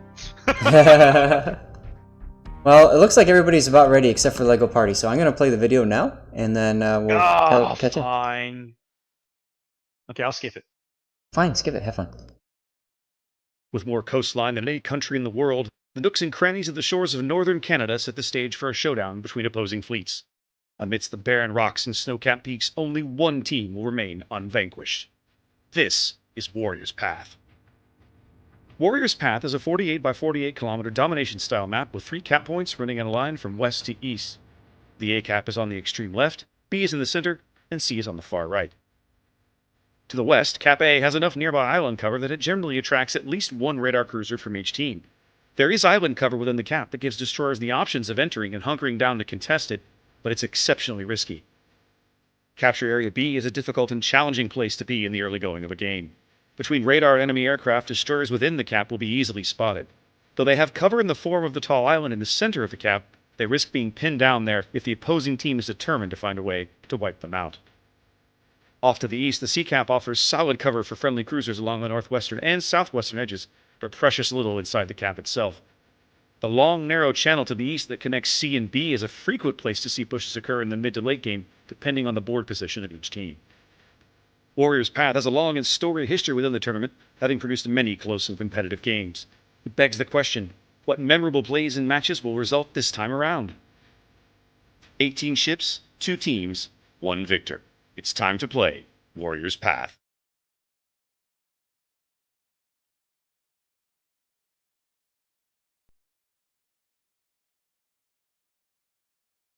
That's right, Well, guys. let's It's go back time to- to play Warrior's Path, but right now it's time to wait and go back to training room because we had the wrong map configuration. So Yeah. I'm going to put Tournament TV back up for a few minutes. I keep hoping it'll show me the group, but I think at this point, because we played so many matches, it doesn't want to show me what I want to see. So let's do this. I'm going to set up a browser window that I can put up over here. Give me a minute.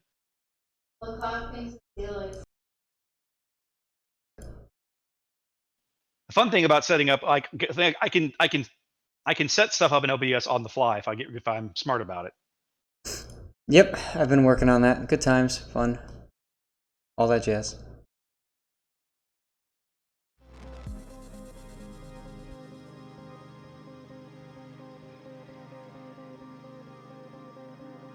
Somebody is still not. There we go. Everybody's Well, that's out the now. guy who crashed, so he couldn't leave. Oh, somebody crashed too? Jeez. Yeah, we had crash too. It was all around fun.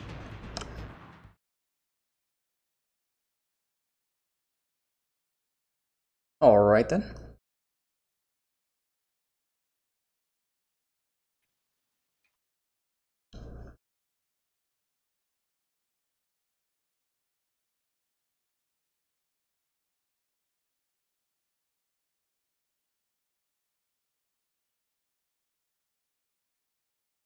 Yeah, we got a couple of seconds here. Okay. Let's have a look at this. All right, group stages. So we've got Yasin will be moving on out of Group A, Bias out of Group B, Bias and Buenos Noches out of Group B. That's good. Buenos Noches is a good team. We've seen them all Yeah. summer in War Games. Yeah, I'm glad to see they're moving on. Cutie moving on out of Group C. The winner of this game we're about to show you guys will be moving on out of Group C. Let's see, MIA and TNG moving on out of Group D. That's interesting to me because TNG was one of our latecomers. They barely showed up in time to play today. Yep. Not sure about Group E yet. You've got 2 teams over there that have 2 wins. BYF and Adopt look like they're moving on out of Group F. Calavera, another team that we saw in the last King of the Sea move on, has moving on again out of Group G along with the SCCC. And UR and TSPC out of Group H.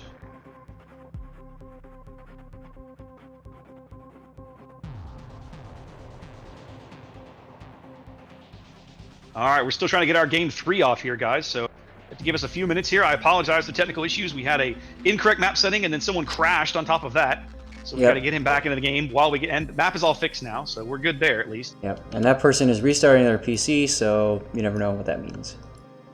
You're not wrong.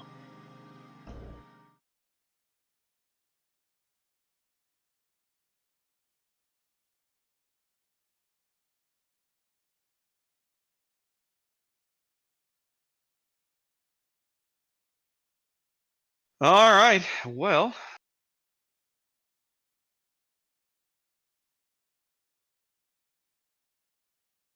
So we got at least a few more minutes to wait. We definitely have to get this game off because it's going to matter. That's right. For those of you guys just joining, we've seen 2 battles here. Tosh coming in with the win on round 1 in Trap, and KSC with a commanding win in round 2 on Tears of the Players. Commanding is a polite way to put it. I mean, whew. Yeah.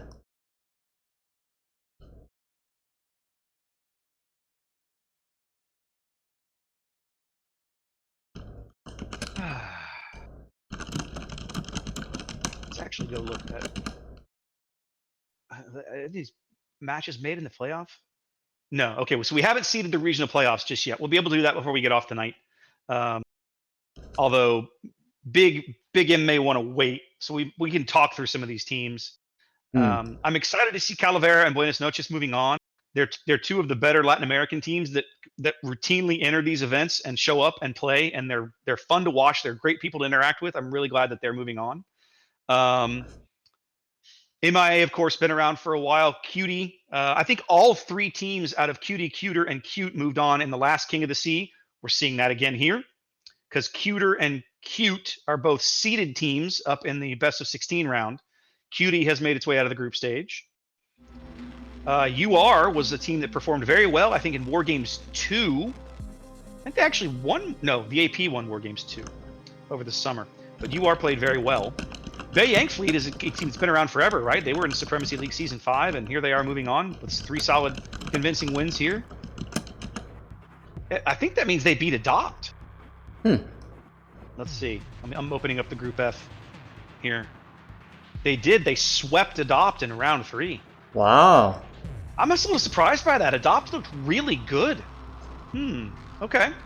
Let's see. What's Group E going? Okay, so... All right, so the 2 teams moving on out of Group E are certain to be RQL and WUDPS. They're playing each other for the top seed, but they are the only teams in that group with 2 wins. They will be moving on. We already covered Group D. That's MIA and TNG. Of course, the Group C is pending the result of this match, which is kind of dragging, for lack of a better word, but we'll get there. Well, that just means we won't. Crash. Just means we won't have to wait for the stats to get put up, right? Because everybody else have reported in. Indeed. We have a similar situation in Group A as we're facing here. Rogue Fleet and Kantai are playing each other, and the winner of that match will advance to day 2, and the loser of that match will be done for the tournament. I do not have a score on that one right now. Let's see, have they input a score? I don't see one, so no. I don't think I have a score on that one just yet. How are we shaping up in the training room over here? Still waiting.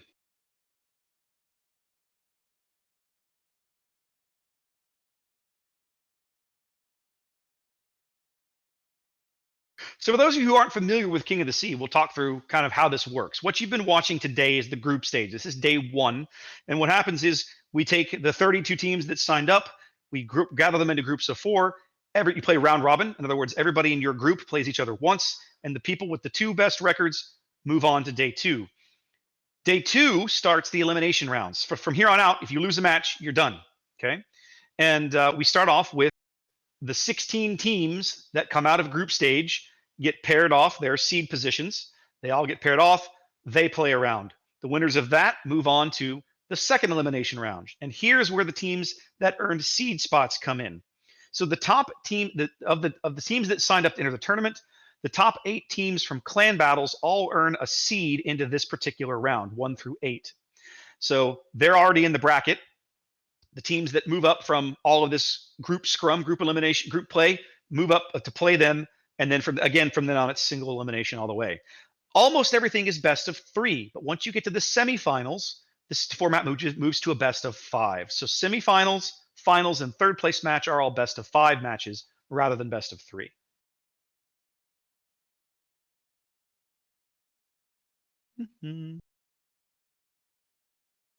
Still waiting on the look at the Tash carrier to get back in. He must have had a serious critical error on his machine. Yeah, speaking of critical errors, I just realized I was streaming the results from the EU side of on tournament instead of on On the this tournament thing. TV. That's Yep. because the guys that set this script up were in the EU, so that was the default one. The NA one's plugged in there, but you gotta manually toggle it on. Right, that wasn't in the directions. No, it wasn't, and I apologize. I should have pointed that out when we were setting things up last night. So my apologies. It happens. I'm not worried. Right now, I'm trying to figure out where I put the pictures that were created to explain. There were two graphics that Quad made, and I don't know where they went. Oh, you're talking about the which ones? Help me out. The ones that describe what you were just talking about. Everything that at a glance. Here it is. Oh yeah. Hit me with that link when you get a sec. I'll put that up in my own. It's in the streamer files. Oh right. I'll just go grab it. Oh yeah, I downloaded this.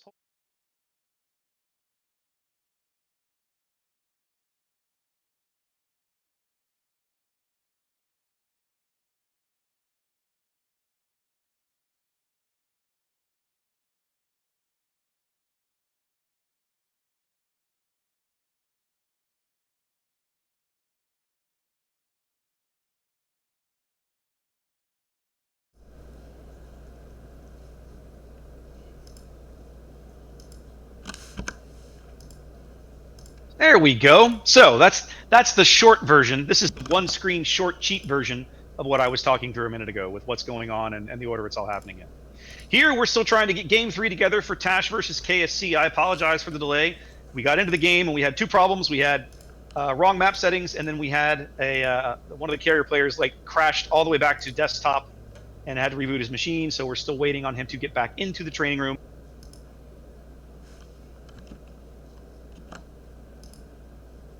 Two teams are having a great time chatting with each other, though. So, I mean, kudos to them for, hanging out and chilling. Right. Next week is the elimination stage, correct? That is correct. Okay, just making sure that that graphic is correct. Yep, that graph is correct. We started today with 32. We go into next Saturday with 24. We go into the following day with, that's actually not quite correct, because you come out of day 2 with 8 teams. So what he has here for Sunday 20 October, it really is 8 teams going to that day. You have quarterfinals and semifinals. Because what happens is the 4 teams that make it to the semifinals are all playing again on the following weekend. You're just you're jockeying to find out who's playing for what position. Correct. Oh, we're dropping. We are now dropping. I let them know we were both ready. Yes, we are. All right. Here we go, guys. Last game of the day. I'm gonna draw this raffle fast. Are you gonna do the trailer again? No, I skipped the trailer this time. Once I've played it once for the day, that's usually enough for me. Although I suppose with the audience coming and going, it would be good to change it. I might just do that for default next time, but I didn't do it right now. All right, no worries. While you're doing your draw, I'll kind of walk us through. So we've got KSC with Hakuryu, Yamato, Montana, Hindenburg, Double Zhao, Stalingrad, Double Gearing. Basically what worked last game. Tosh has Hakuryu, Republic. Interesting. Yamato, Des Moines, Minotaur again. Hindenburg, Moskva, and this time Double Gearing as well. So basically it seems like they're saying, well, it didn't work last time, but we think it'll work this time. Well, we'll see what they do with the Minotaur. Poor English Muffins didn't really get to play last game. He got to sail up and die in about what it was. It took them about 112 seconds to kill him or so. I mean, Something like that. It was sad. I felt bad for the guy. Yeah, well, on the bright side, he got to go and have a break and eat. True. He could take a match off at that point, right? Yep. I mean, I think it was the hack player on KSD side. Yeah, Pyro said he hasn't even had any lunch today. So you don't play on an empty stomach, man.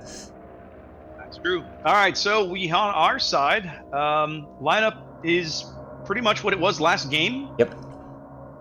Yamato, it looks like we've got Yamato, Moskva, and Gearing headed to A. It looks as if everyone else is going to B or C. Now, the Minotaur Minotaur has the gearing right in front of him, as in like 2 or 3 clicks in front of him. So I'm wondering if they're planning on bum rushing B or not.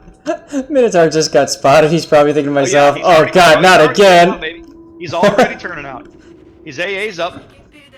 This is what I'm saying, man. Like they know the value of putting that Minotaur up in a forward position early and how hard he'll be to dislodge if they don't. Fighter's doing really good work. All right, we're calling for a mulligan, it looks like. Oh, no. Alright.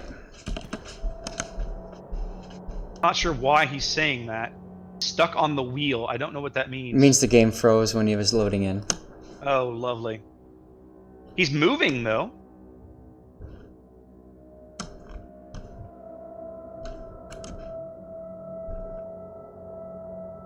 Well, guys, we'll try again.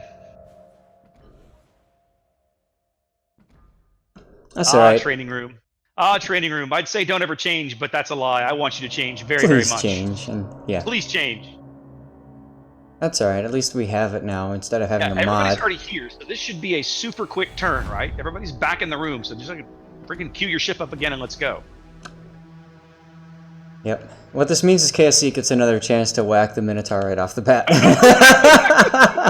I knew you were going to say that. As soon as you said KSC gets another chance, I was like, he's going to say they get another chance to off the Minotaur. Yeah, there it is.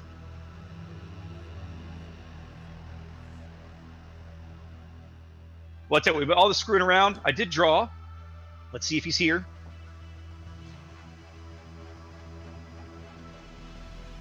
And he is! Let the rigged accusations begin, as right you are, Ken. Win some free loot. Ken won earlier today on my stream, too. Are you serious? Yes. What is with people today? Oh, whatever. Hey, it's all good. Well, he hadn't won on my stream, so he wins there. Let's see. I've had Baturo, Raichu Arken, Predator Us, FPV, Duck Boy, I'm in here, Blazer, Sailed Away, and Truffle Me win so far.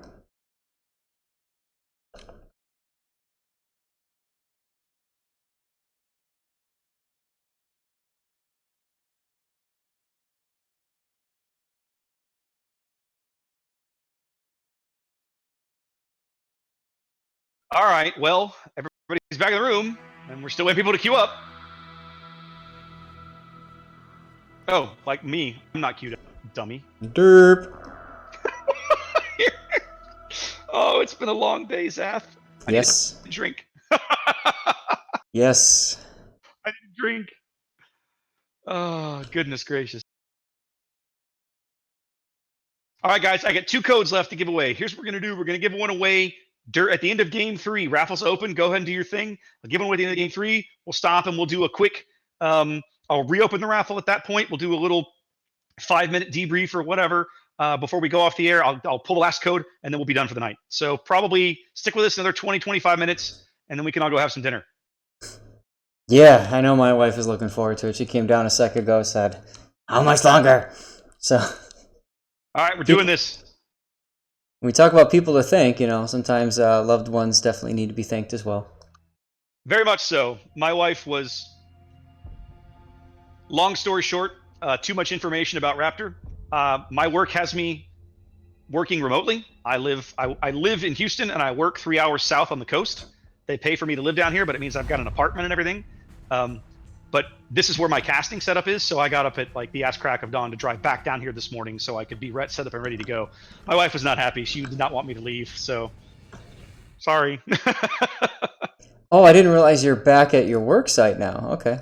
Yeah, I'm back at the apartment down here in Portland because it's just easier. Like, this is where I've got more space. I've got the dual monitor set up down here. It's just much easier to cast. Yeah.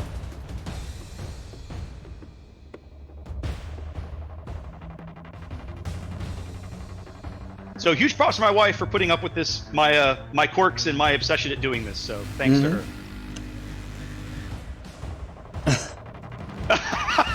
LPA, you jerk. Бой начинается. All right. Okay, guys. Triple fingers crossed. I think we're finally going to get this game off here. Trying one more time. Obviously, neither team has changed their team composition. Before you panic, no, I'm not gonna Raptor you. I have The whole casting thing's over here, so I can automatically tell when I screwed it up. Крейсер противника уничтожен. But a little bit of showmanship. I don't show you things until I'm ready. What are you talking about? I don't transition to the game until we're both dead and I'm locked onto the other carrier. Oh, okay. Okay, so here we go. Finally, back to where we were a minute ago, and it looks to be about the same. I'm seeing Yamato, Gearing, and They can't Moskva change. actually now headed to A. I know. But I want to get up here and ride this. I want to stick with poor English muffins. You know what was We know, hilarious? here they come for English muffins yet again. Let's see if the CV does as good a job with the AA. I mean, They he said spotted his AA's going off. They said in chat, guns mid for Minotaur at the start of the game. They know, baby. Here come the shells. Now this time he's turning into them, whereas last game he turned out of them. I think this is a better play. Oh, he just took a hit though. Oh, he took some bounced off his deck. Oh, Yeah, bullets. see, look at that. Everything's landed behind him. He played that much better. Yep. English, if you watch this later, good job. He'll hear that in 5 minutes, probably. Hey, man, he lived longer. He's already lived longer this game than he did last game.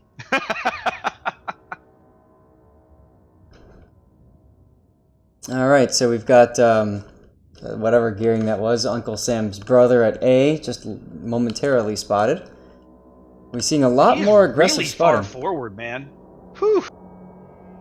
Yeah, well, it looks like the Yamato might have, you know, blocked the Moskva from getting into position, depending on last known. So now English Muffins is sitting there. He wants to go into B, but he knows he can't. And he's managed to wedge himself in so much so that it's going to take him a long time just to get out of there. He'll be all right. Yeah, but what I'm What saying it is... does is his AA bubble alone is going to discourage much CV activity over B. So, Yes. like, if they wanted to, they could rotate a gearing back there right now and cap B, because that Minotaur essentially would have him covered as long as he stayed at the top end of the cap. Yep. Now, it doesn't look like they're going to do that because you've got Sam's brother over here trying to reverse in, getting bombed.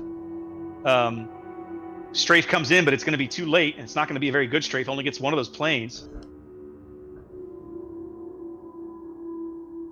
Yep, and Moskva is taking his time getting into position there. Сконцентрировать огонь. Oh Sam down to no. half health already. Yeah. What whacked him? I think the Montana. Sounds about right. That's where that looked like where those shells came from. I assume the Stalingrad radar is on him. Can you see him in the smoke? Not anymore. Okay. And LPA was in position to go into A, backed out for sec. Now he's in A. He's going behind the safe He's island. still in A. He's spotted now. Yeah. Well, at this point, he probably doesn't care. A lot of fighter He's behind duels. hard cover now. A bit of a fighter duel going on over at C-Cap as torpedoes go through smoke of the other daring Admiral Calamari and get nothing. Good day, sir. Uh-oh, Torp's hitting Hindenburg, possibly in smoke. Yep, Hindenburg took a Torp. That's unfortunate for him. You're Hindenburg? Yeah, Emperor I see. Solaris, as well as the Zal. Gas striking first here as they pick up C on the strength of Admiral Calamari's excellent positioning on the northern edge of the cap. Backed up by Itzam's Des Moines here at close range. They're driving drifts, gearing away, so they're going to hold C for a bit. On the other side of the map, Sam's brother is contesting A, but he's not going to be there very long. Here come the torpedo bombers. He needs to not be there, but he's stopped. Oh, no. He's stopped. Yep, he just He's got just spotted. turned his engines on. Yep. I was saying, he's absolutely spotted now. This is going to be... He's got his DF pumping. Yeah, which is actually bad because he's going to try get a for the Torp from cross it. drop. He's going to eat one in the bow. He Yeah. didn't have to take. Yep, exactly. That's of a going to force a misplay DCP. Yep. Well, they can't see him anymore. The planes have backed off due to some good fighter cover. But Sam is on 6K HP. They've hit him hard pretty early. Yep, planes have dove back in to get some more spots. 3K left 3K and a fire. now. That's a permanent fire, most likely. Yep, he'll stick because of that torpedo hit, I'm sure, as LPA does bag A on behalf of KSC. Yeah, now that's not enough to take him out completely. Oh, he just took another hit. That's probably Take enough. another hit. That's going to be, if he survives this fire, he's going to have very, very little HP. Yeah. Less than 600. Adrenaline rush! He ends on 332 hit points. He limps away. Thought so. Now, what you don't see just yet, Oh, what there you're he about is. to see is English Muffins getting into B. There he goes. Yeah, I'm not surprised English is going to do that. I mean, at this point, everybody's kind of said, oh, well, whatever with B. Well, at this point, what Tash needs to do is kite. Yep, I was going to say they're going to push fighters up and spot Sam to get him off the board. There he goes. Cash needs to turn their A flank into a kiting flank. Resh needs to get turned around. Moskvas can kite if you use them the right way. They need to just, if they sit there bow on, they're going to lose this fight in both ships. That's correct. Meanwhile, the gearing at sea is spotted now. Calamari is detected. And the question is going to be, how... nope. Really? Nope, I fighters thought, are dead. I thought there'd be more shots. It looks like just There's a Hindenburg few shells shots. coming in, but that is it. They all fall astern. Yeah. Tash down a ship and up 2 caps early here as we go past the 6.5 minute mark. Looks like the... This game is... Go ahead. It looks like the Hindenburg Boondock Taints got whacked a little bit too. He did. This game is winner take all. The winner of this game will be moving on to day 2. The loser of this game's tournament will be over. So the big stakes here for both teams. Oh, so the loser doesn't play next week. The loser will... This game will not advance. The loser of this game will not play next week. Roger that. There's already comments in the chat when they missed the Minotaur just in this game. Redo! We want to try again. Poor English Muffins got abused enough in game 2. Let the guy have a game. Yeah, right. Well, he's having a game. Well, he's capped B, and he's making turns for the channel in between B and C as Calamari is moving through that channel in the opposite direction, headed for the bottom end of B. I'm not sure how they intend to pull this off. I think I still don't like that this Moskva and Yami are just bow on reversing over here north of A. I think this is a bad, bad play. Well, it's a delay tactic, and the thing is, KSC's gonna have to focus on getting these guys out as soon as possible. Some good teamwork by Lego Party Australia, smoking up the Zhao. So the Zhao is going to be able to get some shots now on the Moskva for free, and then on the Yamato. Yamato's got nobody shoot. Sorry, go ahead. I was gonna say, somebody's got cross shots on Ironic. I think it's Long Dom because he just took shots from almost perfectly on his port quarter. Okay, I saw he got chunked. Yep. That's a very long shot, but yeah, that can work. Yeah, that's a spotter plane shot, I suspect. Yeah, I see the Yami spotter plane up from here. Yep. Yep. Ironic's out. He's on 300 HP. The next thing to touch him will kill him. There he goes. There he goes. Long Dong, by the way, Now, being shot at by the Minotaur in smoke in the channel. Yep. Well, it'll be Rush's turn soon. Carrier brings in the Torp Strike as the counter strafe does not get very much. He's going to eat a face full of torpedoes. It looks like he eats 5 carrier torps Plus, and 2 more from the gearing. Yes. Yeah, 2 more from the gearing. 1. Rush is very, very low. No, he ate 2. Oh, did he need 2? Yeah, 2. Right. Holes, 2 in the formation. So he will not be with us very long. Things already turning against Tash here. Their cap control costing them dearly. They own B and C, but their entire flank their western flank is essentially gone. Yep, and they've already called to push B from A, which makes perfect sense. That's what you would do next. As you can see, the carrier's dive bombers getting in position to finish off the Yamato. Now, I'm going to give Tash this credit, right? Calamari has rotated into the gap between B and A and B. He's already torping into A, so they're aware that push is coming from that direction and already moving to try and slow it down or counteract it. How about this? But they're down 3 ships. Extreme long-range salvo from Resh the Yamato takes out a decent chunk of Long Dong's hit points from all the way in B4. See this well. Long Dong now the lowest member of the team for KSC. They need to get him off the board. Tash desperately needs these points. They need the kill. They know it. They're focusing him hard, but... Yep. Hindenburg just took a whack. I don't know how much. Yeah, he took about a 4 or 5k whack there. It wasn't too bad. That's unfortunate for KSC. Well, so now KSC has 2 low ships. ASR Zhao also looking pretty low over there. Trying to get away, trying to drop spotting. Minotaur spotted now. There goes Yep, Long Minotaur's out Dong. of smoke. There goes Long Dong. Here comes the AP on English as his armor is strong enough to hold up. Wow. Oh, Gearing spotted. Tash moves into the lead briefly. Let's see if they can hold it. Game's halfway gone, but it is not. It is still very much up for grabs. Absolutely. Calamari now caught in this gap between A and B by enemy planes. Well spotted here. Lots of ships to shoot at him.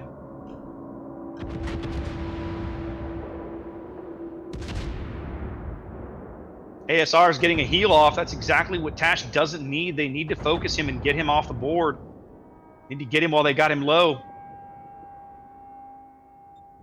I don't think they're going to get him. I don't think they are either. I think they missed their window. Yep. The only way they can get him is if the Republic gets a really good butt citadel.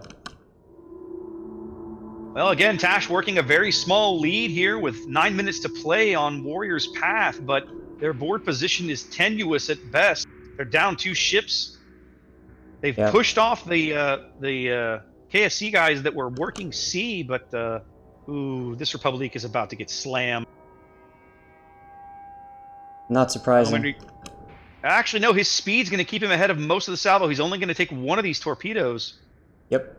It's going to be a lot worse. I thought it was going to be a lot worse than that. Torpedo strike now coming in on the Minotaur. At least the bombers are. Zay plugging away. Yeah, the key though about the Republic, his engines were just whacked, so he had to DCP. So some HE spam will finish him. Oh no, oh, there we go. Okay. Minotaur does take a couple of torps in the stern. Could have been Strafe a lot comes worse. in at the end. Not enough. Фокусировать огонь на цели. Zhao AP misses from the south. Calamari now being radared by the Stalingrad. I was wondering when that was going to happen. Yep, I was going to say Muffins is about to get slammed from the other side of the map, and there it goes. He did get his torps into the water against the Montana, but he is out as KSC broadens their advantage to 4 ships with 2 quick kills there. And that's pretty much it. At this point, it's their match to lose. Yeah, it really is their match to lose. I mean, they could still lose it, but they'd really have to screw up. Well, that Montana taking some torps is painful, but not enough to do much. Not catastrophic. Yeah, it's not enough. Des Moines coming in. Minotaur salvo.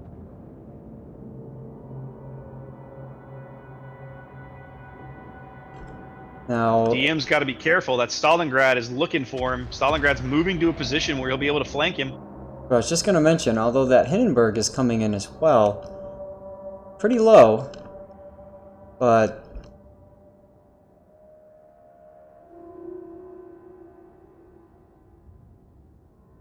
The score kind of doesn't tell the story here. no, but the Tash hit is points though. controlled. Yeah.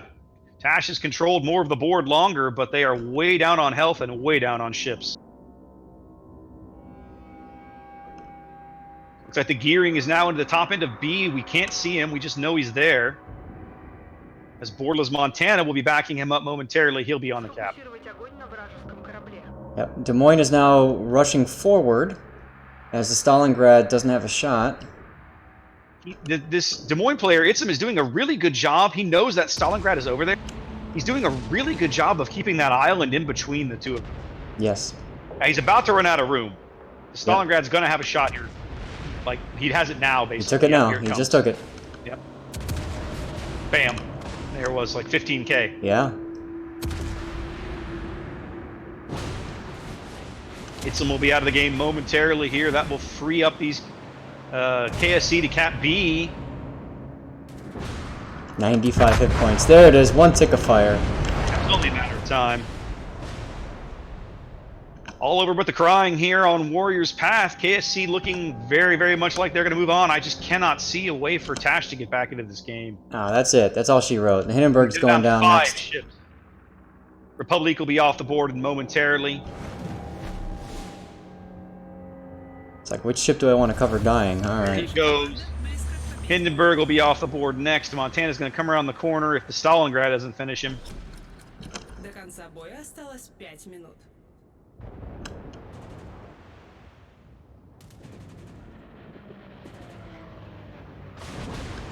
Montana putting in some shells.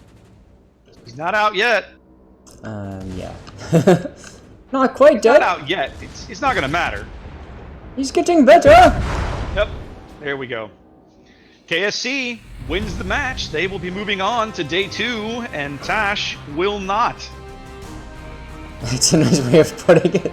Well, just reality. I know, it's the way you said it is just Good hilarious. game.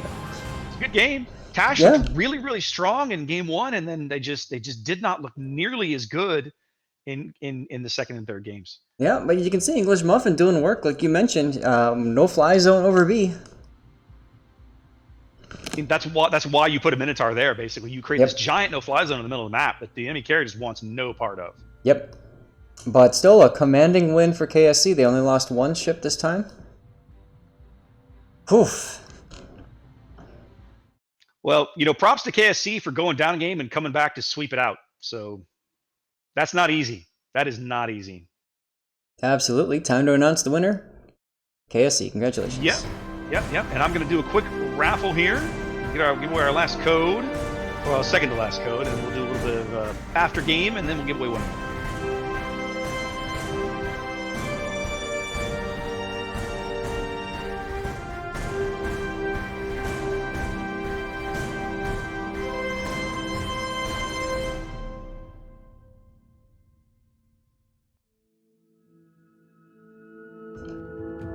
So it's been a pretty hectic day. Lots of battles, lots of dying ships, couple delays, but all in all, I gotta say, it's pretty awesome. Absolutely. This is always a blast.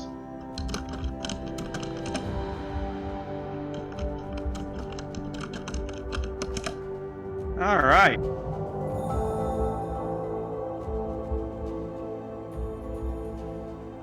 Okay, well, so now we know who we're moving on out of Group C. I'm sure that Big M has not seeded everything yet, but we can look over briefly, and we'll give one last look at the teams that we know will be moving on.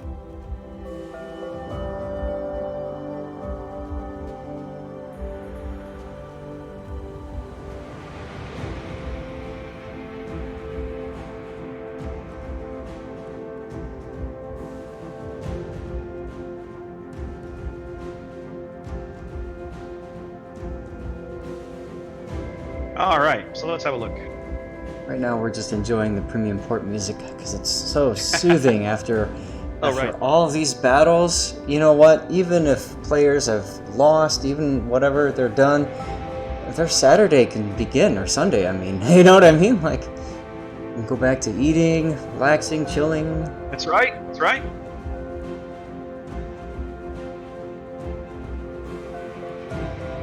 All right, well, let's have a quick look.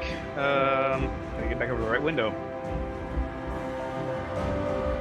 All right, so here we are. All right, looks like Rogue Fleet beats Kantai. They will take the second seed out of Group A. Yeah. Bias and Buenos Noches out of Group B. We know now Cutie and KSC will be moving on out of Group C. MIA and TNG out of Group D.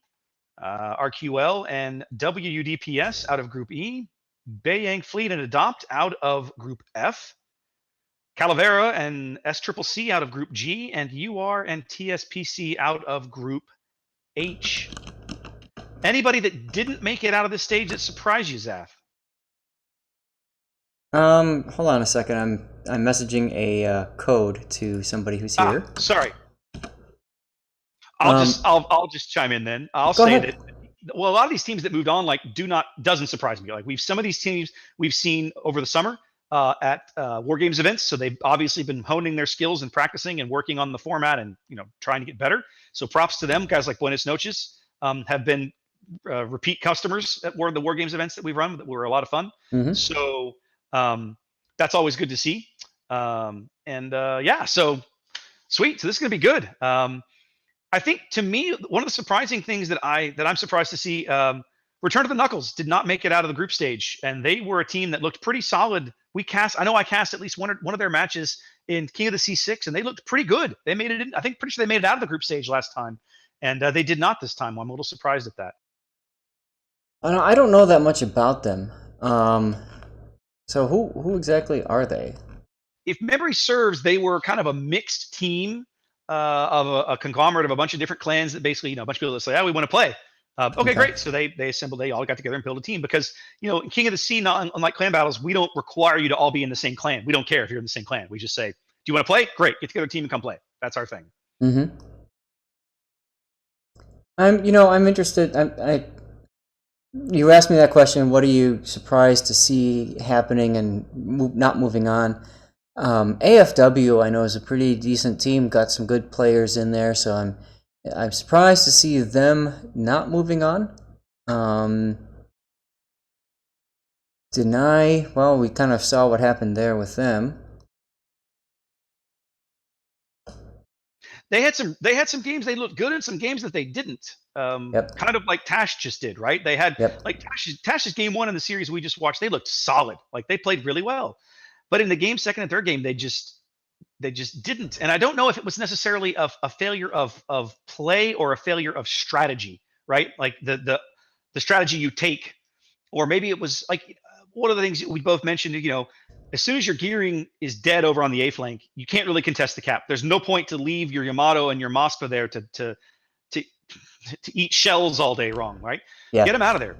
Put them through the broadside turn. Yes, they're going to get whacked, but then as they run north at full speed, to run east at full speed, you're going to prolong their life. You're going to draw the game out, and then they're going to be in a position to do other things later.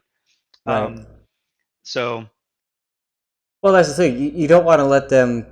You don't want to let the opposing team just wipe you out because then their flank is secured and they can push into B without any problem. So you're absolutely yeah, correct there. yeah. Other All team right. that Well, go ahead. I'm surprised to see Falco didn't win a game. I'm really surprised by that, or a match, whatever. I know that these guys have some good players in there. Obviously, we didn't cast any of the games, so we don't know what happened. But that one also kind of shocks me a little.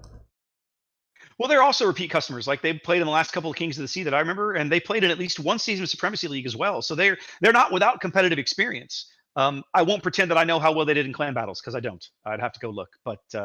But they're a good group of guys that love to play as well. So sad to see them go winless on the day and not move on. But if they came and had a good time, well then our work here is done. Yep. I'm glad to see some clans moving on, like Buenos Noches. You mentioned CVR, I believe, is up here too somewhere. No, Yep. where are they? Oh I'm yeah, looking. Calavera, CCF. Oh, CCF. Okay, I'm thinking of CVR from last time, but yeah, CCF. Glad to see them going. BYF. I'm glad to see Adopt too. MIA has always been a part of Supremacy League and all that, so that's cool for them. The new guys being new guys showing up, it's all good. I'm curious. Like, there's a team that signed up for War Games at one point and then did not make it. Like, they bailed on us for whatever reason. I'm curious to see them. We may have to look into casting one of their games next week. Who's that? Team G, the new guys. Oh yeah, They had yeah. they had signed up for, I want to say, War Games 2 or War Games 3. I forget which, and then just like they signed up and then we never heard from them again.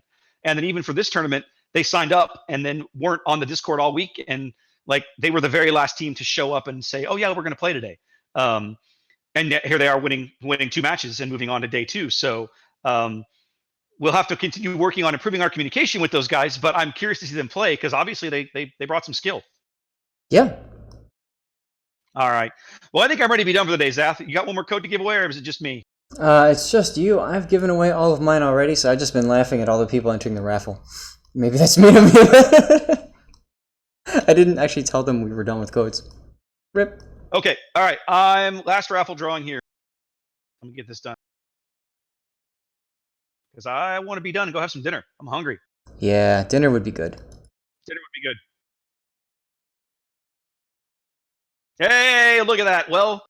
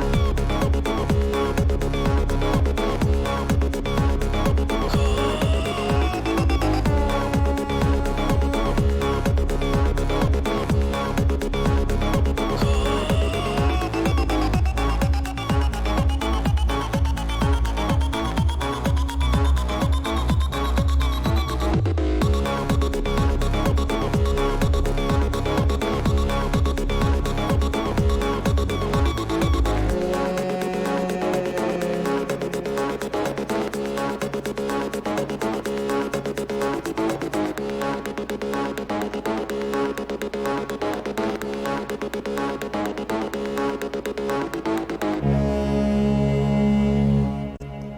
right, everybody, enjoy the rest of your Sunday. Go eat dinner and things.